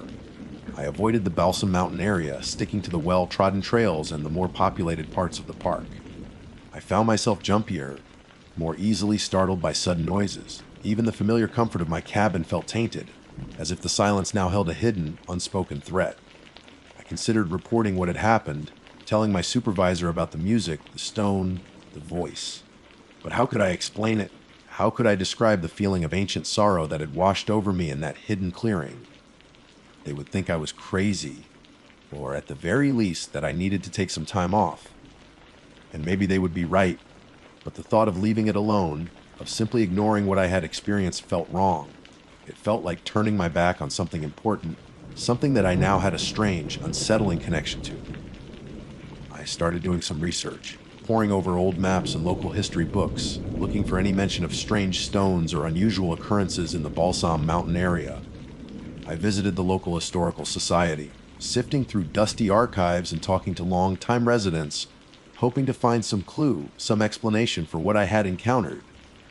Most of what I found were the usual local legends and folklore, tales of strange lights in the mountains and unexplained disappearances. There were stories of Native American tribes who had once inhabited the area, of ancient burial grounds and sacred sites, but nothing that specifically mentioned a standing stone that sang mournful music. One old-timer, a wizened man named Earl who had lived in the area his entire life, did tell me a story about a weeping stone deep in the mountains, a place where the spirits of lost loved ones were said to gather and mourn. He couldn't tell me exactly where it was, only that it was in a remote and rarely visited part of the wilderness. His description was vague, but something about his words resonated with my experience in the clearing. As the days turned into weeks, the weather grew colder, and the first snows began to dust the higher peaks. The park became quieter, the number of visitors dwindling to almost nothing. The solitude that I had once cherished now felt heavy, isolating. I tried to push the memory of the stone and the voice from my mind. but it kept creeping back in, especially at night in the long hours of darkness. I would lie awake in my cabin, listening to the wind howling outside, and I couldn't shake the feeling that something was watching me, waiting. Then, one night, I had a vivid dream. I was back in the clearing, standing before the standing stone. The stone was glowing with a soft, ethereal light, and the haunting melody of the flute music filled the air. But this time, it wasn't discordant or frightening. It was beautiful, pure, and filled with a profound sense of peace. As I watched, the symbols carved into the stone began to glow brighter, and they seemed to shift and rearrange themselves, forming words in a language I somehow understood in my dream. The words spoke of a forgotten people, of a great sorrow that had befallen them, and of a promise that had been made long ago. The dream ended abruptly, leaving me with a strange feeling of both peace and unease. I couldn't remember all the details, but the sense of a long-lost story, of a tragedy that had been etched into the very fabric of the mountains, stayed with me long after I woke up.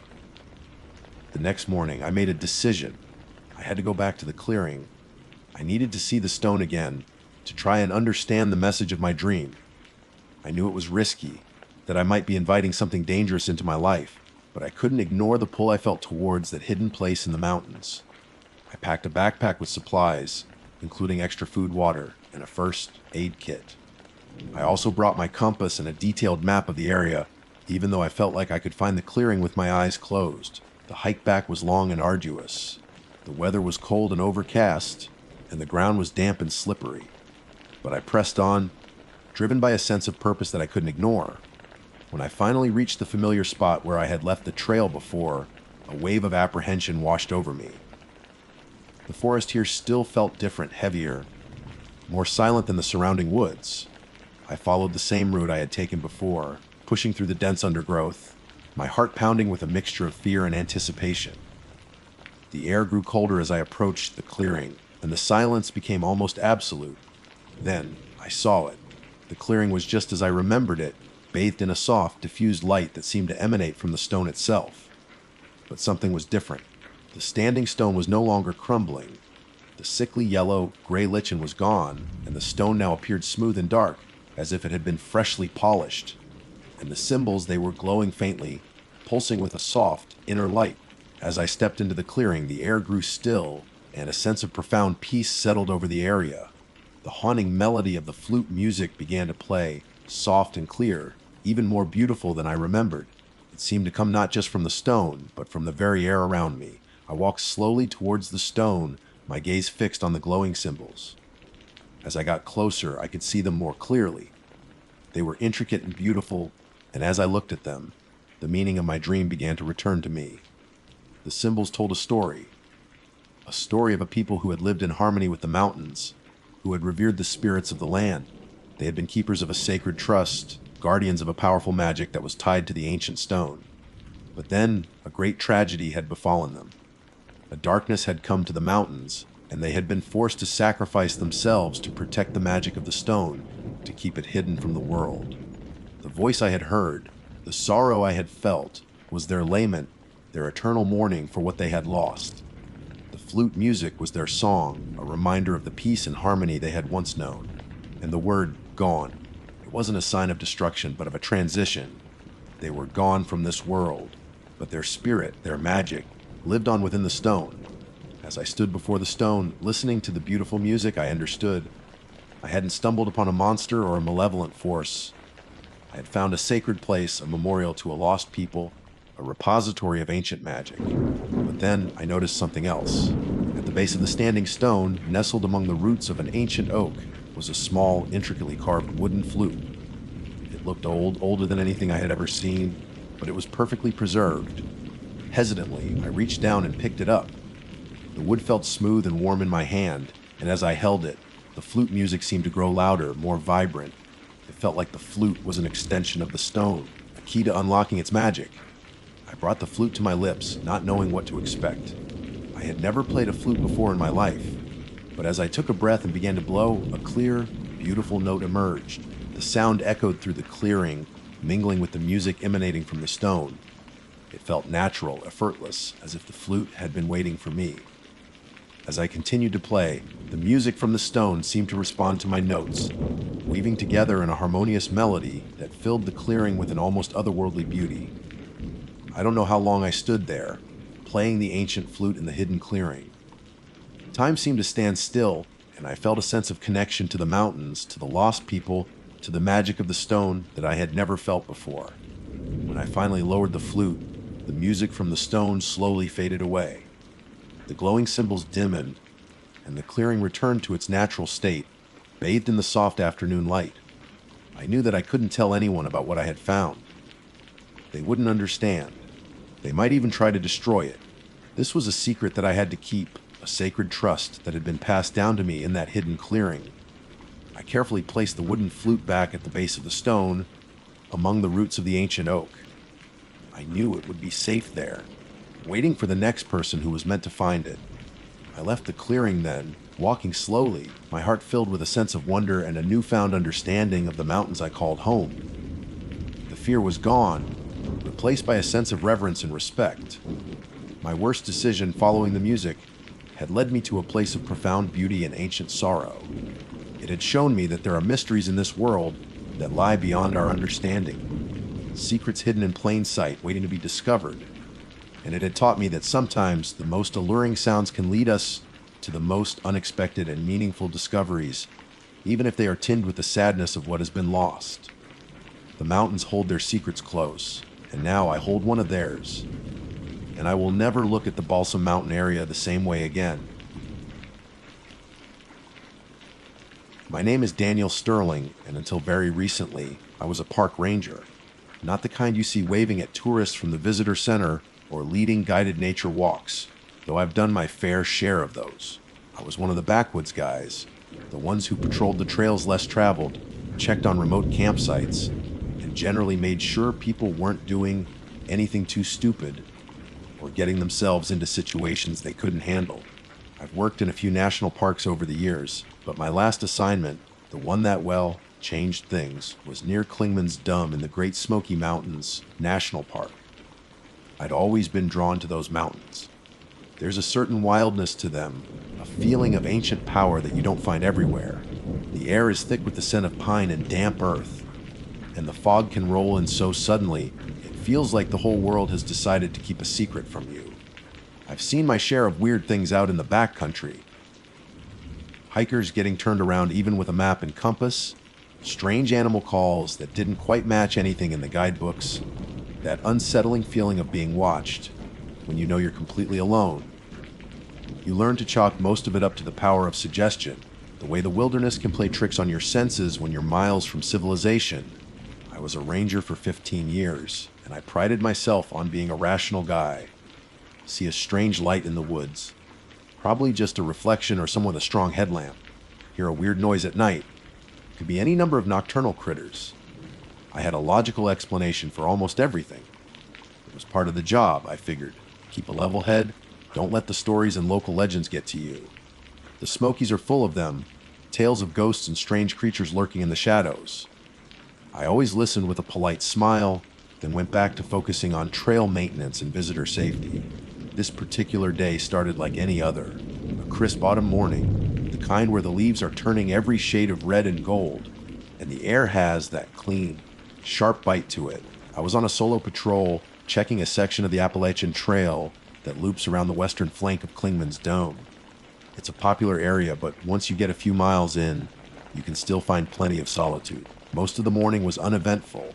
I cleared a few fallen branches from the path, noted a couple of minor trail erosion spots that needed attention, and reminded a group of hikers to pack out all their trash. It was around midday when I saw the tree.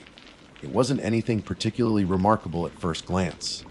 Just a mature oak, maybe 100 years old, standing a little apart from the others near a small clearing. What caught my eye were the scars on its trunk. Lightning scars. You see them all the time in the mountains, jagged lines where a powerful strike has ripped through the bark, sometimes leaving deep gouges in the wood. But these were different. As I got closer, I could see that these weren't random, chaotic streaks. They formed intricate patterns, almost like a series of symbols etched into the wood. They weren't neat or uniform, but they had a deliberate, almost artistic quality to them.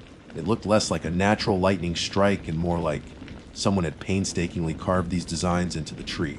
But the depth and the way the wood was splintered were definitely consistent with lightning damage. It was a bizarre contradiction. I spent a good hour examining that tree. I walked around it, tracing the lines with my fingers. They reminded me of ancient runes, or maybe some kind of tribal script, but I couldn't place them. They were too precise, too deliberate for a random act of nature. I tried to rationalize it, of course. Maybe it was a very unusual type of lightning strike, one that followed the grain of the wood in a peculiar way. Maybe some kind of fungal growth had exacerbated the damage, creating these strange shapes over time. I went through all the possibilities I could think of, clinging to any logical explanation that came to mind. I even took out my notebook and made a few sketches of the more prominent symbols, thinking I could look them up later, maybe consult with someone from the Forestry Service. Finally, convinced that I had witnessed some rare, but ultimately natural phenomenon, I decided to move on. I'd spent far too long staring at a tree. I took one last look, a mental snapshot to solidify the image in my mind, and turned to continue my patrol. That's when I heard it, a faint crackling sound, like static electricity right before a storm. But the sky was clear, the sun shining through the leaves. I stopped and turned back to the tree. My heart started to pound in my chest. A new symbol was appearing on the bark. It was sizzling into existence, a thin line of smoke curling upwards as if an unseen force was still carving it. The wood around it was slightly blackened, still warm to the touch when I cautiously reached out. The symbol was different from the others, simpler, more direct. It looked like an eye, a single unblinking eye, staring right at me from the trunk of the tree. That was the moment the rationalization stopped. All the scientific explanations, all the logical possibilities vanished from my mind. What I was seeing was impossible. The mountains themselves were showing me something that defied understanding, something that went beyond the realm of natural phenomena. I didn't try to make sense of it. I didn't try to figure out how it was happening. I just reacted. Fear, raw and primal, surged through me, overriding every ounce of my training and composure. I ran. I didn't look back. I didn't stop until I was well off the trail, crashing through the undergrowth, the sound of my own ragged breathing the only thing I could hear over the pounding in my ears. I kept running until my lungs burned and my legs ached, until the image of that burning eye was seared into the back of my eyelids. My mistake, I realized later, wasn't getting too close or trying to understand. My mistake was trying to apply logic to something that was clearly beyond logic. Sometimes, when the world shows you something impossible, you just have to accept it and get away, and that's exactly what I should have done the moment I saw those first strange markings. But I didn't, and that curiosity, that need to understand, might just be what seals my fate. I didn't stop running until I stumbled out of the dense woods and onto a more established hiking trail, my lungs screaming for air and my heart hammering against my ribs like a trapped bird. Even then, I kept looking over my shoulder, half expecting to see that tree, or something else, following me. The image of that burning eye was burned into my vision, a phantom afterimage that flickered every time I blinked. I must have looked like a complete mess when I finally reached the ranger station. Sweat plastered my hair to my forehead, my uniform was torn in a couple of places, and my breathing was still ragged. Sarah, one of the other rangers who was on desk duty that day, looked at me with wide, concerned eyes. "Danny, what happened? You look like you've seen a ghost." I wanted to tell her. I desperately wanted to tell someone, to make sense of the insane thing I had witnessed, but the words caught in my throat. How could I possibly explain it? A tree carving symbols into itself with invisible lightning. An eye that just appeared, staring at me. It sounded ridiculous even to my own ears. I could just imagine the look on Sarah's face, the concerned questions, maybe even the suggestion that I take a few days off. So I mumbled something about getting turned around and having a close encounter with a bear, a flimsy lie that I knew she probably didn't believe. But she didn't press me, just offered me a glass of water and let me sit down to catch my breath. The rest of the day was a blur. I couldn't shake the feeling of unease, the sense that something was fundamentally wrong. Every rustle of leaves, every shadow that flickered in my peripheral vision made me jump. I kept replaying the scene in my mind, trying to find some logical explanation, some way to dismiss it as a trick of the light or an overactive imagination. But the memory was too vivid, too real. The smell of the burning wood, the way the new symbol had seemed to materialize out of thin air, it was all too clear. That night, I barely slept. Every time I closed my eyes, I saw that eye, burning with an unsettling intensity. I tossed and turned, the mundane sounds of the ranger dorm, the creak of floorboards, the distant hum of the generator, amplifying in the silence and fueling my anxiety. The next day, I knew I had to go back. The ranger in me, the part that was trained to investigate and understand, couldn't let it go. Even though every fiber of my being screamed at me to stay away, I couldn't shake the feeling that I needed to know more. Maybe I had imagined it. Maybe if I went back, I would see just an ordinary lightning-scarred tree. I didn't tell anyone where I was going. I just signed out for a routine trail check in the general vicinity and headed back towards Klingman's Dome. The hike felt different this time. The beauty of the forest seemed muted, overshadowed by a sense of foreboding. Every step was heavy, filled with a reluctance I had never felt before in all my years in the backcountry. It took me longer to find the tree this time. My memory of the exact location was fuzzy, clouded by the panic of my escape. But eventually, after retracing my steps and scanning the trees, I saw it.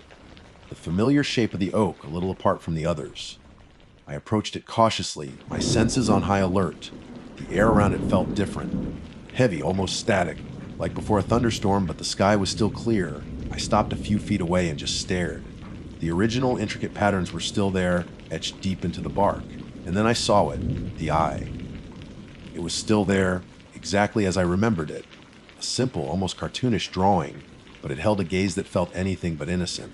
It seemed to bore into me, to see something deep inside me that I didn't even know was there. I circled the tree slowly, examining the rest of the trunk. There were no new markings, just the original patterns in the single eye. I reached out and touched the bark around the eye. It felt smooth, strangely so, compared to the rough, splintered wood of the lightning scars. Then I noticed something else. Below the eye, almost hidden within the original chaotic-looking scars, another symbol had appeared. It was smaller, more angular than the others, and it looked familiar. I frowned, trying to place it. Where had I seen that symbol before? I racked my brain, going through everything I had ever read about local folklore, Native American history, even some of the more outlandish theories I had come across online. Nothing. The symbol was completely unfamiliar. I pulled out my notebook and carefully sketched the new marking, along with the eye and a few of the more prominent parts of the original pattern. Maybe someone would recognize it. Maybe it was some kind of old trail marker or something equally mundane. But deep down, I knew it wasn't. There was a sense of wrongness about this tree, a feeling that I had stumbled upon something ancient and powerful, something that was not meant to be understood. As I stood there, staring at the tree, a gust of wind suddenly whipped through the clearing, rustling the leaves in the canopy above. It wasn't a normal breeze, it felt cold, almost icy, and it carried a faint, whispery sound like voices just beyond the edge of hearing. I froze, my hand instinctively reaching for the radio clip to my belt. But something told me that calling for help wouldn't do any good here. Whatever was happening was beyond the scope of park regulations and emergency procedures. The whispering seemed to grow louder, swirling around me like the wind. I couldn't make out any words, just a jumble of sibilant sounds that sent a shiver down my spine. I felt a prickling sensation on my skin, like static electricity was building up around me. Then the eye on the tree seemed to shift. It was a subtle movement, almost imperceptible, but I could have sworn it blinked. That was enough. I didn't need any more proof. Whatever was going on with this tree was beyond my comprehension, and I was in over my head. I turned and ran again, faster this time, fueled by a fear that was even more potent than the day before. This time, I didn't stop until I was back at the ranger station, my heart pounding in my chest, the whispery voices still echoing in my ears. I knew I couldn't keep this to myself any longer. I had to tell someone, even if they thought I was crazy. But who would believe me? A tree that carves symbols and stares back at you. It sounded like something out of a nightmare. That night, I decided to do some research. I went online, searching for anything about strange symbols in the Smoky Mountains, anything about trees with unusual markings, anything that might offer a clue to what I had seen. I spent hours sifting through forum posts, local history websites, and even some paranormal investigation sites. I found stories, of course, plenty of them.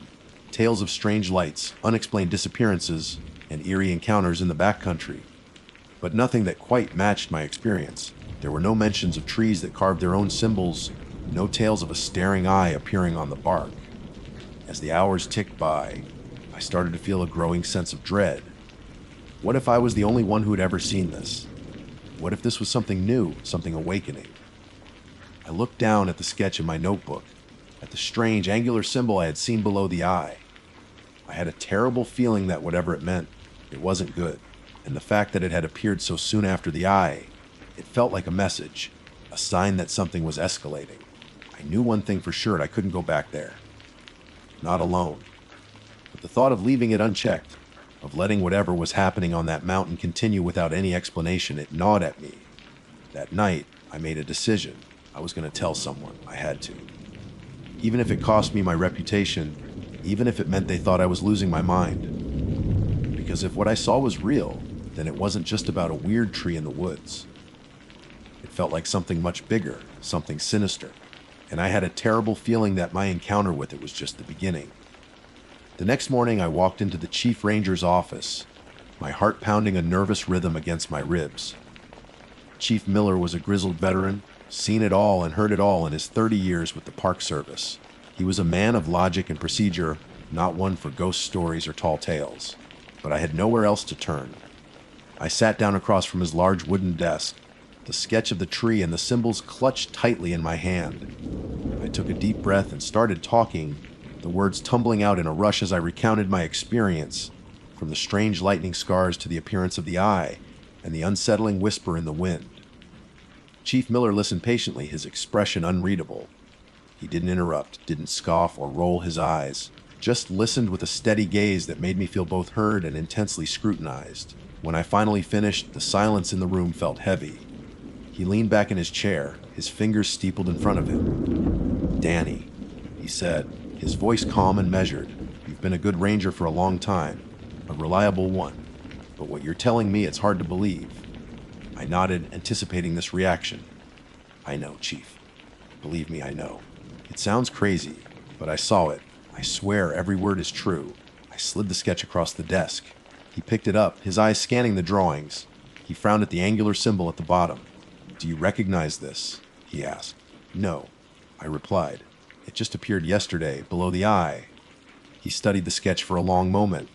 "I've seen something similar to this before," he finally said, his brow furrowed in thought. "Old logging marks, maybe. Or some kind of surveyor symbol from years ago." His attempt at a logical explanation was weak, and I could tell he didn't fully believe it himself. Still, it was better than outright dismissal. "Chief, with all due respect, I don't think so. The way it appeared, it was like the tree was writing it." He sighed. "All right, Danny, here's what we're going to do. We'll put together a small team, just a couple of experienced rangers. We'll go out there, take a look at this tree. Maybe we can find a natural explanation for what you saw. If not..." He trailed off, a hint of something unreadable in his eyes. I felt a surge of relief. He was willing to investigate. That was more than I had hoped for. The next morning, a team of 3 of us, including Chief Miller, hiked back to the location of the tree. The atmosphere felt different this time. The sky was overcast, casting a gloomy light over the forest. The usual sounds of birdsong and rustling leaves seemed muted, replaced by an unnerving silence. When we reached the clearing, the tree was still there, standing sentinel. The original patterns were visible, and the single eye stared out from the bark. But something had changed. The new angular symbol I had sketched was gone. In its place, another eye had appeared, right next to the first one. 2 eyes now gazed out from the tree trunk, their silent stare even more unsettling than before. Chief Miller stared at the tree, his usual stoic expression finally cracking. He ran a hand over his face, his eyes wide with disbelief. "What in God's name?" The other 2 rangers exchanged nervous glances. One of them, a young guy named Mark, reached out to touch the tree, but Chief Miller stopped him. "Don't," he warned, his voice low and urgent. "Don't touch it." We spent the next hour examining the tree, taking photographs, and trying to make sense of what we were seeing. There were no signs of human intervention, no tools marks, nothing to suggest that someone had carved these symbols. The only explanation, as unbelievable as it sounded, was that the tree itself was somehow creating them. As we were about to leave, the wind picked up again, just like it had before. The whispery sound returned, seeming to swirl around us. This time it felt closer, more distinct. I could almost make out words, but they were just beyond my grasp, like a language I had once known but had long forgotten. Then, one of the other rangers, a woman named Beth, gasped. "Look!" she exclaimed, pointing to the tree. A new symbol was forming. It was happening right before our eyes, a thin line of smoke rising from the bark as an unseen force etched another mark into the wood. This symbol was different from the others. It was a circle with a line through the middle, a symbol that felt ominous. Panic started to set in. We were witnessing something impossible, something that defied all logic and understanding. Chief Miller, despite his initial skepticism, looked pale and shaken. "We need to get out of here," he said, his voice tight. Now, we didn't need to be told twice. We turned and practically ran back the way we had come, the whispery sound seeming to follow us through the trees. That was the last time I ever went back to that part of the park. The area around Klingman's Dome was closed off shortly after, officially due to unstable trail conditions and increased bear activity. But we all knew the real reason. Chief Miller filed a report. I don't know exactly what he wrote, but I heard it went all the way to the top levels of the Park Service and even involved some people from outside agencies. There were hushed conversations, closed door meetings, and an air of secrecy that hung over the ranger station for weeks. Eventually, things seemed to quiet down. The official explanation remained the trail closure, and slowly, life in the park returned to a semblance of normalcy. But for me, nothing was ever the same. The memory of that tree, those staring eyes, and the feeling of being watched by something ancient and unknowable stayed with me. I couldn't shake the feeling that whatever I had encountered that day was still out there, hidden in the depths of the mountains. I tried to move on, to put it behind me, but the dreams started soon after. Vivid, unsettling dreams filled with whispering voices and trees covered in strange symbols. I would wake up in a cold sweat, the image of the burning eye seared into my mind. I started to lose sleep, my nerves constantly on edge. The wilderness, which had always been my sanctuary, now felt threatening, filled with unseen dangers. I found myself looking at the trees differently, wondering what secrets they held, what unseen eyes might be watching from their bark. Eventually, the stress became too much to bear. I started making mistakes on patrol, my judgment clouded by fear and exhaustion. Chief Miller, though he never explicitly mentioned the incident again, saw that I wasn't myself. He suggested I take some time off, maybe see a doctor. I knew I couldn't go back to being a ranger, not after what I had seen. The mountains held a secret, a truth that I couldn't reconcile with the world I thought I knew. The logical, rational part of me was gone, replaced by a gnawing unease and a constant sense of dread. I left the Park Service a few months later. I couldn't stay. The promise I made in that introduction, last ranger, I promise, wasn't just a dramatic opening. It was the truth. I couldn't be a ranger anymore, not after what happened near Klingman's Dome. I still think about that tree sometimes. I wonder if the symbols are still appearing, if more eyes have opened on its bark. I wonder what the whispering voices were trying to say. And I often think about the symbol of the circle with the line through it, the last one I saw. It felt like a warning, a final message. Sometimes, late at night, when the wind howls outside my window, I hear that faint whisper again, and I can't shake the feeling that whatever I encountered on that mountain is still out there waiting. And maybe, just maybe, it's still watching.